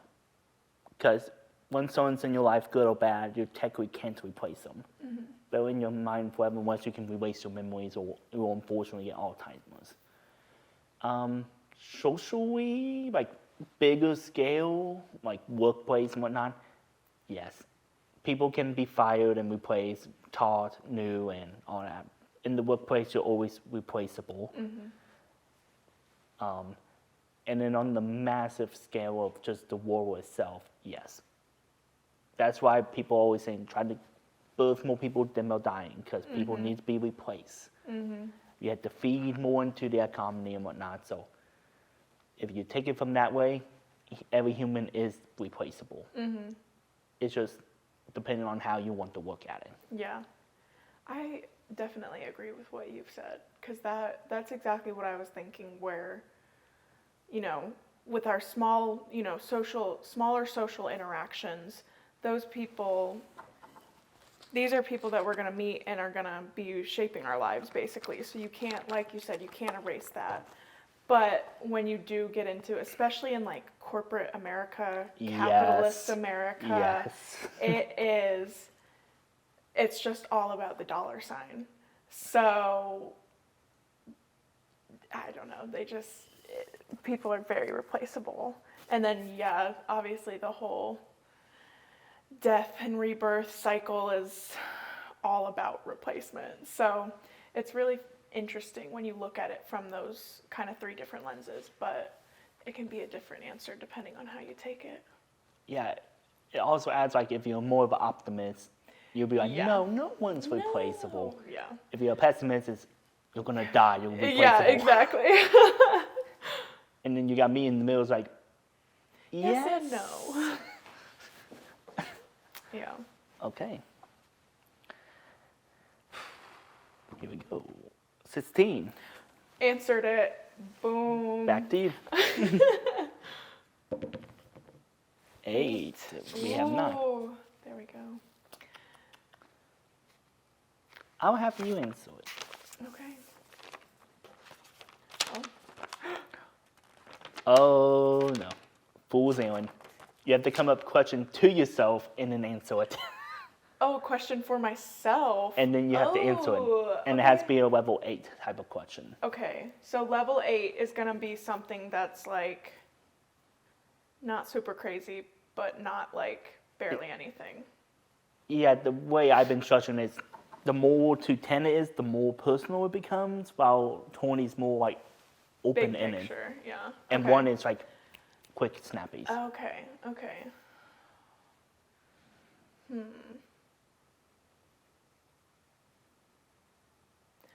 Biggest fear. Is that a level 8 or is that higher? That will be a level 8. Okay. Oh, biggest fear. I don't know. That would probably be, if I'm doing just like irrational fear, it's gotta be the ocean or just like big bodies of water. I don't know why, but they scare the fuck out of me. And I'm not going out to sea. I'm not snorkeling. I'm never gonna be a marine biologist. I'm never doing any of that because even like lakes, I can't do large bodies of water. But then if we're doing more, like the actual fears and stuff, probably being alone for the rest of my life. Yeah. Isolation is a common fear a lot of people have. And I think everyone got a small taste of it 4 years ago. During, COVID. Yes. And it's a thing I have experienced a lot of, unfortunately. Yeah. And I wouldn't wish on my worst enemy. So, so that's to me, because fear is supposed to be like irrational. To me, isolation is not really fear, it's a common element of Yeah. life. The ocean, if you're just like, if I say the word ocean and you freak out, that's irrational. Right. But seeing it makes sense, because I've been in the ocean, looking down in the bottom pits, like, Yeah. that is it's terrifying. Scary. But that one I get, is to me, it's not irrational. Yeah. To me, irrational fear is like you're afraid of like carpet. It's like, really? Yeah. Yeah. How you live? Right. But yeah, that's why I would say isolation, but to still be different. My fear, if we're going purely irrational here, is the texture of 100% polyester or cotton. Oh. Because I cannot stand 100% of that feel. It has to have a blend of the two. Yeah. Yeah. It makes no sense. Obviously, if I say it, I'm not terrified. But if the moment I feel yes. it, I Yes. overly dramatic and I look like I just got bitten by a snake. Yeah. I don't think I've ever noticed. I don't pay attention to like what things are made out of, but I I have need to. to. I need to. Yeah. Anyways, time is up. Okay. Let's count the points and see who wins. Okay. After counting up the points, you won the episode. Heck yeah. The last thing we're going to do before we end the episode, since I lost, you get to determine which way we're going to go. You can select any of the members that are remaining and have to ask me that, and I have to answer honestly. Or you can come up with a question on your own. Oh, I want to ask you Big 20 right now. Big 20? Mm-hmm. All right. Here we go. All right.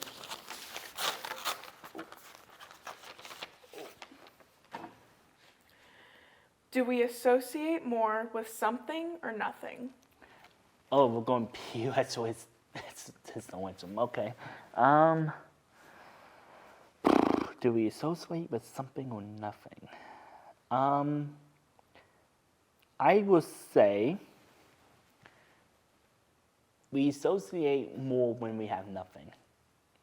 Because when we have nothing, we seek to replace that nothing. Mm-hmm.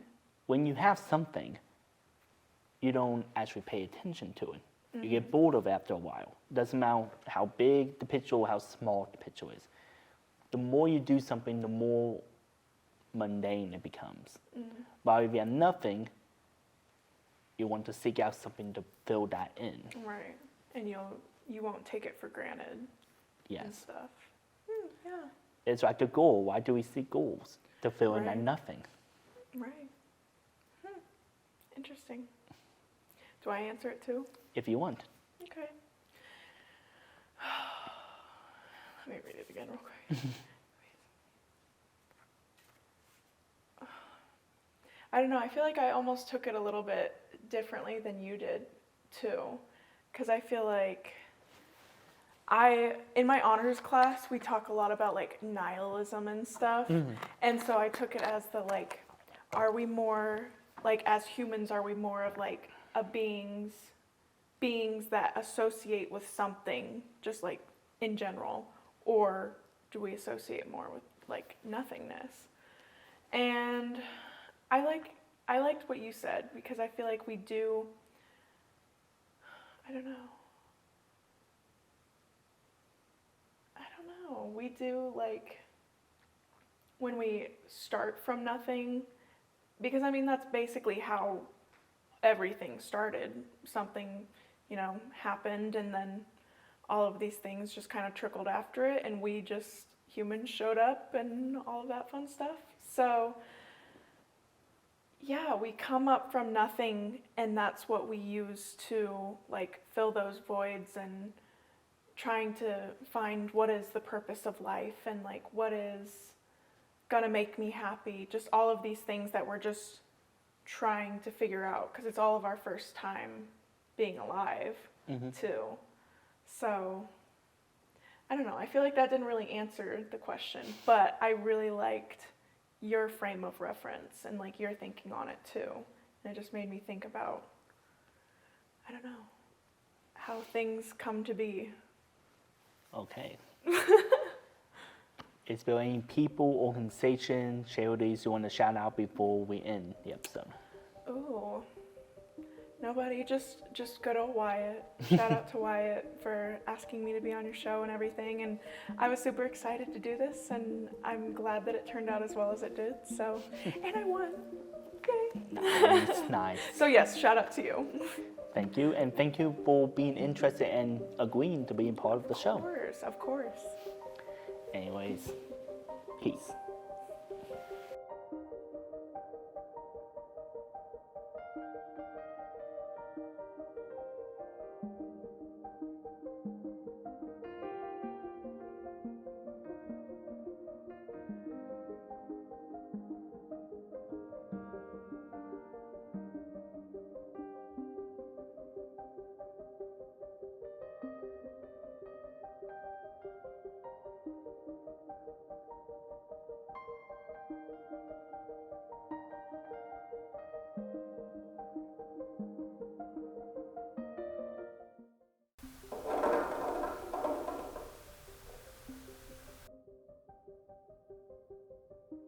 Hello. Hello. What is your name and what do you do for a living?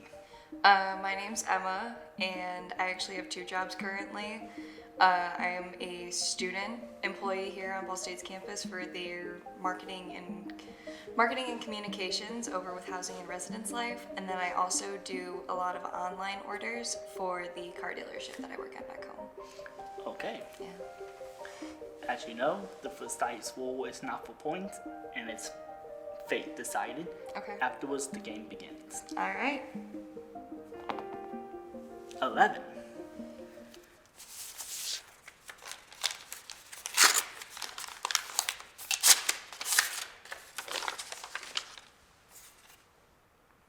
What is your biggest pet peeve when others do it, but you also do it as well? So, popping fingers, like, I am perfectly fine doing it myself because I know that, like, I have a lot of pressure built up in my fingers, and so it'll happen. But if I just hear somebody, like, going ham and just popping every single bone in their hand, it's like grody. It freaks me out a little. Okay. Do you have ever the intention to stop, or it's one of those no? It's one of those things that, like, I know that I don't do purposely. Like, I'm not going out of my way to do it, but it does happen. And so I kind of just move past it when it does.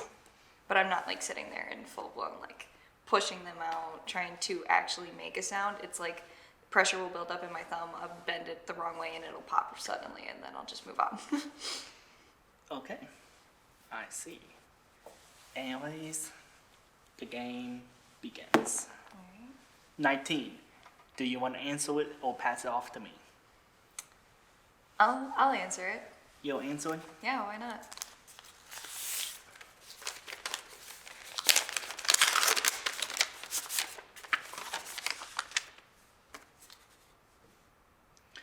Okay, we're going philosophical. Oh, okay. Does perspective and learning about the world make life easier or harder? Oh, that's a double-edged sword, I would say. Honestly, like, I feel like getting to know more about the world and like perception of different things can be beneficial, but I also feel like if somebody spends too much time like deep diving into things, then like it could just affect the way that they are as a person in society.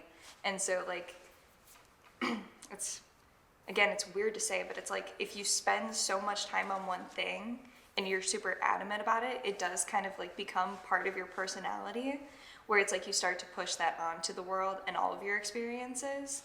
And so getting to know more and having more perception of the world is good, but to an extent. Okay, so basically the sense of moderation is key. Yeah. Have you ever went down like a hyper-focused pathway and it slowly started making you lose yourself in a way? I wouldn't say that it technically made me lose myself, more so as like lose track of my time.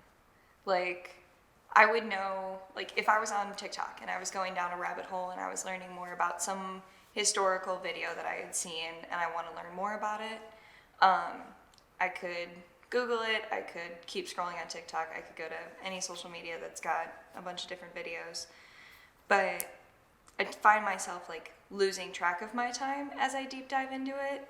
Like, you know how when you keep swiping to the side and then you gotta swipe all the way back? Sometimes I'll notice that like I've gone 7 times, like keep clicking on random links to take me to new pages. And so like I'll notice that spread of time is just gone. And like I feel like I could have done something else with that time instead of sitting there down the rabbit hole and just going and going. Okay. Just out of curiosity, Yeah. What is the biggest rabbit hole you went down? Oh gosh. The biggest rabbit hole I've ever went down? Huh. This rabbit hole technically lasted for like 4 years because I started looking into it when I was in like the 6th grade, and I really didn't even give it up until about freshman year. Like I kept doing my research projects on it. I would spend my time looking into it. And even still now today, I still look into it, but the Bermuda Triangle. Oh, God. So, like, I just keep learning random facts about it, different things, and so it's like every time I see something new come up on my page, because obviously you talk about it once, it's always there. So every time I see something about it, I'll like rabbit hole down it for a little, and then I'll come back. Okay. Yeah, just out being equal here. Yeah. The biggest rabbit hole I went down probably has to be the Titanic. Oh, yes. Yes. I've spent a lot of time looking into that one too. From 3rd grade to 10th grade. Wow. Yeah, I was obsessed about shipwrecks in general, but Titanic was like my main thing. For sure. If you asked me in 8th grade to make a drawing of it, I'd probably give you 4x4. Oh my That's gosh. how obsessed and focused I was on it. Interesting. And I don't know how many projects I tried to turn into Titanic. I remember doing a math project about the size of Titanic, and I was able to manipulate that into it. Interesting.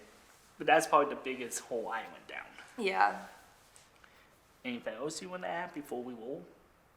No. Let's roll. All right. 14. Do you want to answer it or pass it off to me? I'll pass it off to you. Okay.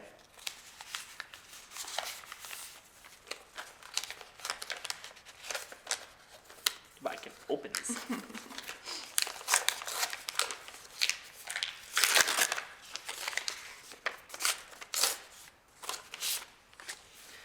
The question I have to answer is, what would you like to give as advice to those who are watching? Oh, okay. So I guess I have to talk to you for a second, audience. Again, I had a question really similar to this Yeah. already. The advice I will give is just learn who you are. Take a year or two just analyzing yourself, looking at yourself in the mirror and just figure out your strengths, your weaknesses, your likes, dislikes, and take the time to do that, because the older you become, the more and more people are wanting to control you in some way or aspect. It could be just minute to half of your life you owe to them. Bosses, partners, etc. So learn who you are so you know what traits you can either adapt, compromise, or do hard no's, I'm not changing who I am. Yeah. So that'd be my advice. Do I give mine? Yeah, Okay. Should I look at them? you can look at me or the audience. Okay. My one biggest advice that I've learned since starting college was it's never as deep as you think it is. Like my mom used to always tell me if it doesn't matter in 5 minutes, 5 hours, 5 days, 5 years, like figure out what it actually affects in your life. Is it just going to be the next 50 seconds or is it actually impacting the next 5 years? And don't stress about the things you can't control, because clearly the past is in the past for a reason, whether that happened 5 seconds ago or 5 years ago. It is what it is, and it's never as deep as you think it is, or that you force yourself to think it is. Okay, that's pretty solid advice.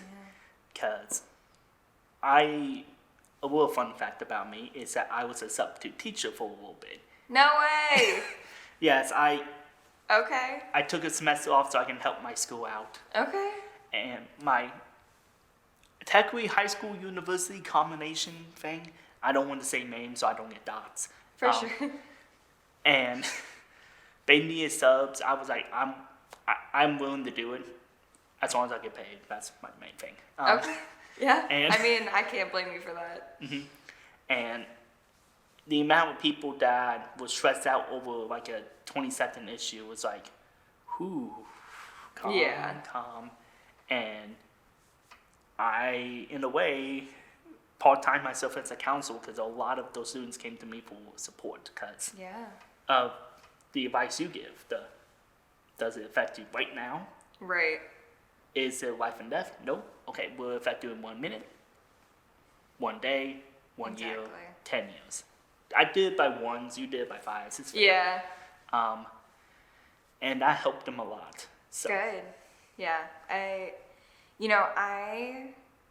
I'm from what's considered to be like suburbs of Chicago, and I was technically like very farm country growing up. Like we had free range cows walking around the parking lot, and like our school was on a farm, and we had like 5 different towns pouring in because they weren't all big enough to do their own high schools. So, like there was just a lot of people, there was always a lot of drama, there was so much going on. I mean, you're in high school, you're doing academics, athletics, any extracurriculars you want to do, if you've got clubs going on, any jobs you want to do outside of work, like it just always feels like there's so much inside of your bubble happening at once. And sometimes it's hard to just like remember to sit back, take a breath, and just chill for a second. yeah. So people in the audience, after this episode, take a 10-minute meditation. Do it. That's your homework. Do it. I have nothing else to add unless you want to add anything. Yeah, no, I think that was good. Okay. 14.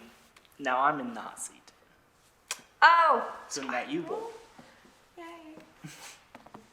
Never mind. Come on. I was so excited. 19. 19. We already asked that one, so We did. back to you. Okay. 5. Cinco. I will answer this one, Okay. but I'll let you open and read it. Ooh, okay, okay.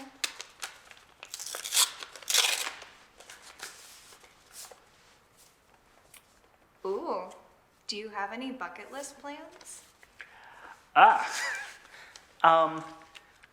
The major things on my bucket list is explore Europe, mainly Ireland, Italy, UK. Yeah. That's like one of my big ones. Another thing is to have a movie aired in multiple theaters. Okay. And hopefully to get a talk show similar to this aired on TV. Or Okay. streaming service, because I'm going to be real for a moment. That's probably the way it's going to go. Yeah, yeah. Everything's gone streaming at this point. At least until it hits its peak and then all streaming services crash. Sure. Because it's going to reach to the point that cable will be the cheaper option at this rate. Honestly. Any bucket lists on your list? So, I don't know when it's gonna happen, but I've technically already marked off one of my bucket list items, and now I want to do the other. So I've gone skydiving. Oh, okay. It is so fun. I love it. I would so go again if I had the chance and if it wasn't so expensive. But I also want to go bungee jumping. Okay. This is my weird thing. I would love to skydive, but bungee, no. I'm Really? too scared to do that. That's why I feel like I'm glad that I did the skydiving out of the way first. Like I got used to that free falling thing, and then now it's just like the little snap back of the rope that like bungees you back up. But I want to try it so bad. For me, I'm just scared because knowing my luck, I'll be that cartoon, just the ropes are, and I just keep going. Yeah. That's just my fear. Because Yeah. skydiving, if the parachute doesn't fall, I at least have 20 seconds to think. Okay. Next one. Moving on. 2. Number 2. I will hand this off to you. Okay.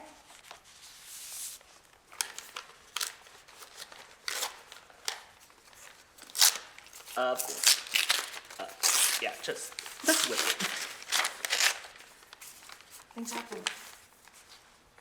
Any vacation spots you enjoy going to? I want to say my favorite was probably like Flagstaff, Arizona, Grand Canyon area, Arches National Park in, I think it's Utah. I'm positive, yeah. Arches was beautiful. Just driving through mountains and seeing all of the different like formations that have formed over the years. And then specifically the archway where it was like a lock and key was just, I'm very nature oriented. Like hiking is one of my favorite hobbies. I love photography outside. And so like any hiking destination, but specifically Arches was stunning. And then so was Grand Canyon, because when I was there, I actually got a picture of a squirrel sitting in a tree, like over the canyon, and it's just like a tiny little squirrel compared to this vast, multicolored canyon, and it was just stunning. I loved it. The Grand Canyon is definitely one of the places I want to at least go to. At least once. It's so worth it. Like, it is definitely something that, like, even if you're not a hiker and you just want to stay, like, up on top, it's 100% worth it. If you like the Grand Canyon, I'm not sure if you've been to this place, but the Badlands in South Dakota, I highly recommend. Oh, they're so pretty too. We went camping there when I was little. Just for those who have never been to the Badlands, it's beautiful. No matter what time you go, Yeah. it changes. It's one of the few pieces of land I have seen that transforms with the time of the sun and the moon. It's Yeah. beautiful. It's very season oriented as well. But yeah, that's my second favorite place I've been to, because just the experience of seeing that. Yeah. But my go-to place, and a place that if I can make it happen, I would love to live, is the Smoky Mountains. Okay. I'm a mountains person, and the Smoky Mountains is like one of the handful of places I've been to on vacation that made me just feel relaxed. For sure. I never felt stressed there, even when there's hundreds of people around. It just Yeah. feels so calming. It's just a beautiful Smokies place. are pretty. I got cousins that live in the Smokies. Lucky. Yeah, it's nice to go and visit them. All right. I'm still rolling. 16. 16. We haven't done it. Yep, we have not done it. Are you taking or passing?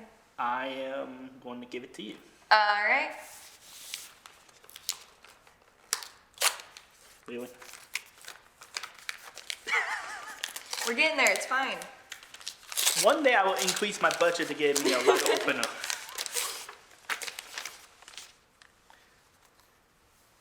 Okay, philosophical. Oh, okay. What is the best way to live life? Oh, wow. Unpopular take, selfishly. Selfishly. You can only control you. You cannot control what other people do, how they respond to what you do, how they choose to do their own actions. You can only control you. And so if it is something that's going out of your way but it makes you happy, go out of your way and make you happy. Like there is so much going on in the world. You're consistently working. You're always having to do 40-hour weeks, or, well, depends on your job.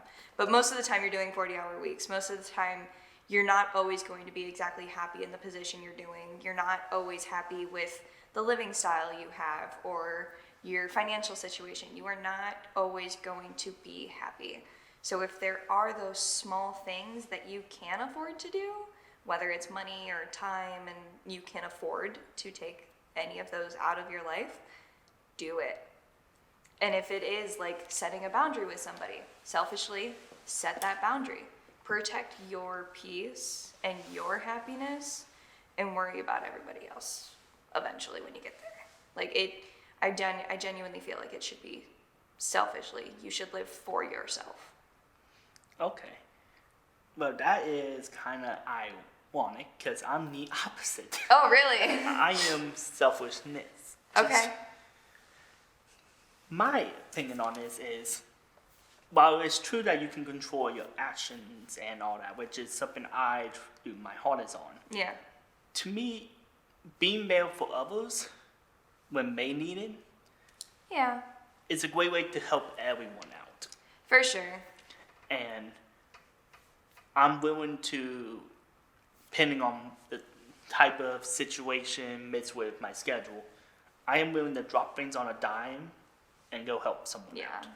For example, I literally got done with a 8-hour film shoot after having an insomnia attack, so I didn't sleep for 36 hours. And one of my film buddies said a bunch of background actors bailed on him, and they needed someone within the next hour. So I got dressed, went right to that shoot with no palm, because I want to help those who are Right. in need. That's just naturally who I am. Yeah. And unfortunately, it does make me a pushover at the end of the day. I've been pushed over a lot because I'm the nice guy. Right. But deep down, if you help others, more people can grow, including yourself. Which I do Which- agree with. I do see that side of it too. I guess, again, the phrase double-edged sword comes back where it's like, I know that I am somebody who goes out of my way for my friends. Like I keep my circle small because I have protected my peace that hard that it's like, everybody stay away except for these few people that I like. But, for those people, they mean a lot to me. They are some people that I see as family and who I will go out of my way for and I will do anything for. But that's because it also makes me happy. And selfishly, going out of my way makes me happy. So I guess it's kind of the idea of like that double-edged sword of where do you draw the line between doing stuff for yourself and doing stuff for others that still helps you live the life that you want to. Okay. Yeah, that literally what it is. Yeah.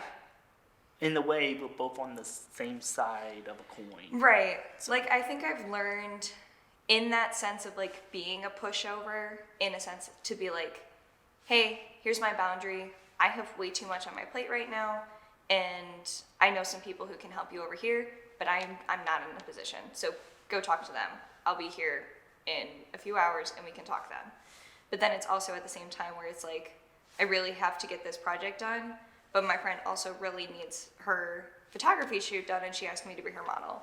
Like, yeah, I'm gonna go model for her, and I'm gonna help her get that assignment done, because I know that the whole editing and captioning process is a lot more time consuming than the essay that's gonna take me a little bit longer. So it's very judgment based, or personal discretion, whatever, but I think, again, it's just like that, choosing to do what you want to do because it's something that you actually want, and not because you're forced into the situation out of compliance. Okay. You want to add anything else, or you're good? I'm okay. Okay. 2. We already asked 2. All right. Passing it back. 12, we have not done. We have not done 12. You want to answer it or pass it off to me? I'll pass it. You pass it? Let's see. Okay. What wisdom does Wyatt have? Not a lot. All things considering. I will go there. What question do you wish more people ask about you? Oh, God. That's a 12? What was I thinking? That's more of a 15, Wyatt. Come on. Probably, instead of the whole how are you doing, more of are you okay? Okay. Okay. Because how are you doing is kind of autopilot for me, because everyone says it. Yeah, it's a basic greeting. Yeah, and it just become autopilot. Well, are you okay? Not a lot of people have asked me, so it'd be more of a just one of those reflect those. Yeah, for sure. I think are you okay compared to how you're doing also expands the conversation for like larger vocabulary. Mm-hmm. Not saying that like you can't have a large vocabulary and answer how are you doing with like, oh, I've been good, but this is going on. But like, I feel like are you okay kind of takes more of that deep dive into like well-being and like external factors. And so it kind of opens that conversation a little more. Okay. Anyways, time is up for the game. Okay. Let's tally up the points and see who wins. Awesome. After tallying up the points, you won the Sweet. episode. So now, as punishment for losing, you have a choice. You can pick any of these members Okay. to ask me, but only one, or you can give me a question from yourself, and I have to answer it. I'll give you a question from myself. Okay. Are you okay? Yes, just highly stressed, Understandably. trying to balance 4 bloody projects at once. For my senior year, which is supposed to be the easiest semester, the last one, I put the most work on myself. Yeah. But besides that, I am satisfied with what's happening. Good. I'm glad to hear that. All right. Is there any people, organizations, charities you want to shout out before we end the episode? Housing and residence life on Ball State's campus. Love them. I've been working with them for so long, and it's just become like a second home, second family for me here on campus. They've been phenomenal. I am upset that I have only been able to work with them for a year. Me too. It would have been so fun to have you on our team longer. It's what it is. I didn't see the application I last know. year. All right. Peace.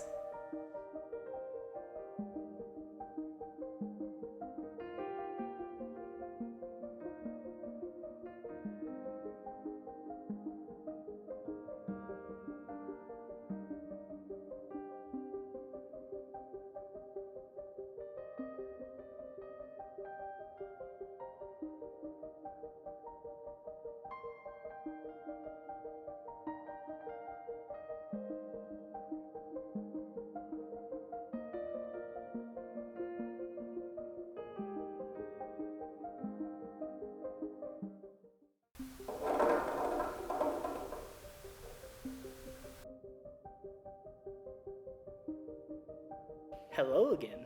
Hi. I know we always been through this, but Yes. out of curiosity, what is your name and what do you do for a living? My name is Jill Edwards, and I hang around home and do a diamond painting channel. Oh, Oh, that's different from last time we did this. yes, it is. I'd like to hear more about it, depending on how the dice rolls. Okay, The, okay, the first question is for no points, and you have to answer. okay, Afterwards, the game begins. okay. 8. Yes, Nice, down the middle, easy. yes.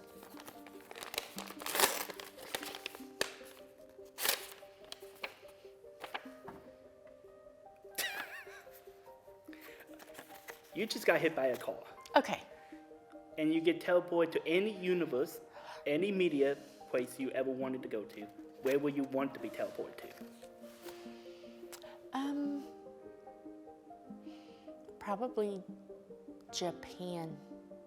A Japan type of universe. Japan kind of universe. I am fascinated with Japan, their culture, just how they live. They're very respectful and kind, compassionate, very job oriented, and they just seem like they have a lot of fun. They don't have the, what do I want to say? They're not so hung up on things that we're hung up on. You know, everything's a little bit freer there. And that's where I would want to go, in a Japanese-like surrounding. Okay. Yes. All right. Okay. The game begins now. Okay. Oh, 4. 4. Do you want to answer it or pass it off to me? I'm feeling brave. I'll pass it to you. Pass it to me. Okay. Brave and you want to pass it to me. That's an Yeah. interesting choice. It's brave because that's low number. Oh, you don't think I'm going to catch up? I'm not afraid to answer the rough, tough questions. But pass off the easy ones to me. Yeah. I see how this game is going to go. Yes. What is my least favorite subject in school? Oh. English. I hated my writing courses. Not for the reasons people may think. I love whenever I got a chance to do poetry or a story. Those things I love. It's when you have to do a 10-page essay on rocks. So you do not take after your Aunt Jill or your father. Nope. Darn. Look, I'm a media person for a reason. We don't write. Oh, okay. Unless we're doing screenwrite, which then we have fun with. Yes. Okay. What about yourself? I love to write. I was in college once. Yes, I was in college once or twice or 3 times. And I took a pre-Civil War history class. Started with the Mayans all the way to the Civil War. And I had a wonderful theme of Abraham Lincoln. It was only supposed to be 7-page. I went to Springfield twice. I gave him 14. The teacher loved it so much that she kept it for teaching purposes. Nice. I got 104 104. on that paper because I got bonus points for going to Springfield. And I passed that class with 100%. Yes. Nice. Because I love to write. Yeah, writing to me is no. Yes. At least nonfiction, professional, APA and MMA format. Yeah. I can't stand it. Yes. Anyways, here we go again. Okay. 10. Okay, I'll take it. You will take this. I'll take 10. Yes. Okay.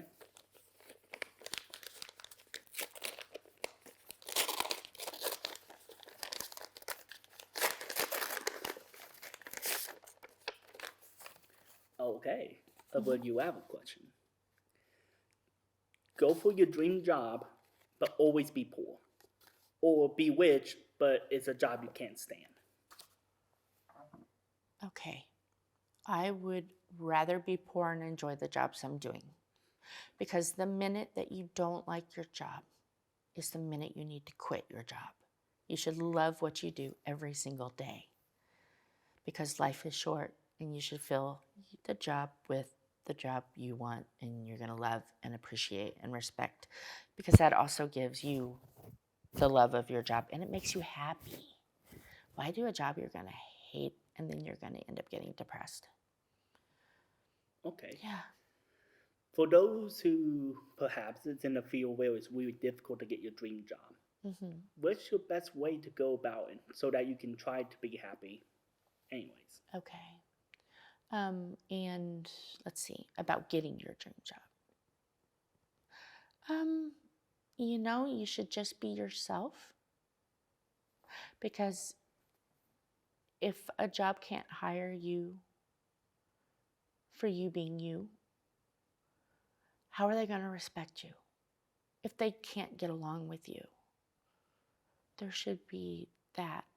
And if that dream job doesn't like you for you, that's not your dream job. You got to love what you do. You got to be passionate. You got to want to go. Even if it's something as flipping hamburgers at White Castle, you got to love cooking. And if they don't want that, they can't see that love within you. I'm sorry, I get that. If they don't see that love and respect that and want to hire you because of then it's not your dream job. Okay. Yes. Makes sense. Yes. And for those who are in a job that they hate, but they Yes. feel like they have to be in it, what advice will you give them? Don't take work home. Leave work at work. Leave home at home. And do your best that you can do. And keep constantly looking for a better job. You can always go up. Okay. Yes. Makes sense. Okay. Next question. All right. 8. We already answered we that, already so did it. Okay.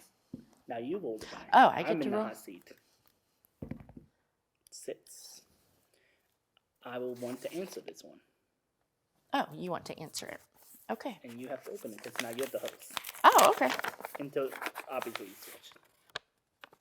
Okay. What would be your theme song? What would be my theme song? Yes. We have discussed this in the past. Right. And the song that I always like, the 2 songs I always gravitate towards is Backwards by Matthias and Off With the Heads by Courtney.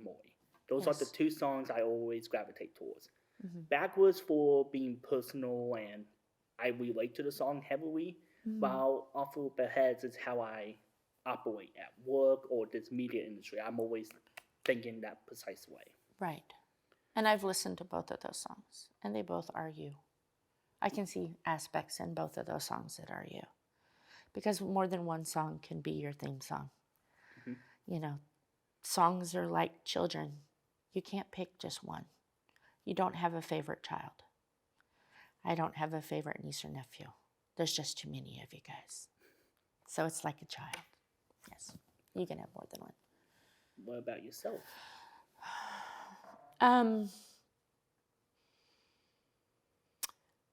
Pink Crystal Ball, because it's a spiritual song and I can relate to a lot of it, being a very spiritual person. That's one. The other one is a cuss word. I'm sorry. But it's a song called Bitch. And that's me. I'm a child, I'm a lover, I'm a sinner, I'm a saint, and I do not feel ashamed. I'm your hell, I'm your dream, I'm nothing in between. You wouldn't want me any other way. That is me. Okay. So that, you've never heard that, so that's why I kind of, So yes. So if you have to censor any of that for copyright, I'm sorry. It's not so much for copyright, it's more for the policies for the TV Okay, version. sorry. You can make it work, editor, I know you. I can't get away from that bit. Editor. Editor. For those who may be wondering, that is a running bit on our YouTube channels. Yes.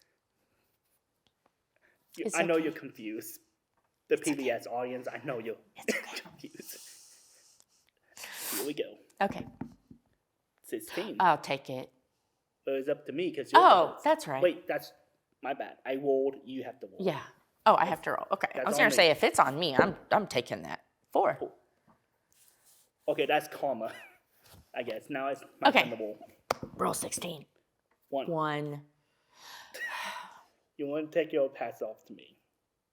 I'll take it. Difficult question. I know. Oh, how are you ever going to recover from this? Let me bite my nails.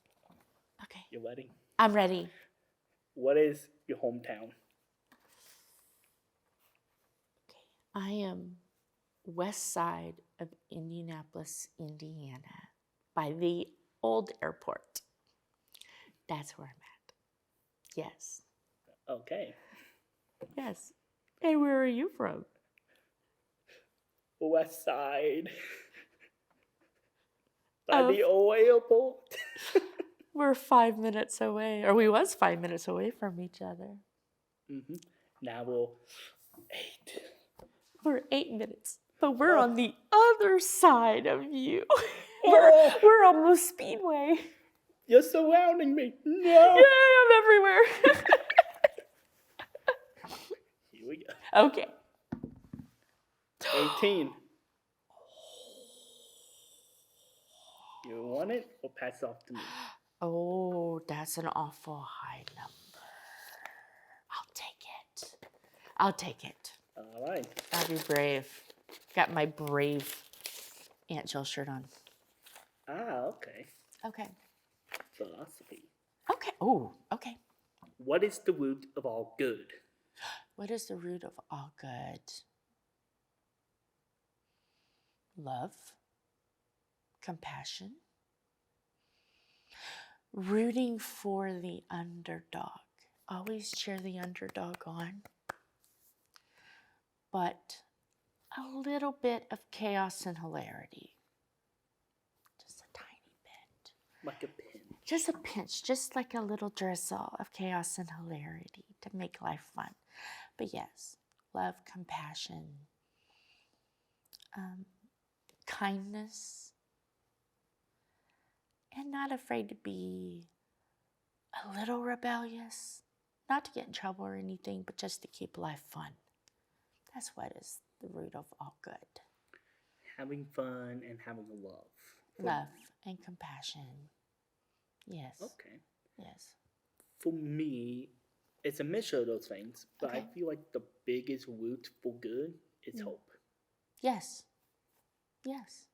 Because without hope, ultimately all good will fall. At least that's how True. I see it. Yes. Right. Yeah, I can see that. You know, they always say like faith, hope, and love. So yes, I see that because we've talked about love and we've talked about hope, and you have to have a little faith in yourself, in humankind, mankind. Yeah, so yes. There's that. Yes, exactly. Good answer, Wyatt. Good answer. Woohoo! All right. Let's see what's next. 9. 9. Yep, we have not done this one. Okay. You want it or pass it off to me? You know, I'm going to pass it off to you. Okay.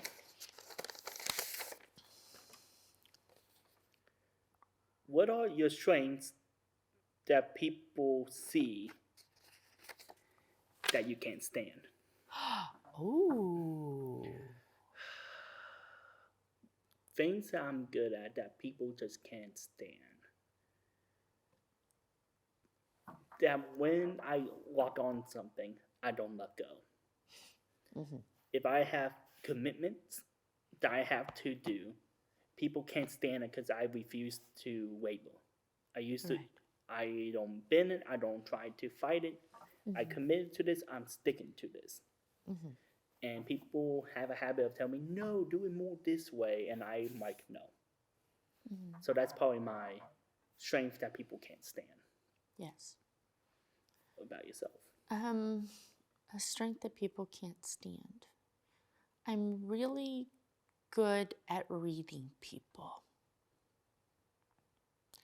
Their insecurities, their fears.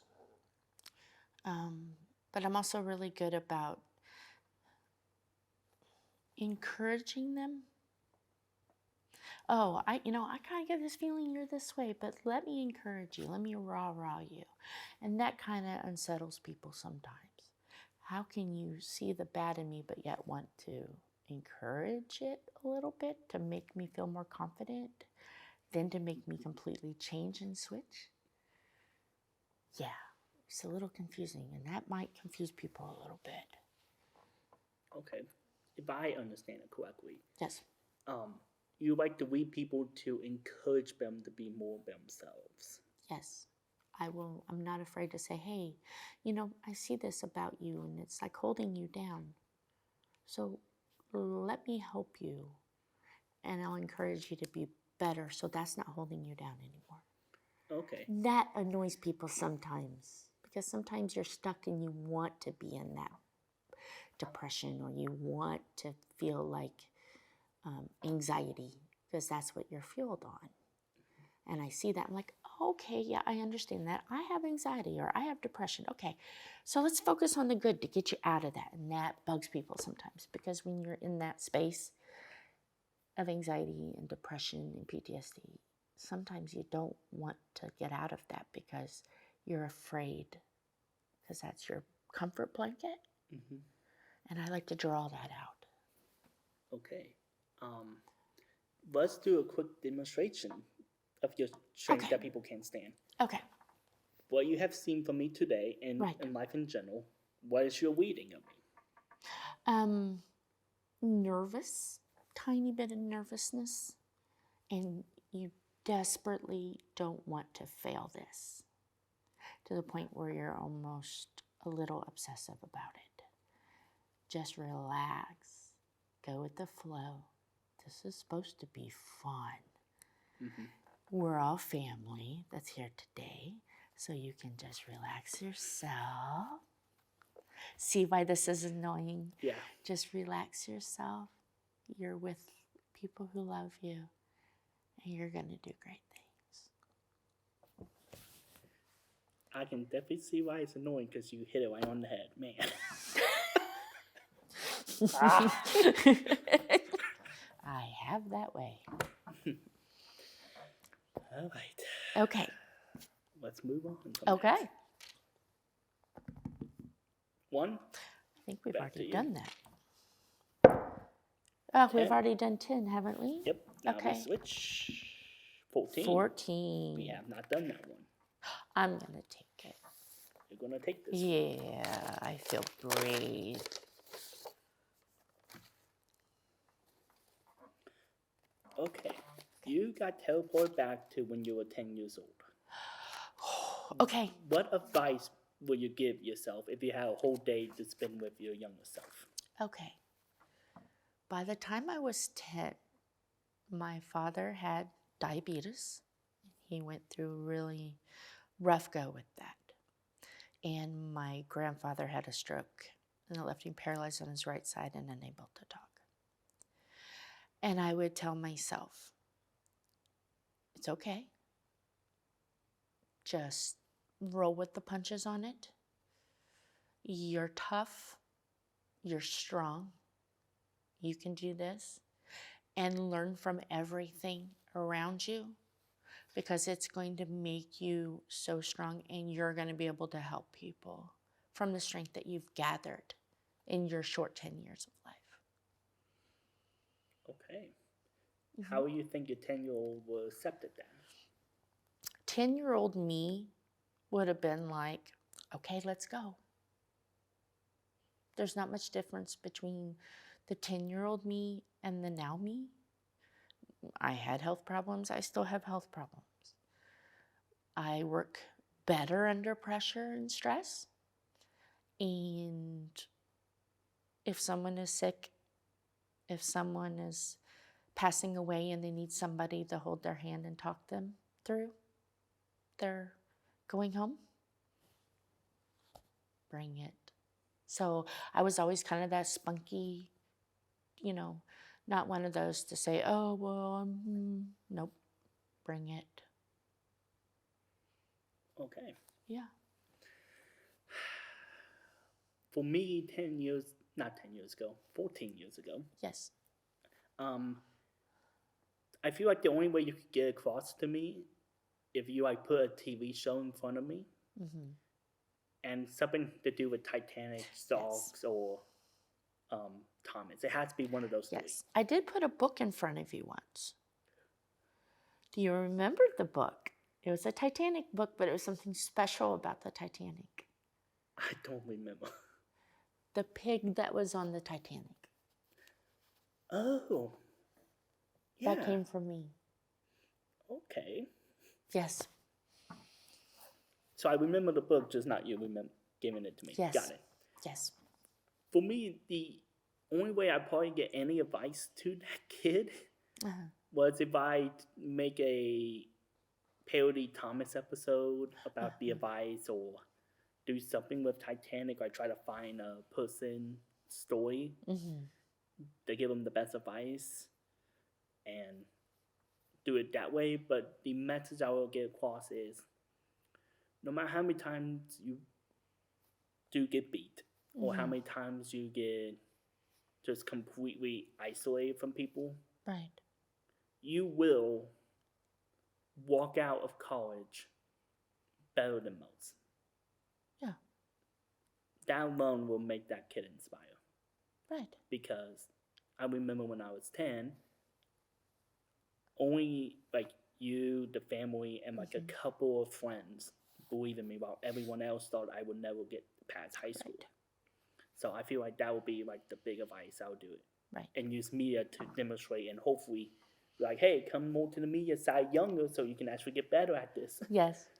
Yes. So that would be the advice I would give. Okay. That's good advice. Yes. I would just hope that he would get the advice. Because, God, I was off then. 12. 12. We have not done that one. I'll take it. You will take this one. Yes. All right.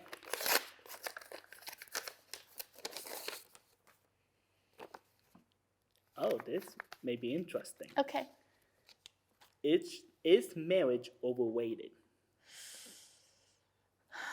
Okay. I was married for 20 years. Had Phillip. And that one was a little rough. But there's the divorce. The divorce happened. And then Thomas came. I've known Thomas since 7th grade. We went to school together. And he is my soulmate. And we are almost like twins. Everything you've heard, all those cliches, oh, we can answer the same questions. We know what each other needs before. Yes. As long as you have a good spouse, someone that knows you in and out, finishes your sentence, brings you a cup of coffee without even asking, knows your favorite food, just to call you and say, hey, love you, click. No, if you've got somebody that's so good to you, it's worth it. It's worth it. Yes. And don't be afraid to take time to learn. I mean, 5 years? Go do things, go places before you settle down and have children. Enjoy each other. John and I didn't have time to join each other, enjoy company and go places and do things because Phillip came early. But now with Tom, we can go do things. We can go camping. We can go to the store. We can just go on dates through COVID. We went to a store and ate Panda Express in the truck. That was our date. So yeah, it's not. As long as you got a good person, it is so worth it. Okay. Yes. If you can explain this answer quickly. Okay. What is the sign to know when to do the wing in the composer? When you can't live your life without the minute. It's time. Okay. Anyways, Yes. time is up. Okay. Let's count the points Oh. and see who won. Okay. After tallying up the points, you won the episode. Now, Okay. as punishment for me losing, Yes. you get one of two choices. Okay. You can select any of these members that are left, and I have to answer it. Mm-hmm. Or you can come up with a question on your own, and I have to answer that one. Okay. I have a question for you. What's that?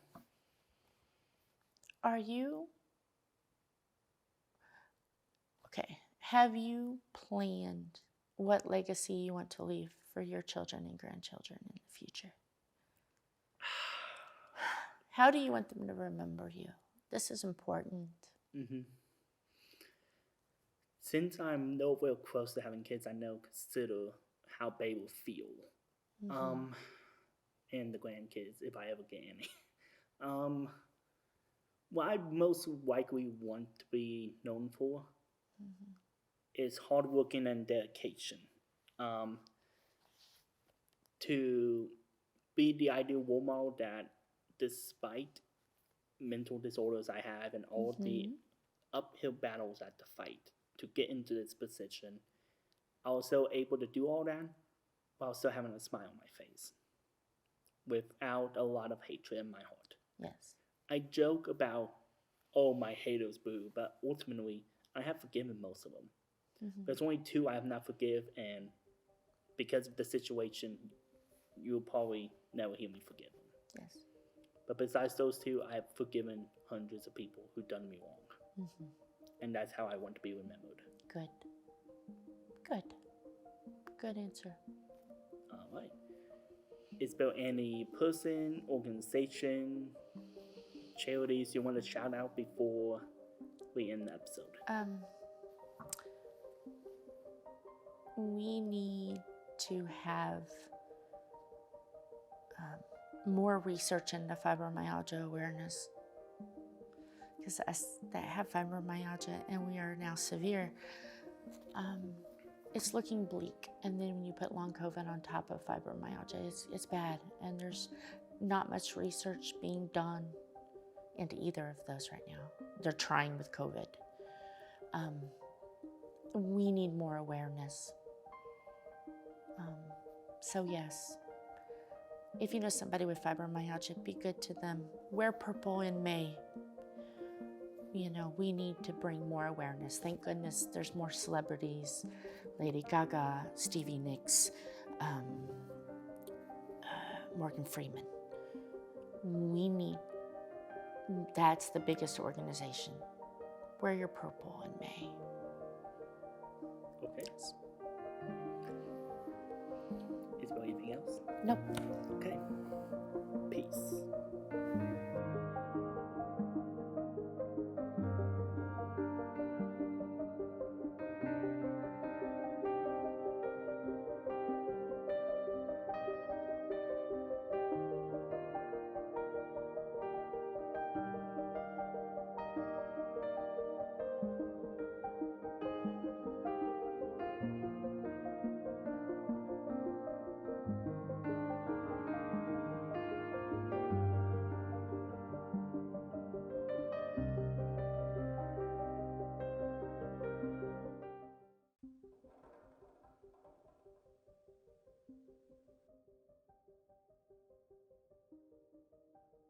Hello. Hello. What is your name and what you do for a living? My name is Tom Edwards, and I work for a beer distributor in Indy. Okay. So you're the reason I get drunk. Yes. All right. As you probably know, the first roll is for no points, Okay. and you have to answer it. Afterwards, the game can begin. Sweet. 16. Fate really wants you to answer a tough one right off the bat. Have you met my wife? Actually, last episode. Okay, this is a quick time, so you have to think fast. Oh, Lord. Okay. Okay, be prepared for 10 minutes. Maybe 20. What is the first thing that pops in your head when I say the word sadness? Sadness? Depression. Depression. Makes sense, but really associated. Now to go a little deeper. Let me reiterate. Being left in my head. Being left in your head. Okay, that's what I was going to ask. Yeah. What is depression to you? So left in your head? That's a tricky slope. With the depression, when I say left in your head, it's you're left in your own thoughts. And a lot of times when you're left in your own thoughts and you have depression, that's not a good thing. So that's yeah, you don't want to do that. That could be a bad slope. Been there, done that. Likewise here.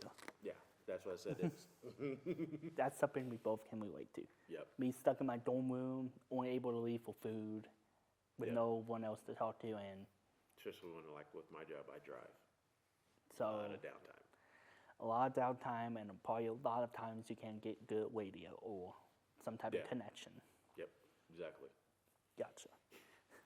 Anyways, let the game Let's begin. 9.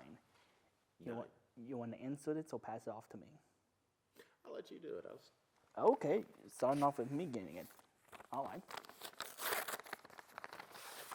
Put you over here.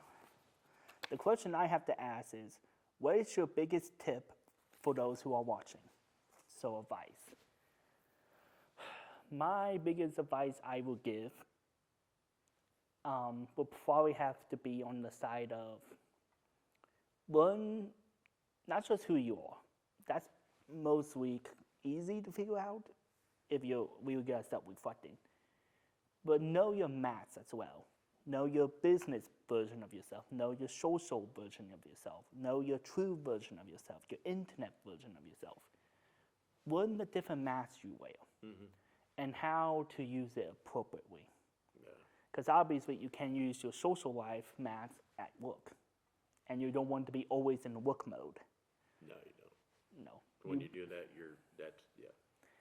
So just learn not just who you are, but how you portray yourself in different scenarios. Yeah. Because to add to that, when you, like you said, when you don't separate work and personal, that it's not good for your personal. You gotta have that separation. You gotta flip that switch. Okay, once you leave a door or whatever, it's like, okay, that's gone. You cannot leave. You cannot take that with you. Or else you might as well just be living at work. Yeah. Or and living at home. Your personal life goes to crap. Your love life goes to crap, and it just because you're constantly work. Been there, done that. Did it for a while and learned the hard way. So it's All right. Is there any advice that you would give? You gotta. There again, you gotta learn to flip that switch. When you're at work, you're at work. But as soon as you leave a building or you clock out, you gotta flip that switch. Work stays at work. You gotta have that separation and enjoy your personal. Enjoy your time, enjoy your family time, leave the stress and whatever that is with work there and take this here. Because if you don't, these two don't combine very well. Okay. Just like with you, you have this, you have school, you know, granted it's all, but then you also do, so it's like work, this. It all starts mingling together, and if you don't learn to separate certain things, your job performance slacks, and you're not being able to do it the best thing you can do. Therefore, you get into the, well, what am I doing? Then you're like, you're second guessing, you don't think straight. You're slipping like, well, what if I do this? Then you start going down that slippery slope. So it's not a good thing. It could be a very bad thing. Okay. As you, No, I agree with that. Yeah. And it's something I've been recently trying to tell my crew members. Because right now, one of our classes is eating our lives apart. So I have to basically like, hey, when you're off this set, have fun. Oh yeah. Leave the mind-numbing pains of outside of production stuff to me, because I'm in charge of it. Yeah. You chill. You gotta have fun. If you're not even off camera or whatever, you gotta have fun. I mean, you gotta have fun. You gotta be able to act up, because if it's all this, no, they're gonna find out a very hard way. Indeed. All right. Let's go to the next question, 2. I'll take that one, I guess. Okay, I guess. This one will be really difficult, man. What's your favorite name?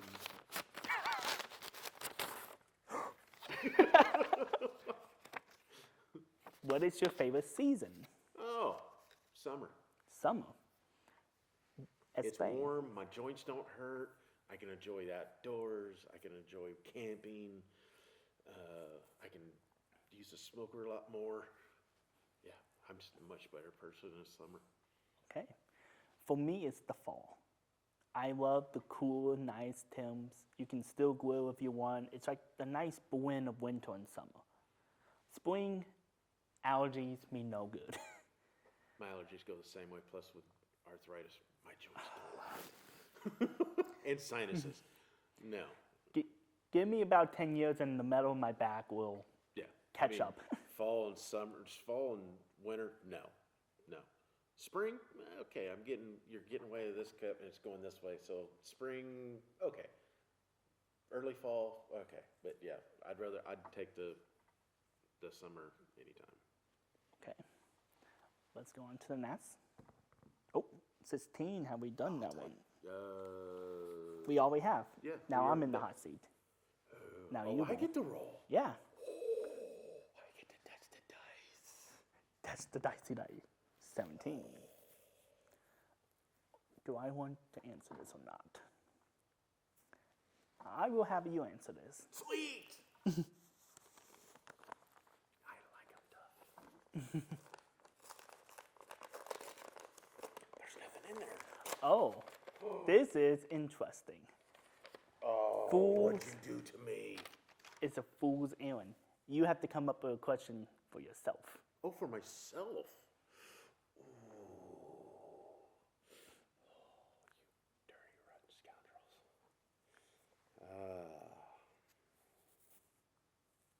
For myself, huh? Mm-hmm.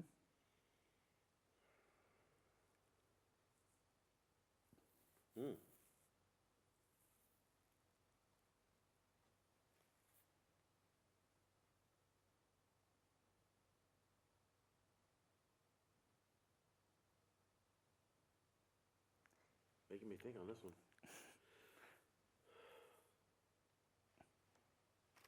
There's such... I mean, thinking of a level 17 question is tough. Yeah, and especially about myself, there's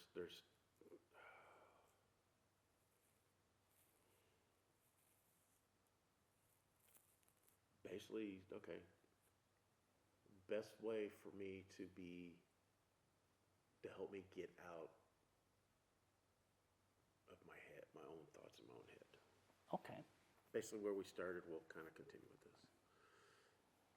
To have somebody that you can count on to talk to. Whether it's a friend, family, spouse, whoever it may be, somebody that you know that will listen and not speak. Because that's all you want. You just want somebody to listen. Listen to what's going on. Listen to, just so you can just get things out of your system. I mean, every once in a while, okay, it can turn into a question. Because things that are just turn in your head. What about this? What about this? What about, someone that you can actually look at and say, okay, I trust this person with my life. Would they, knowing no matter what you said, what is going on, how bad, how good, they're going to support you. They're going to they're not going to say anything unless you tell them that you say, okay, I don't care who you tell. But if it's just a conversation between you and that person, that's where it stays. And they're going to give you probably the best advice, at least from their experience or, whatever they may have. So and just to have those type of people in your life to do that works wonders. I recently got that with my wife. With Jill, it's just like I have that person I can go to with no matter what. She's not going to judge. She's not going to. And at the end, we'll still sit there and talk about the whole thing. So that right there helps a lot. Okay. So I have 2 questions from that. Okay. One is, where can you find these people? At mixture from work and going out for classes if you're a student or You whatnot. can't really go find them. They're just people that, it's a thing you just know. Just by talking to people, if you can read people and you just know what kind of person they are, and knowing, like I said, family, friends, you know what kind of people you have in your life. You kind of read, you kind of get to know them, you know their experience, know where they're coming from. You know whether they've been in that kind of same situation. You know if you've dealt with them in the past. You know the people, deep in your head and your heart, those are the people you can trust. Those are not the ones, the ones you can and can't. It's just a thing that comes to you. Like me, with Jill, for the longest time, I didn't have that person. Yeah, I had my mom, I had, but to me, actually open up to them, no. Not until I met Jill, I was actually really open up and let things go. Now, there's certain things do come up that hasn't been said before or whatever, and I know if I do tell her, that's where it stays. But, I've talked with friends, I've been on the other end where friends come to me and talked. And it's just, like I said, they're just one of those things that just, in your heart, whether you can trust these people or not. Okay. And then secondly, the question I was going to ask is, it's kind of similar to the first one in retrospect. It is, how do you still set boundaries while opening up? When you're opening up, a lot of times you're just going to talk. If it's just a little buttload of stuff, I'm like, okay, if you sit down, let's say if you came to me or I came to you, it's like, okay, I got a lot of stuff I got to get off my chest. And it's just going to go, it's going to be anything and everything. And it just let go. And it could be from this to this to this to this. But unless you set a boundary in your own head to what you already want to say, but if you're to the point where you're about ready to explode and you just need to let loose and just have somebody just around you to where you can just scream, yell, or just talk, say, hey, I just need to get this off my chest. I need to just get it out there. Then you just say it. But you can also say, as you're talking, you can stop yourself mentally and say, okay, I don't know if I want to go down that road. You kind of choose your own path, and as you're going through it. Okay. So basically, do a mental. Yeah. So as you're letting loose, you're like, you're going, I don't know if I want to touch that one right now or not. But unless you really think, you start thinking, okay, you can always go back to that if you really wanted to. Say, okay, this has really been bothering me. This is stuck deep in my head. And it can be something that's very personal to you. But if you trust that person you're talking to, it's not going to matter. Because there's going to be a judgment. There's not going to be any of that. That is something you can truly talk about between you and them. And it's not going to go a damn place. Okay. And then just to add another flavor of this, how to get out of your own head, using creativity. Find something that you're passionate about, that you can express in. So art, you got painting, you got video, you got movies, you can write stuff, camping. Just fun activities that involves creativity or using your mind for good. Yeah. That's another way to exhibite. That's not a word. I'm like, huh? I'm not the smartest, but I'm just going, huh? Look, there's a reason I'm a media major and not an English major. I'm a redneck. I'm never that.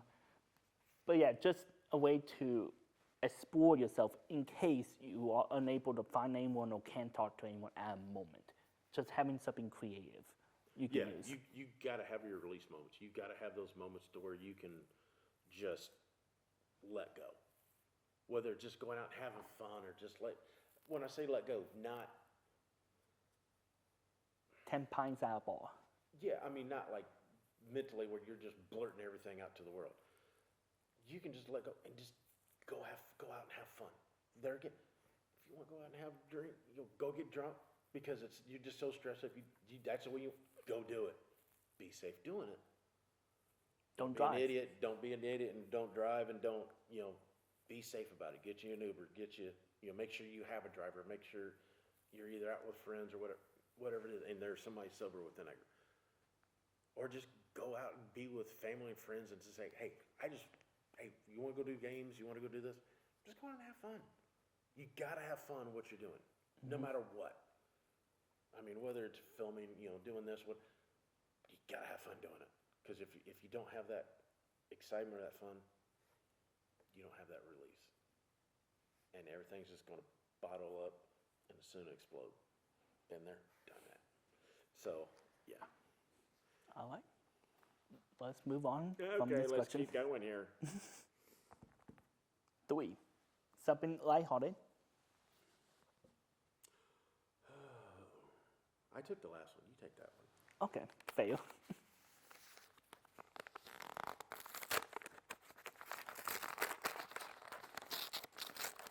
For the amount of times I open these, I should get better at this. You figure somebody would have an open letter instead of this. Look, I did it for the sound. I did it for the ASMR community, okay? Okay, what is the least favorite part of the day for me? A mixture of waking up and going to bed. It's a tie between those two. I have severe insomnia, so it takes me forever to get to sleep. And when I do get to sleep, I don't want to wake up. Why can't it be just easy? Yeah, there is that. What about yourself? Same or Getting up and moving. just moving? I've been relaxed all night. I'm like, or just laying, and I'm like, I don't even want to get up. Especially in the fall and the winter when my joints are really bugging me. I'm like, I don't even want to move. Once I'm moving, I'm fine. But then it's like, no, I don't want to. It's a struggle. Gotcha. Don't want to go. I relate to that. That's definitely in the top 5 for me. Yeah. Here we go again. Oh, 4. You want to take this or pass I'll out? take that one. Take turns. We're climbing the ladders. All right. Oh, come on.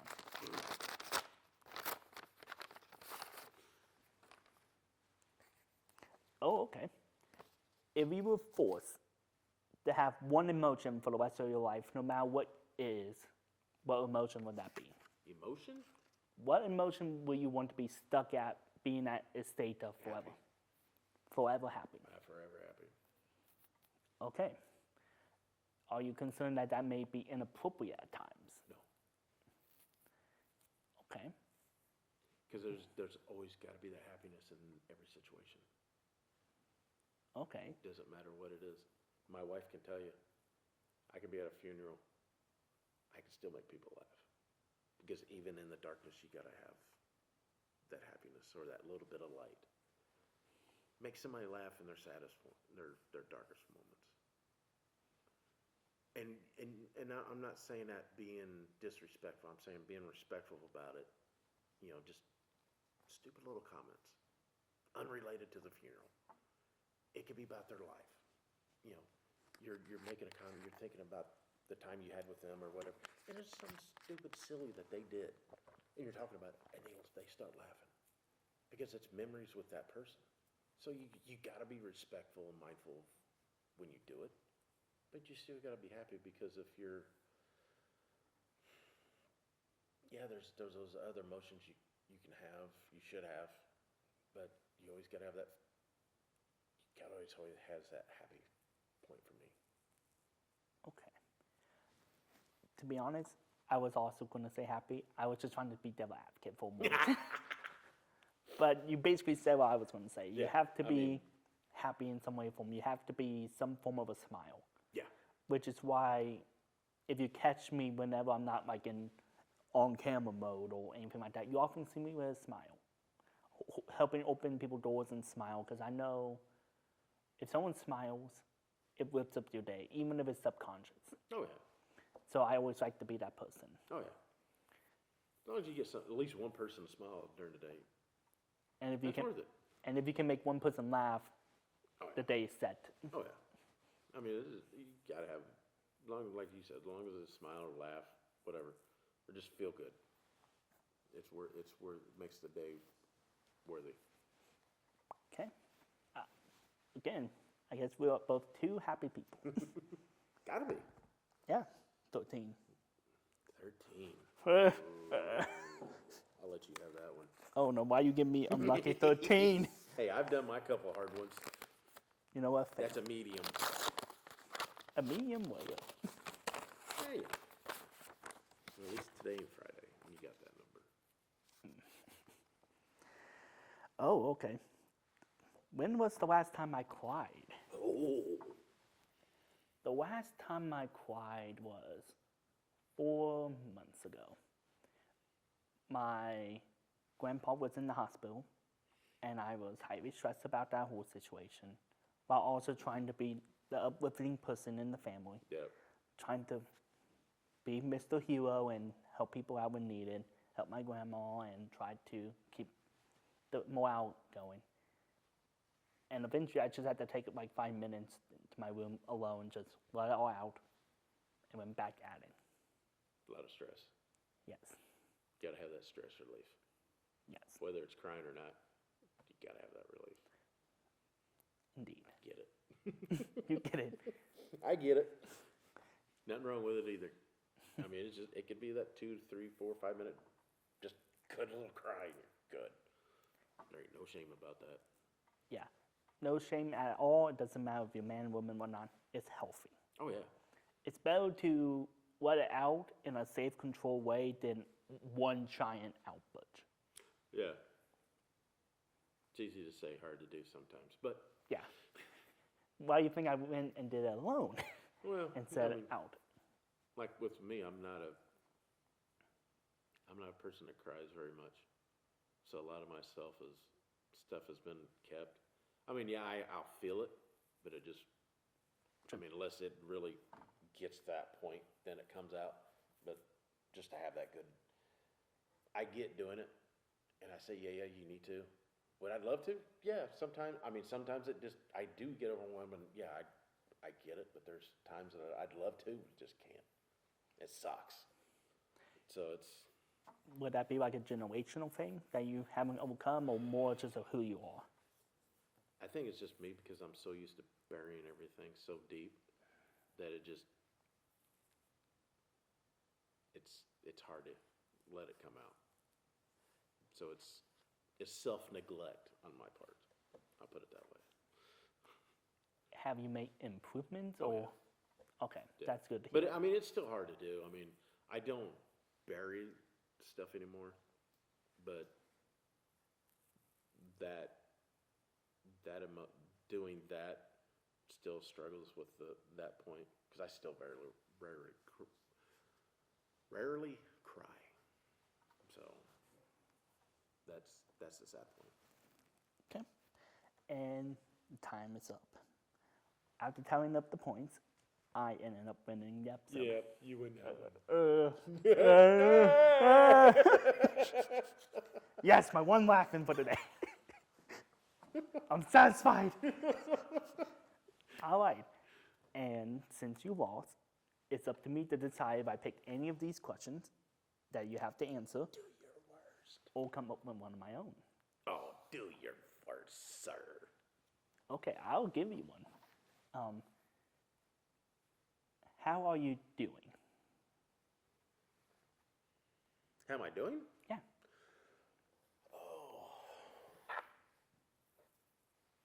From the point where I was,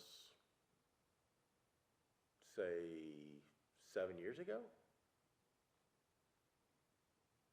A hell of a lot better. Definitely a lot better state of mind.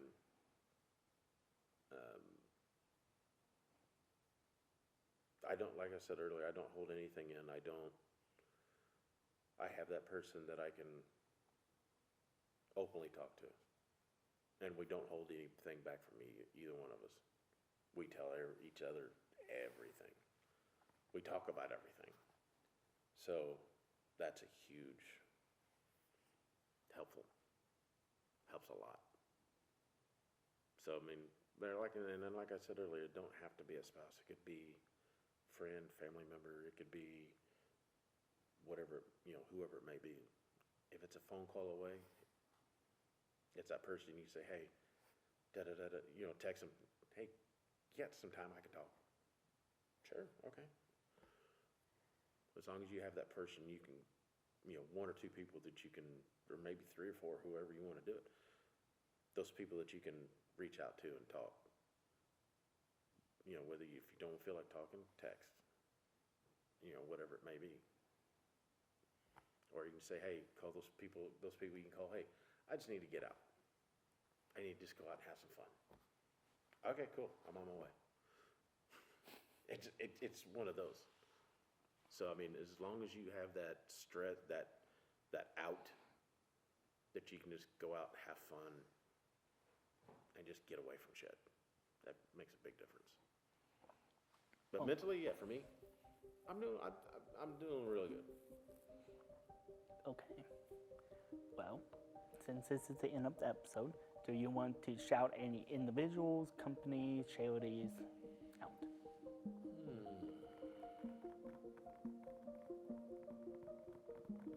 Nah, I think I'm good. You think you're good? Okay. The people I know, they know how I feel, so. Okay. Peace. See ya.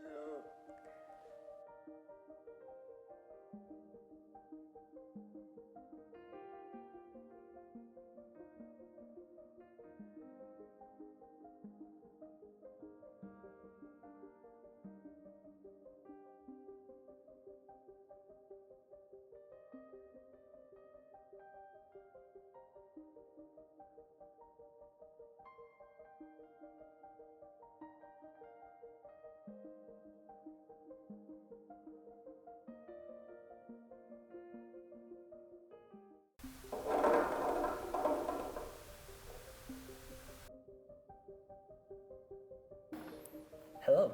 Hello. What is your name and what do you do for a living? My name is Chris Long, and I am a Park Heritage High School senior, and I am going into auto tech. Okay.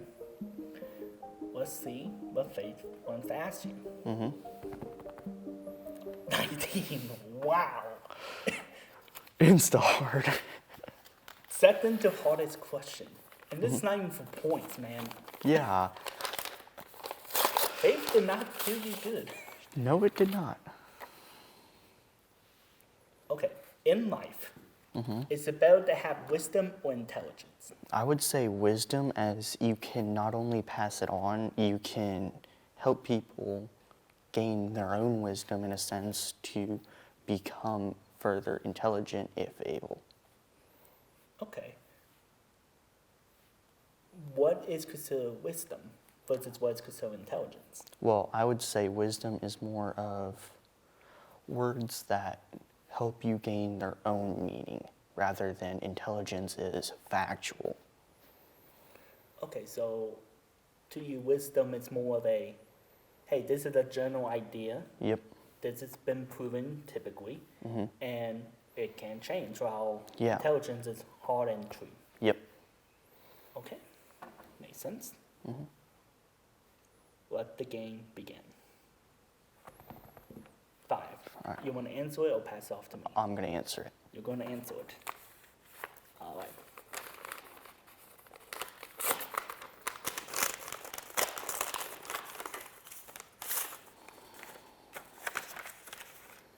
If you had to be in a natural disaster at its most difficult category, what disaster would that be?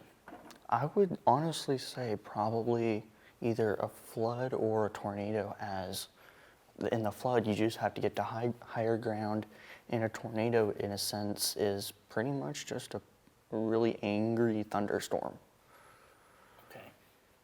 What would be your, besides the higher ground for flood, what would be your survival strategy? My strategy would just do what I always do. You grab my supplies that I always carry with me, and that'll get me through it. Fishing pole, fishing tackle, that's pretty much honestly it. Okay.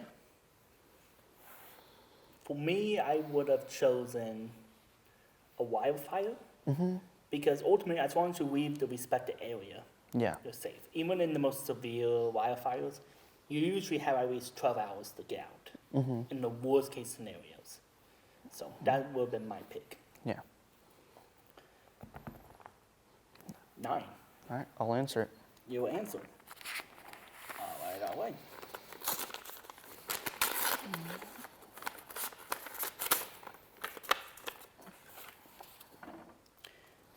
What is your biggest special interest that is ultimately pointless in life? Ultimately pointless in my life, that would honestly probably be trains. Trains? Trains, weirdly enough. What makes you so drawn to trains? They're just unusual. Nobody really pays attention to them.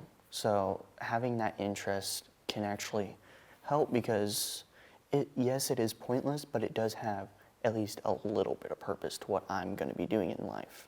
It still has that mechanical part, so it still turns my gears and, in a sense, and helps me understand more fundamental mechanics and other stuff to what I'm going to be doing later in life, which is automotive. Okay, makes sense. For me, it would be Titanic. Like, what am I going to use Titanic for? Yeah. Ultimately, like, unless I'm making another movie about Titanic, like it needs another one. Yeah. It's pointless. 4. I'll answer it. Your answer. All right.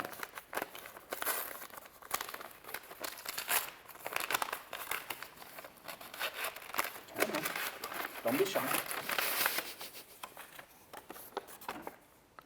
Okay, which will you rather be? Which? Wise, intelligent, beautiful, or athletic? I would choose wise, as it, like I said earlier, it has that sense of this is what usually happens correctly, and that can help you in a lot more situations, pretty much more than the others, other than being intelligent. And me personally, I consider wisdom more important than intelligence. Okay, out of all those options, which one would be like, I won't even consider this, even if I was getting paid? Probably beauty. Beauty? Beauty is all the way in? Yeah. Okay. I'm also on the same boat. I would have chosen wise. Yeah.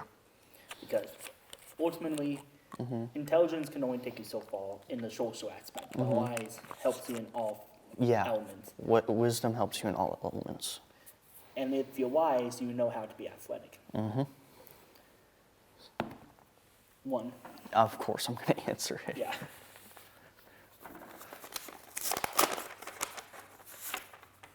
What is your favorite holiday?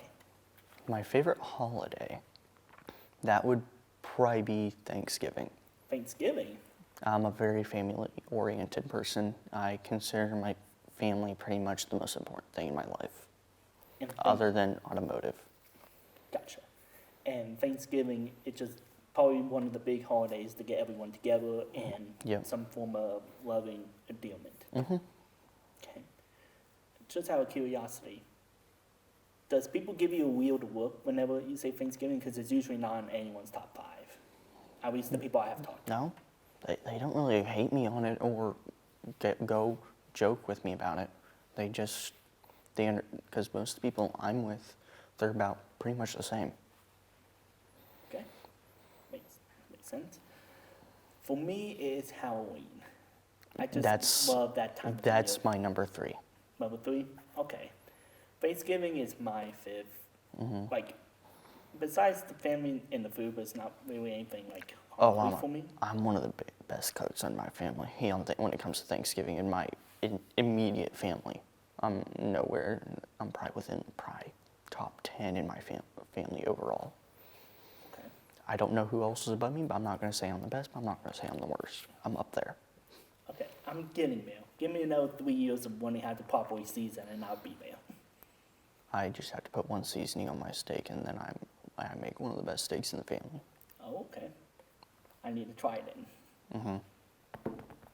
16. Of course I'm going to answer it. Of course. Love the confidence. You brung probably one of the best people you can for this game in. Come on, don't be shy. Philosophy. Oh. If you could erase memories, would life be better or worse for you? That's actually a good question. I would say it'd probably be worse, as most of my memories are with my family and I, and they're actually really good memories. They mean a lot to me, and I think if memories are erased, you're pretty much erasing that person's story. Okay. So even if you had given the opportunity to choose memories at will, you still wouldn't take it. Yeah, because it's your most important thing. It pretty much defines who you are.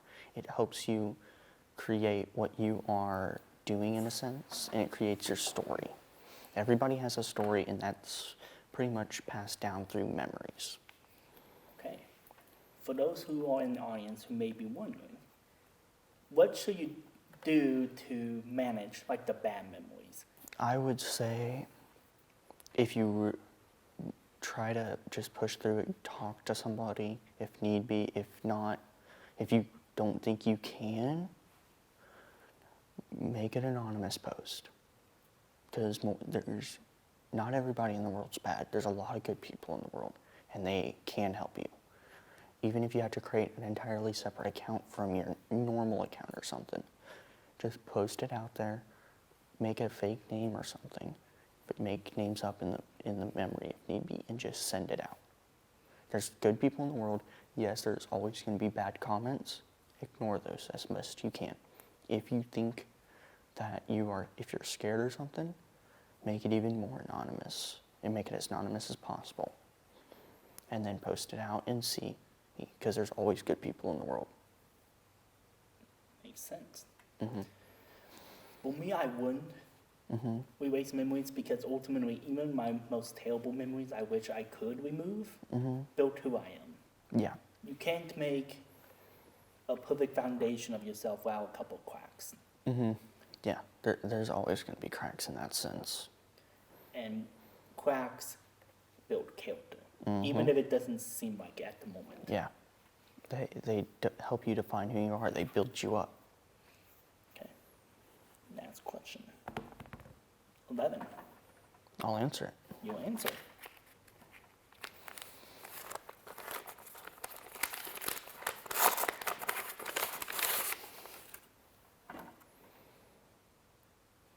Okay.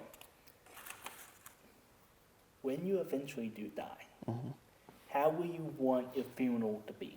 I am a very traditional person. I don't want the traditional funeral in a sense. I want it to be, yes, I want it to be serious, but I also want it to have that joy to where it's more like a festival of my life instead of and I'll be honest, I don't want to be buried in the ground.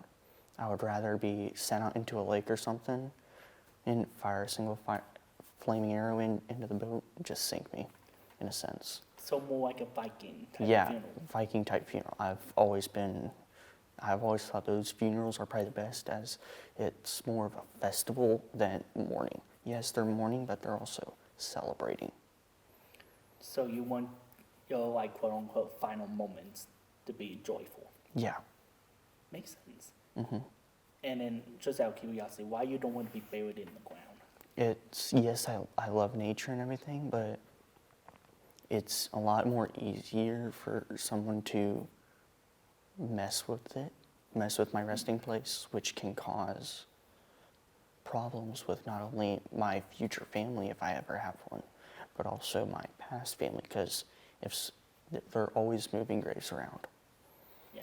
And I don't want to be moved where my resting place is. I want to be there forever. Okay. For me, I said I want to be cremated and turned into like a stone and be passed down for generation. Until eventually the one person gets a hold and sells me for like $10. But Yeah. that's the value I hope I can do. Okay. Viking funeral, I respect. That's definitely second for me. Oh, All right. now I'm in the hot seat. All right. So. Well, no, you have to roll. Oh, I have to roll. Okay. Yeah. 5. Did we already do 5? Yep, we did. Okay. Dang it. Yep. That was my chance. No. Yeah. 7. 1. Oh, 7. Okay. I'll answer it. You'll answer.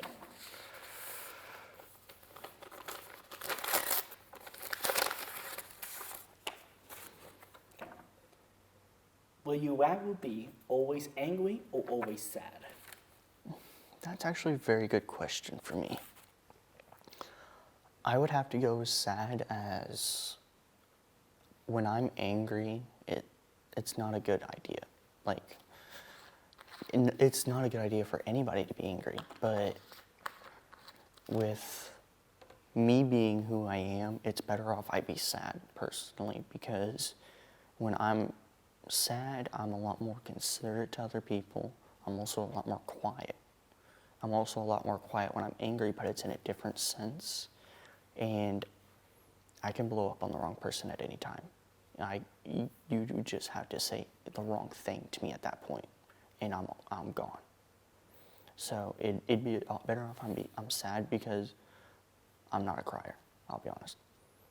I work a lot more stronger also, and I can help others easier in a sense. Okay. I'm a very caring person, so I would help more people before I help myself. Okay. 2 questions from that. Yeah. 1, why you feel like you can't be a crier? Is it just something who you are, or is it because of social pressure? It's who I am. Okay. In a sense, it's a very good idea. Like, I understand that very well, and it's actually a very good question, and it can define a lot of people. Okay. And then the second question I was going to ask is, just in this general sense, will you rather be around people who are always angry or always sad? That's actually a very good question, and it would have to go with the person's personality, because you can't just be anyone. If they're calm in a sense, like, yes, they're angry, but they're also calm in a sense, like, they aren't going to blow up on you easily, or go off on, or just break down on you easily. It can go either way, because sometimes having that angry person next to you who can actually help you, and then sometimes having that sad person there can help you. It really depends on the situation. Okay. For me, I rather always be sad, because I only got angry a handful of times, and I send people to the hospital. That's all I'm legally going to say. Legally, what I'm going to say, I'm about 10 times worse. Okay. Good to note. And I'm always there for family. So when something happens, you just have to call me and I'm down. Okay. Definitely going to take note of that. One we have already done. All right. So I'm back in the hot seat. 19. We already answered that. Yeah. Not my day. No, it is not. 15. Right, I see it right there. Okay. Will you want to answer it? Or I'm going to answer it. Okay. I'm not giving you a chance. I can tell. Oh, that's wow. Okay. What is the root of all evil? I would say the root of all evil, it can really come down to two things for me. Greed, and then, how else would I say this? Power hungry, like they're wanting the power.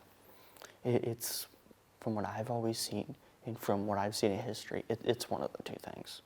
They're either wanting greed as in money, fame, or they're wanting power. So power, hungry, and fame. Mm-hmm. It's very clear tell signs Mm-hmm.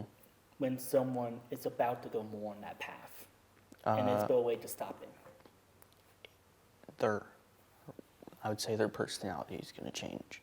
You'll see either very subtle change in their personality or a very fast change in their personality. Or it's going to be how they dress.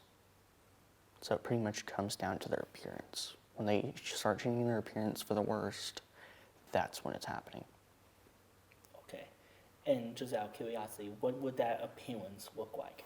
It would be like, let's say they're a very caring person. If they suddenly just shut down and they're like a ghost of their former self, that could be a sign. Or if they suddenly become very public, it could be that.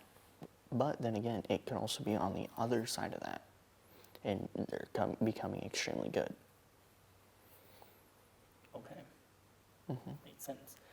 For me, greed is definitely up there, but I think it ultimately comes down to pride. Mm-hmm. Like if we're using Yeah. the 7 deadly sins. Yeah. Because ultimately pride becomes the other deadly sins. You Mm-hmm. have to have this sense of I am better than you Mm-hmm. in order to do all the big evil things. Oh yeah. The idea of I'm better than you are less than me, therefore you're just a toy, you're just Yeah. an item to me. Yep. That's also up there for me. That's pride number 3. Okay. Greed would be second for me. Mm-hmm. I've seen a lot more greed than anything. I've seen a lot of pride, especially at this college. So Mhm. pride will be the big thing for me. Mm.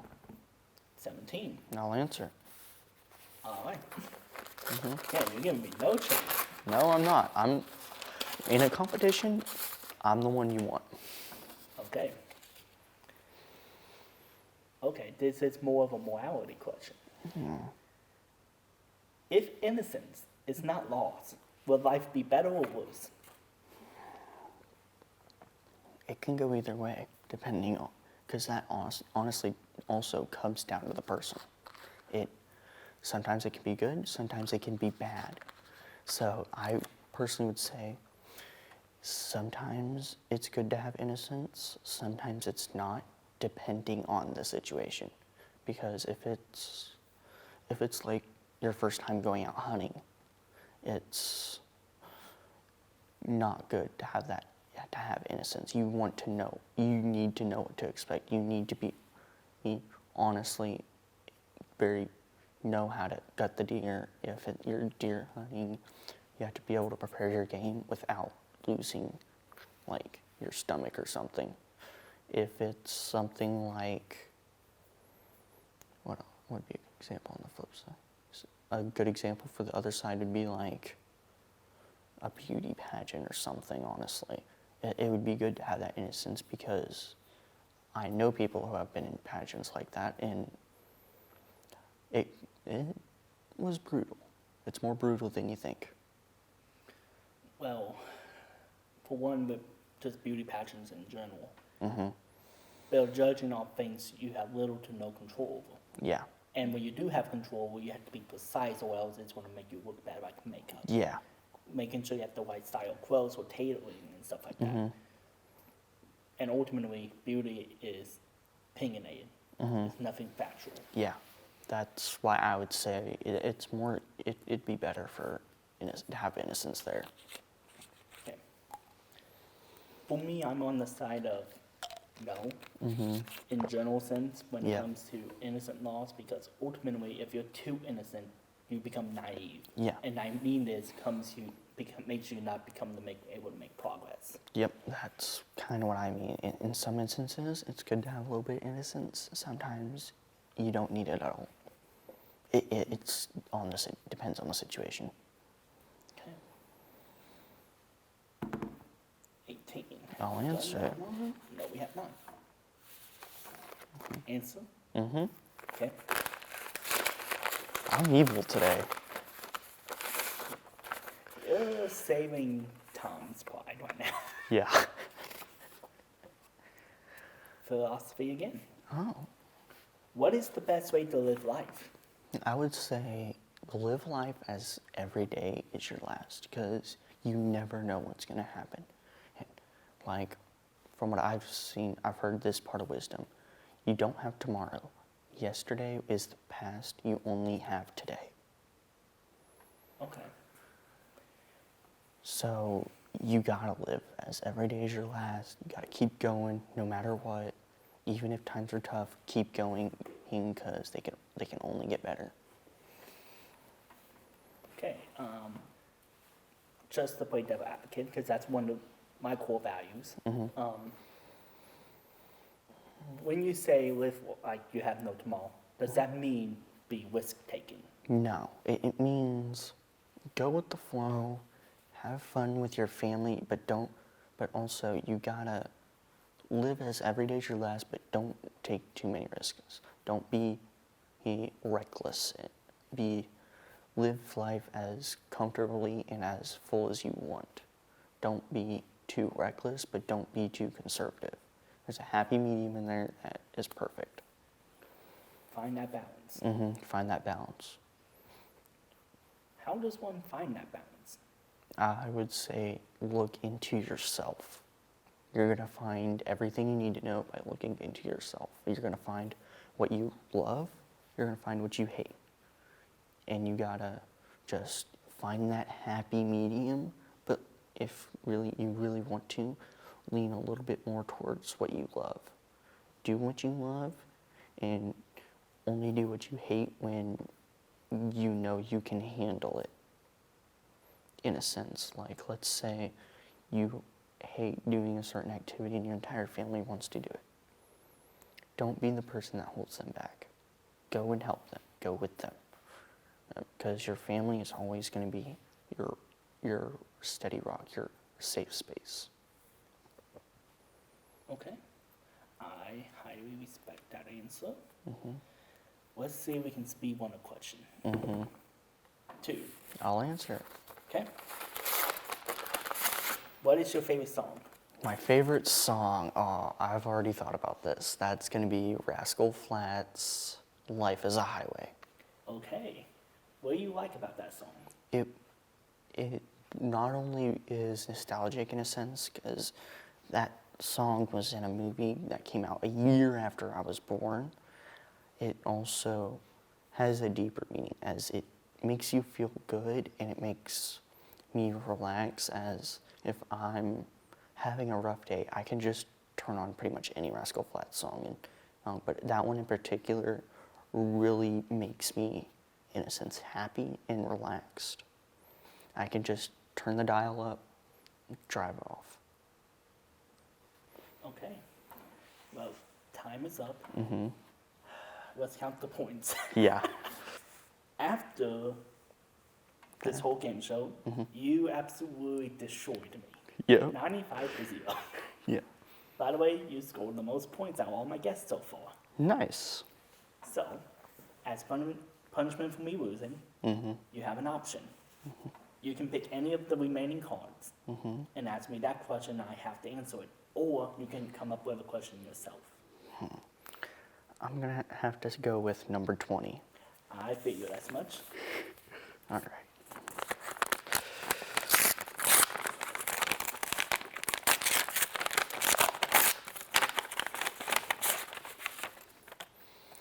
Is free will a thing? Ah, the Matrix question. I say no. Not because, oh, there's some power-hungry computer eating us and stuff like that. All your decisions come from outside forces. Laws, bosses, family, Yep. friends. All your choices come from that. You won't make choices 100% yourself because it's always influenced by something. Yep. And the influence can be something just minute or completely, this is against the law, so you can ultimately make that choice, but it's ultimately never going to be 100% free. Yeah. So that's my answer. Now, how do you say there's always influences? Like something's against the law. How is that working? For me, it's more of a element of when it's influencing, it's always going to be a choice in your head. Do I want to, for example, jaywalking? Yeah. I can choose to jaywalk if I want, but then there's elements. If a cop happens to turn around that corner, are you going to still continue that free will? Or are you going to be like, nope, because this authority figure is going to make me not able to do this choice? Or I want to jaywalk, but there's this call coming. I do not want to do it now. You just lost your free will to do what you wanted to do. There's always going to be an outside influence that will choose the choices for you. Very interesting. Well, I'm great to have this opportunity, and I'm pretty sure I was a great guest. Yes, yes, you will. Before we end the episode, is there any people, charities, organizations you want to shout out before? I would have to say this is not only probably a very good opportunity for myself, but it's also a great opportunity from where I've been in life. So I would have to say Peyton Manning Children's Hospital and my auto tech teacher, Mr. Kutch, are wonderful people. They helped me in times that I needed help, and they worked the best for me. Okay. Anything else you want to shout out? No. Okay. Peace.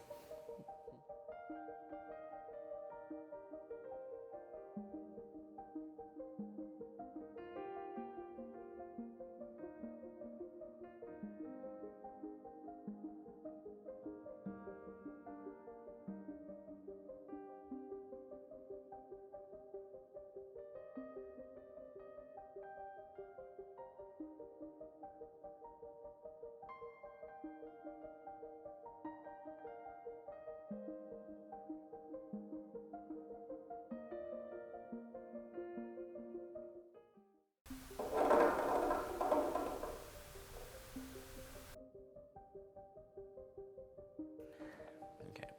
Hello again. Hello. What is your name and what do you do for a living? My name is Phillip, and I am a railroad photographer. Okay. Let's see what fate unstash you. 3. It's going easy for a start. Okay. No point game. Just pure curiosity. Okay, this is interesting. What is your favorite accent? Accent. Scottish. Mine is a very poor Scottish accent. But Scottish. What makes you like it so much? It is iconic. And that's literally all it needs to be, is it's iconic, it's a bit rude. Kind of like this channel.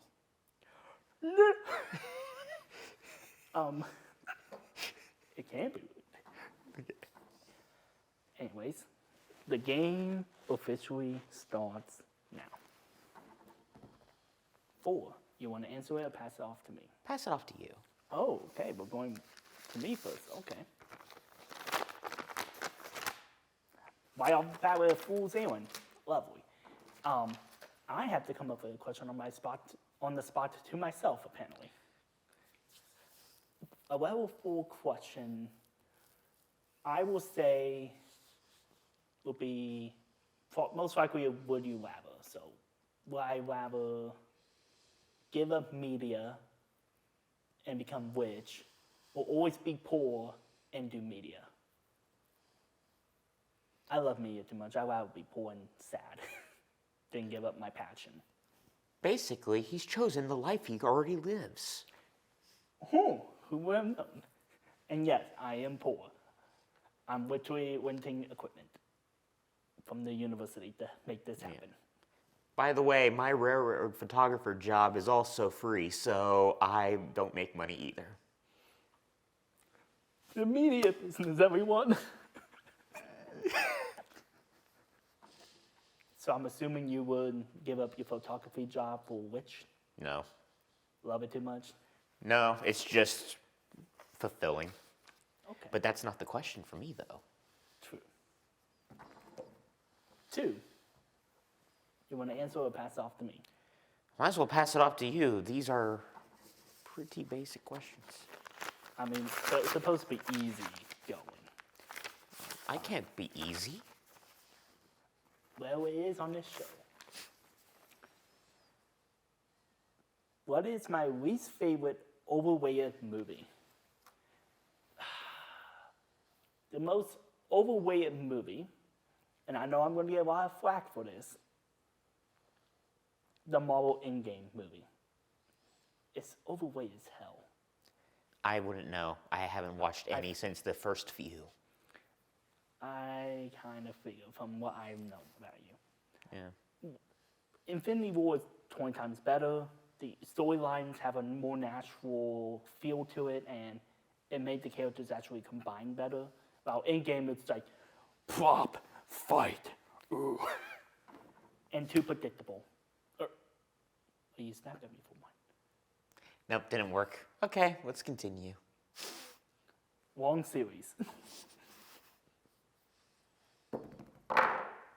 11. I'll do it. You would do this one. Yeah.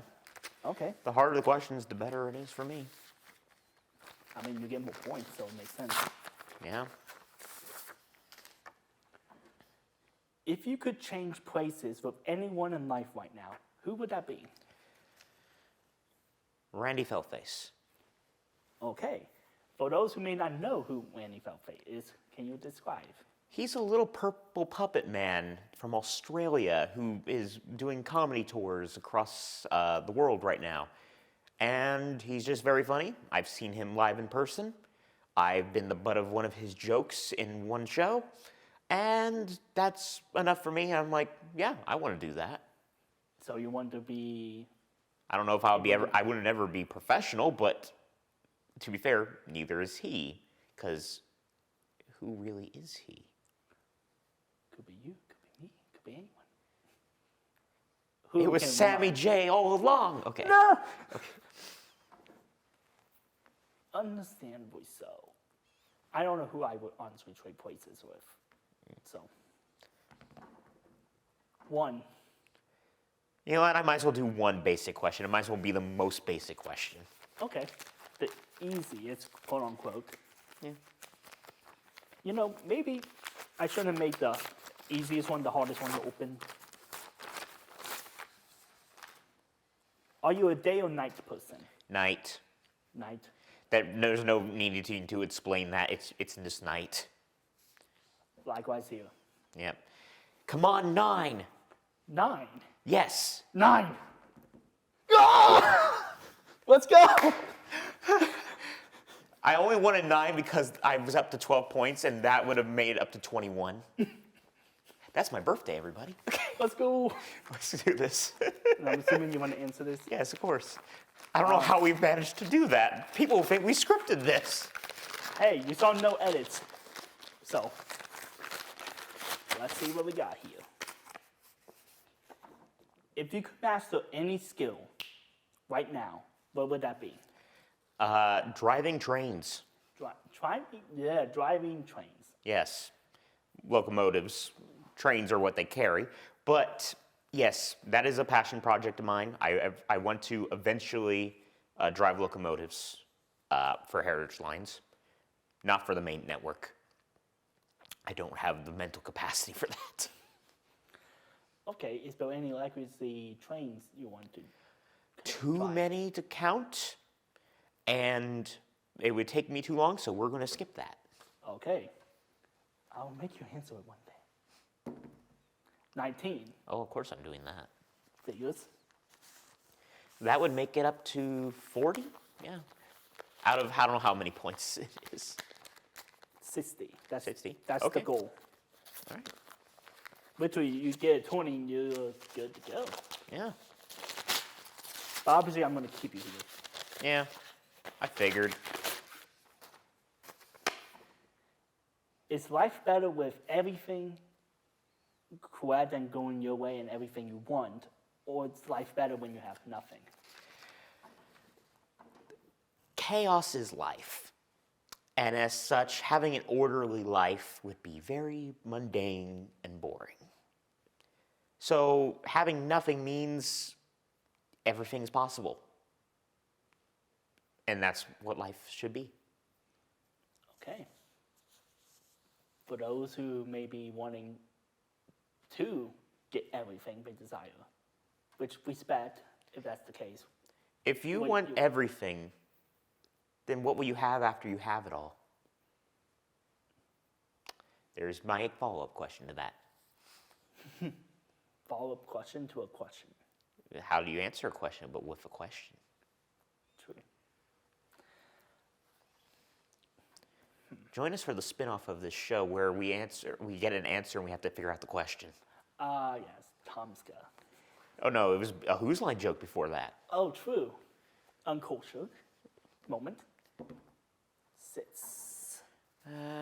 Sure. Just making sure. Yeah, sure. Sure. That would be 46.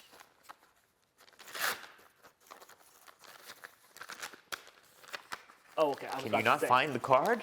I was about to say, did we hit another fool's errand? Guess what? You have a talk show now. Oh boy! Who are you inviting first if you could have anyone? Craig Ferguson. Makes perfect sense. Yes, because my show would be very similar. For those who may not know, He which wa- Uncultured, Yes, he is one of our both of our favorite talk show hosts of all time. Even though legally he has to say David Letterman's better. I'm contractually obligated to say that. Yes, but Craig has always been my favorite comedian. I grew up with him. His robot sidekick was the best, and nothing else I can really say. He's an inspiration. And you should check out his clips of his old show on YouTube. They're free. They're free. All right. 17. That would finish us off, I think. Yep. So let's go ahead and do it. All right.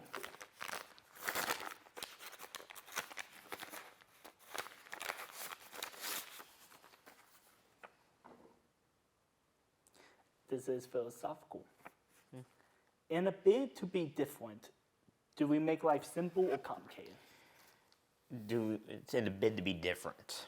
The desire to be different, does it make life easier or difficult? I think it just makes us human. Just make us human. Doesn't matter on the difficulty level. No, we're human. We will accept whatever challenge we feel like we want to accept. Like I accepted the job of both being in this episode and playtesting this, so I knew what all the rules originally were before we had to change them all because I broke the game. Yep, he found the meta within 2 rounds, so I instantly had to change. Yeah, and I just won without having to use it. Yeah, which I am surprised. What is our time? What is our time, by the way? We still have 13 minutes. I broke. Took longer. This took longer. Yeah. I broke the original game in 7 minutes. Yeah, completed the amount of points within 7 minutes. Yeah, I think that makes. Does that make me the fastest round in this game so far? Yes. Of course it is. Again, you're just too quick on finding your S points. Yeah, but that means that I have won. Indeed. And that means you need to take the consequence. Yes. Now- For those who may not have seen the other episodes, the punishment for whoever loses is the winner can either pick a question that's remaining or come up with one on their own. But I know you. I have more than one. Oh, but, God. You know what? We have time to fill. Yeah. Come at me. Okay, the first thing is, based off of a previous conversation we had about originality and how nothing is truly original, out of everything, what did you rip off to make this show? All right, I actually answered this. Oh, you have? Yeah. It was actually similar to one of the questions. I had a philosophical question of, is anything original? I can tell you exactly the 3 shows that inspired me. Go right ahead. Anthony Padilla's A Day Live. Hot Ones with the format. I kind of figured that one. And then lastly, it's just the mixture of, how do I describe this? What is the show called again? I've seen it once and I just love the film style of it. It's one of the 2012 YouTube series. I will put something on screen or description. Yeah, use this format. Because I can't think of it right now because it's been a couple days. Yeah. And I'm having severe deja vu of saying almost the exact same thing. Well, okay. That was the more tame of my questions, to be fair. I figured, I know you. This is tame. Yes. Now, the other question is, will you, as yourself, ever be relevant? Probably not. In the media industry, it's a hyper-competitive field. Not everyone will know who I am, and I probably won't be famous unless I'm known for, like, one thing. Well, to be fair, there's multiple ways you can rephrase that question, though. I should rephrase it a little bit. Will you ever be relevant to yourself? Okay, we're going introspective here. Okay, I respect this. Oh, Mike. Sorry, editor. Sorry, me. I better re-ask that question. You can ask this question in multiple ways, though. Will you ever be relevant to yourself? Well, there's 2 ways I can take that question. I can take it literal, or I can take it from an outside point of view while working inward. The simple way to look at it is, will I be relevant to myself? And I'll be technically yes, because I'm always going to be inside my own head. I would know how I think. However, if you take an outside look looking in, no, I will not be relevant because ultimately, big scale, small scale, I'm one guy in the whole world. And the media field is always getting competitive from people on TikTok, traditional media and whatnot. Odds are, besides the handful of people who know me, I probably won't be known at all. There's probably a lot of people who do not know who I am, even though I've known them for years. So will I be relevant to myself? No. All right. That's interesting. Okay, I got one more question. Okay. Only one. You have constantly talked about originality. We're going with another originality question. Okay. So I'm going to question this. How much of you is original and how much of you is ripping off me? Okay. This is going to require a lot of exploration because we have to go through an entire lifetime within 8 minutes. Well, first off, the goatee thing, I did that first. The hat thing, which he's not wearing a hat right now. But if you see my social media, I often wear in some way or form. Yeah, some kind of fedora.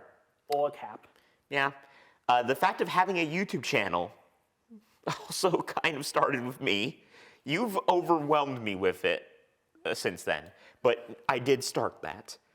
And I think the biggest part of this all is that most of your most premium content on your YouTube channel is rather stuff that I recommended you to watch, or the biggest running jokes or the funniest moments are usually stuff that I came up with and you just used to make yourself more popular. I mean... So, average, how much is original and how much is just a ripoff of me or using me as profit?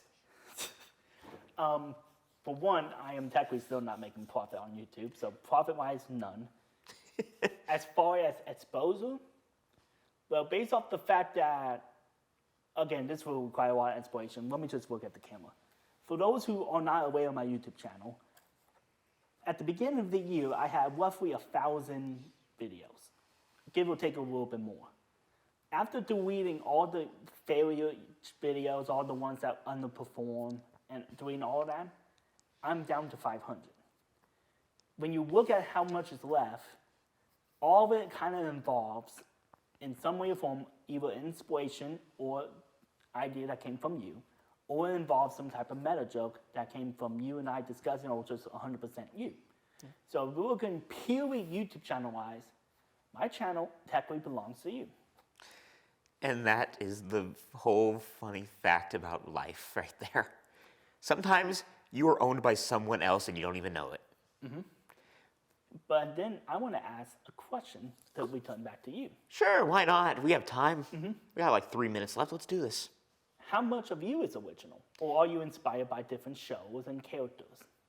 I am not original at all, but I cannot tell you anything of where it comes from. All this stuff comes from my head. It is all funny and right off the top of my head, but it's probably referencing something. I know that we at least made one Benny Hill running joke, and that was just came from 2 seconds of saying, hey, we could do this.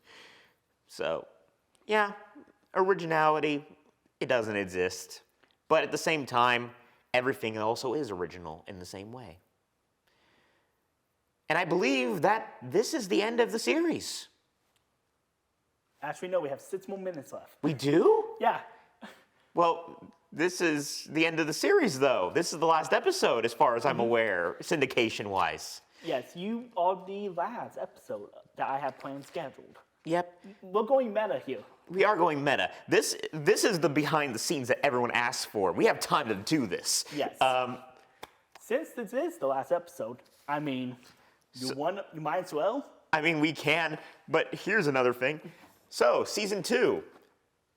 When am I taking over and you have to answer the questions? I mean, you want to try to do this on cam? Pick a color. Black. What's all? 19. It's black. And it's black. All right, season 2. Please, PBS, pick us up for season 2. Or else it's going to be really awkward. I promise I'll only steal the hosting job for at least 1 episode, maybe 2. I promise. Guaranteed 1. Guaranteed 1. I will steal his funder for 1 episode. This is just how we're like. If you didn't figure it out yet, we're cousins. We're related. This is just, this is nepotism at its finest. But I get nothing for being here other than asking embarrassing questions I would have just asked him later anyway. Yeah, we're just having fun on camera, which ultimately is what this series is about. I don't know. We got like 3 more minutes, 4 more minutes. 4:30. 4:30? Yeah, you might as well. Okay, let's just get question 20 out of the way. Let's just get the last one at least so we can say we've done that one. Yeah. We can both answer this. I'm not afraid. I'm an open book. Is there a way to live life that's 100% in your control? No. Yeah, no. If you have full control over your life, I'm sorry to admit, you might, okay, to be clarified, your entire life? No, not possible. Parts of like a good significant portion of your life after you're 18? Maybe. Yes. If you become a hermit, live in the forest, and that's your choice in life, then yes, you can take full advantage of your lifestyle and your choices. But it's not your entire life. We learned that from McDodge. Yes. And I can definitely say no, because no matter what, you're going to be controlled by someone. Someone's going to be your boss, someone's going to be your parent, someone's going to be your partner that you have to follow instructions at least once. And besides, you have 18 years of a free trial on life that you're controlled by 2 people. Yeah. Ideally. Yeah. And depending on your region, it can be between 16 to even 21 years. There is no way, unless you, again, as you mentioned, hermit, or you are like a CEO of a boss and you have full control of the company. Yeah. Which at that point, are you really living, or are you controlled by other people's profits? Yeah. I mean, there is proof that you can live your life living it the way you want it and no one else's way. But you do have to live a different life out of your control first before you earn that right.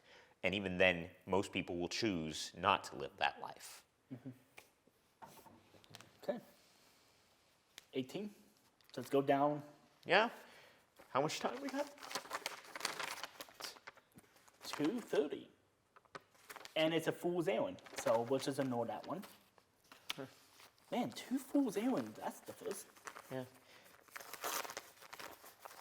I'm just going to start opening these. We're just going to speed run these. Yeah. 16 is, which is more important, wisdom or intelligence? Wisdom, because you don't have to be smart, but you have to be street smart. Yes.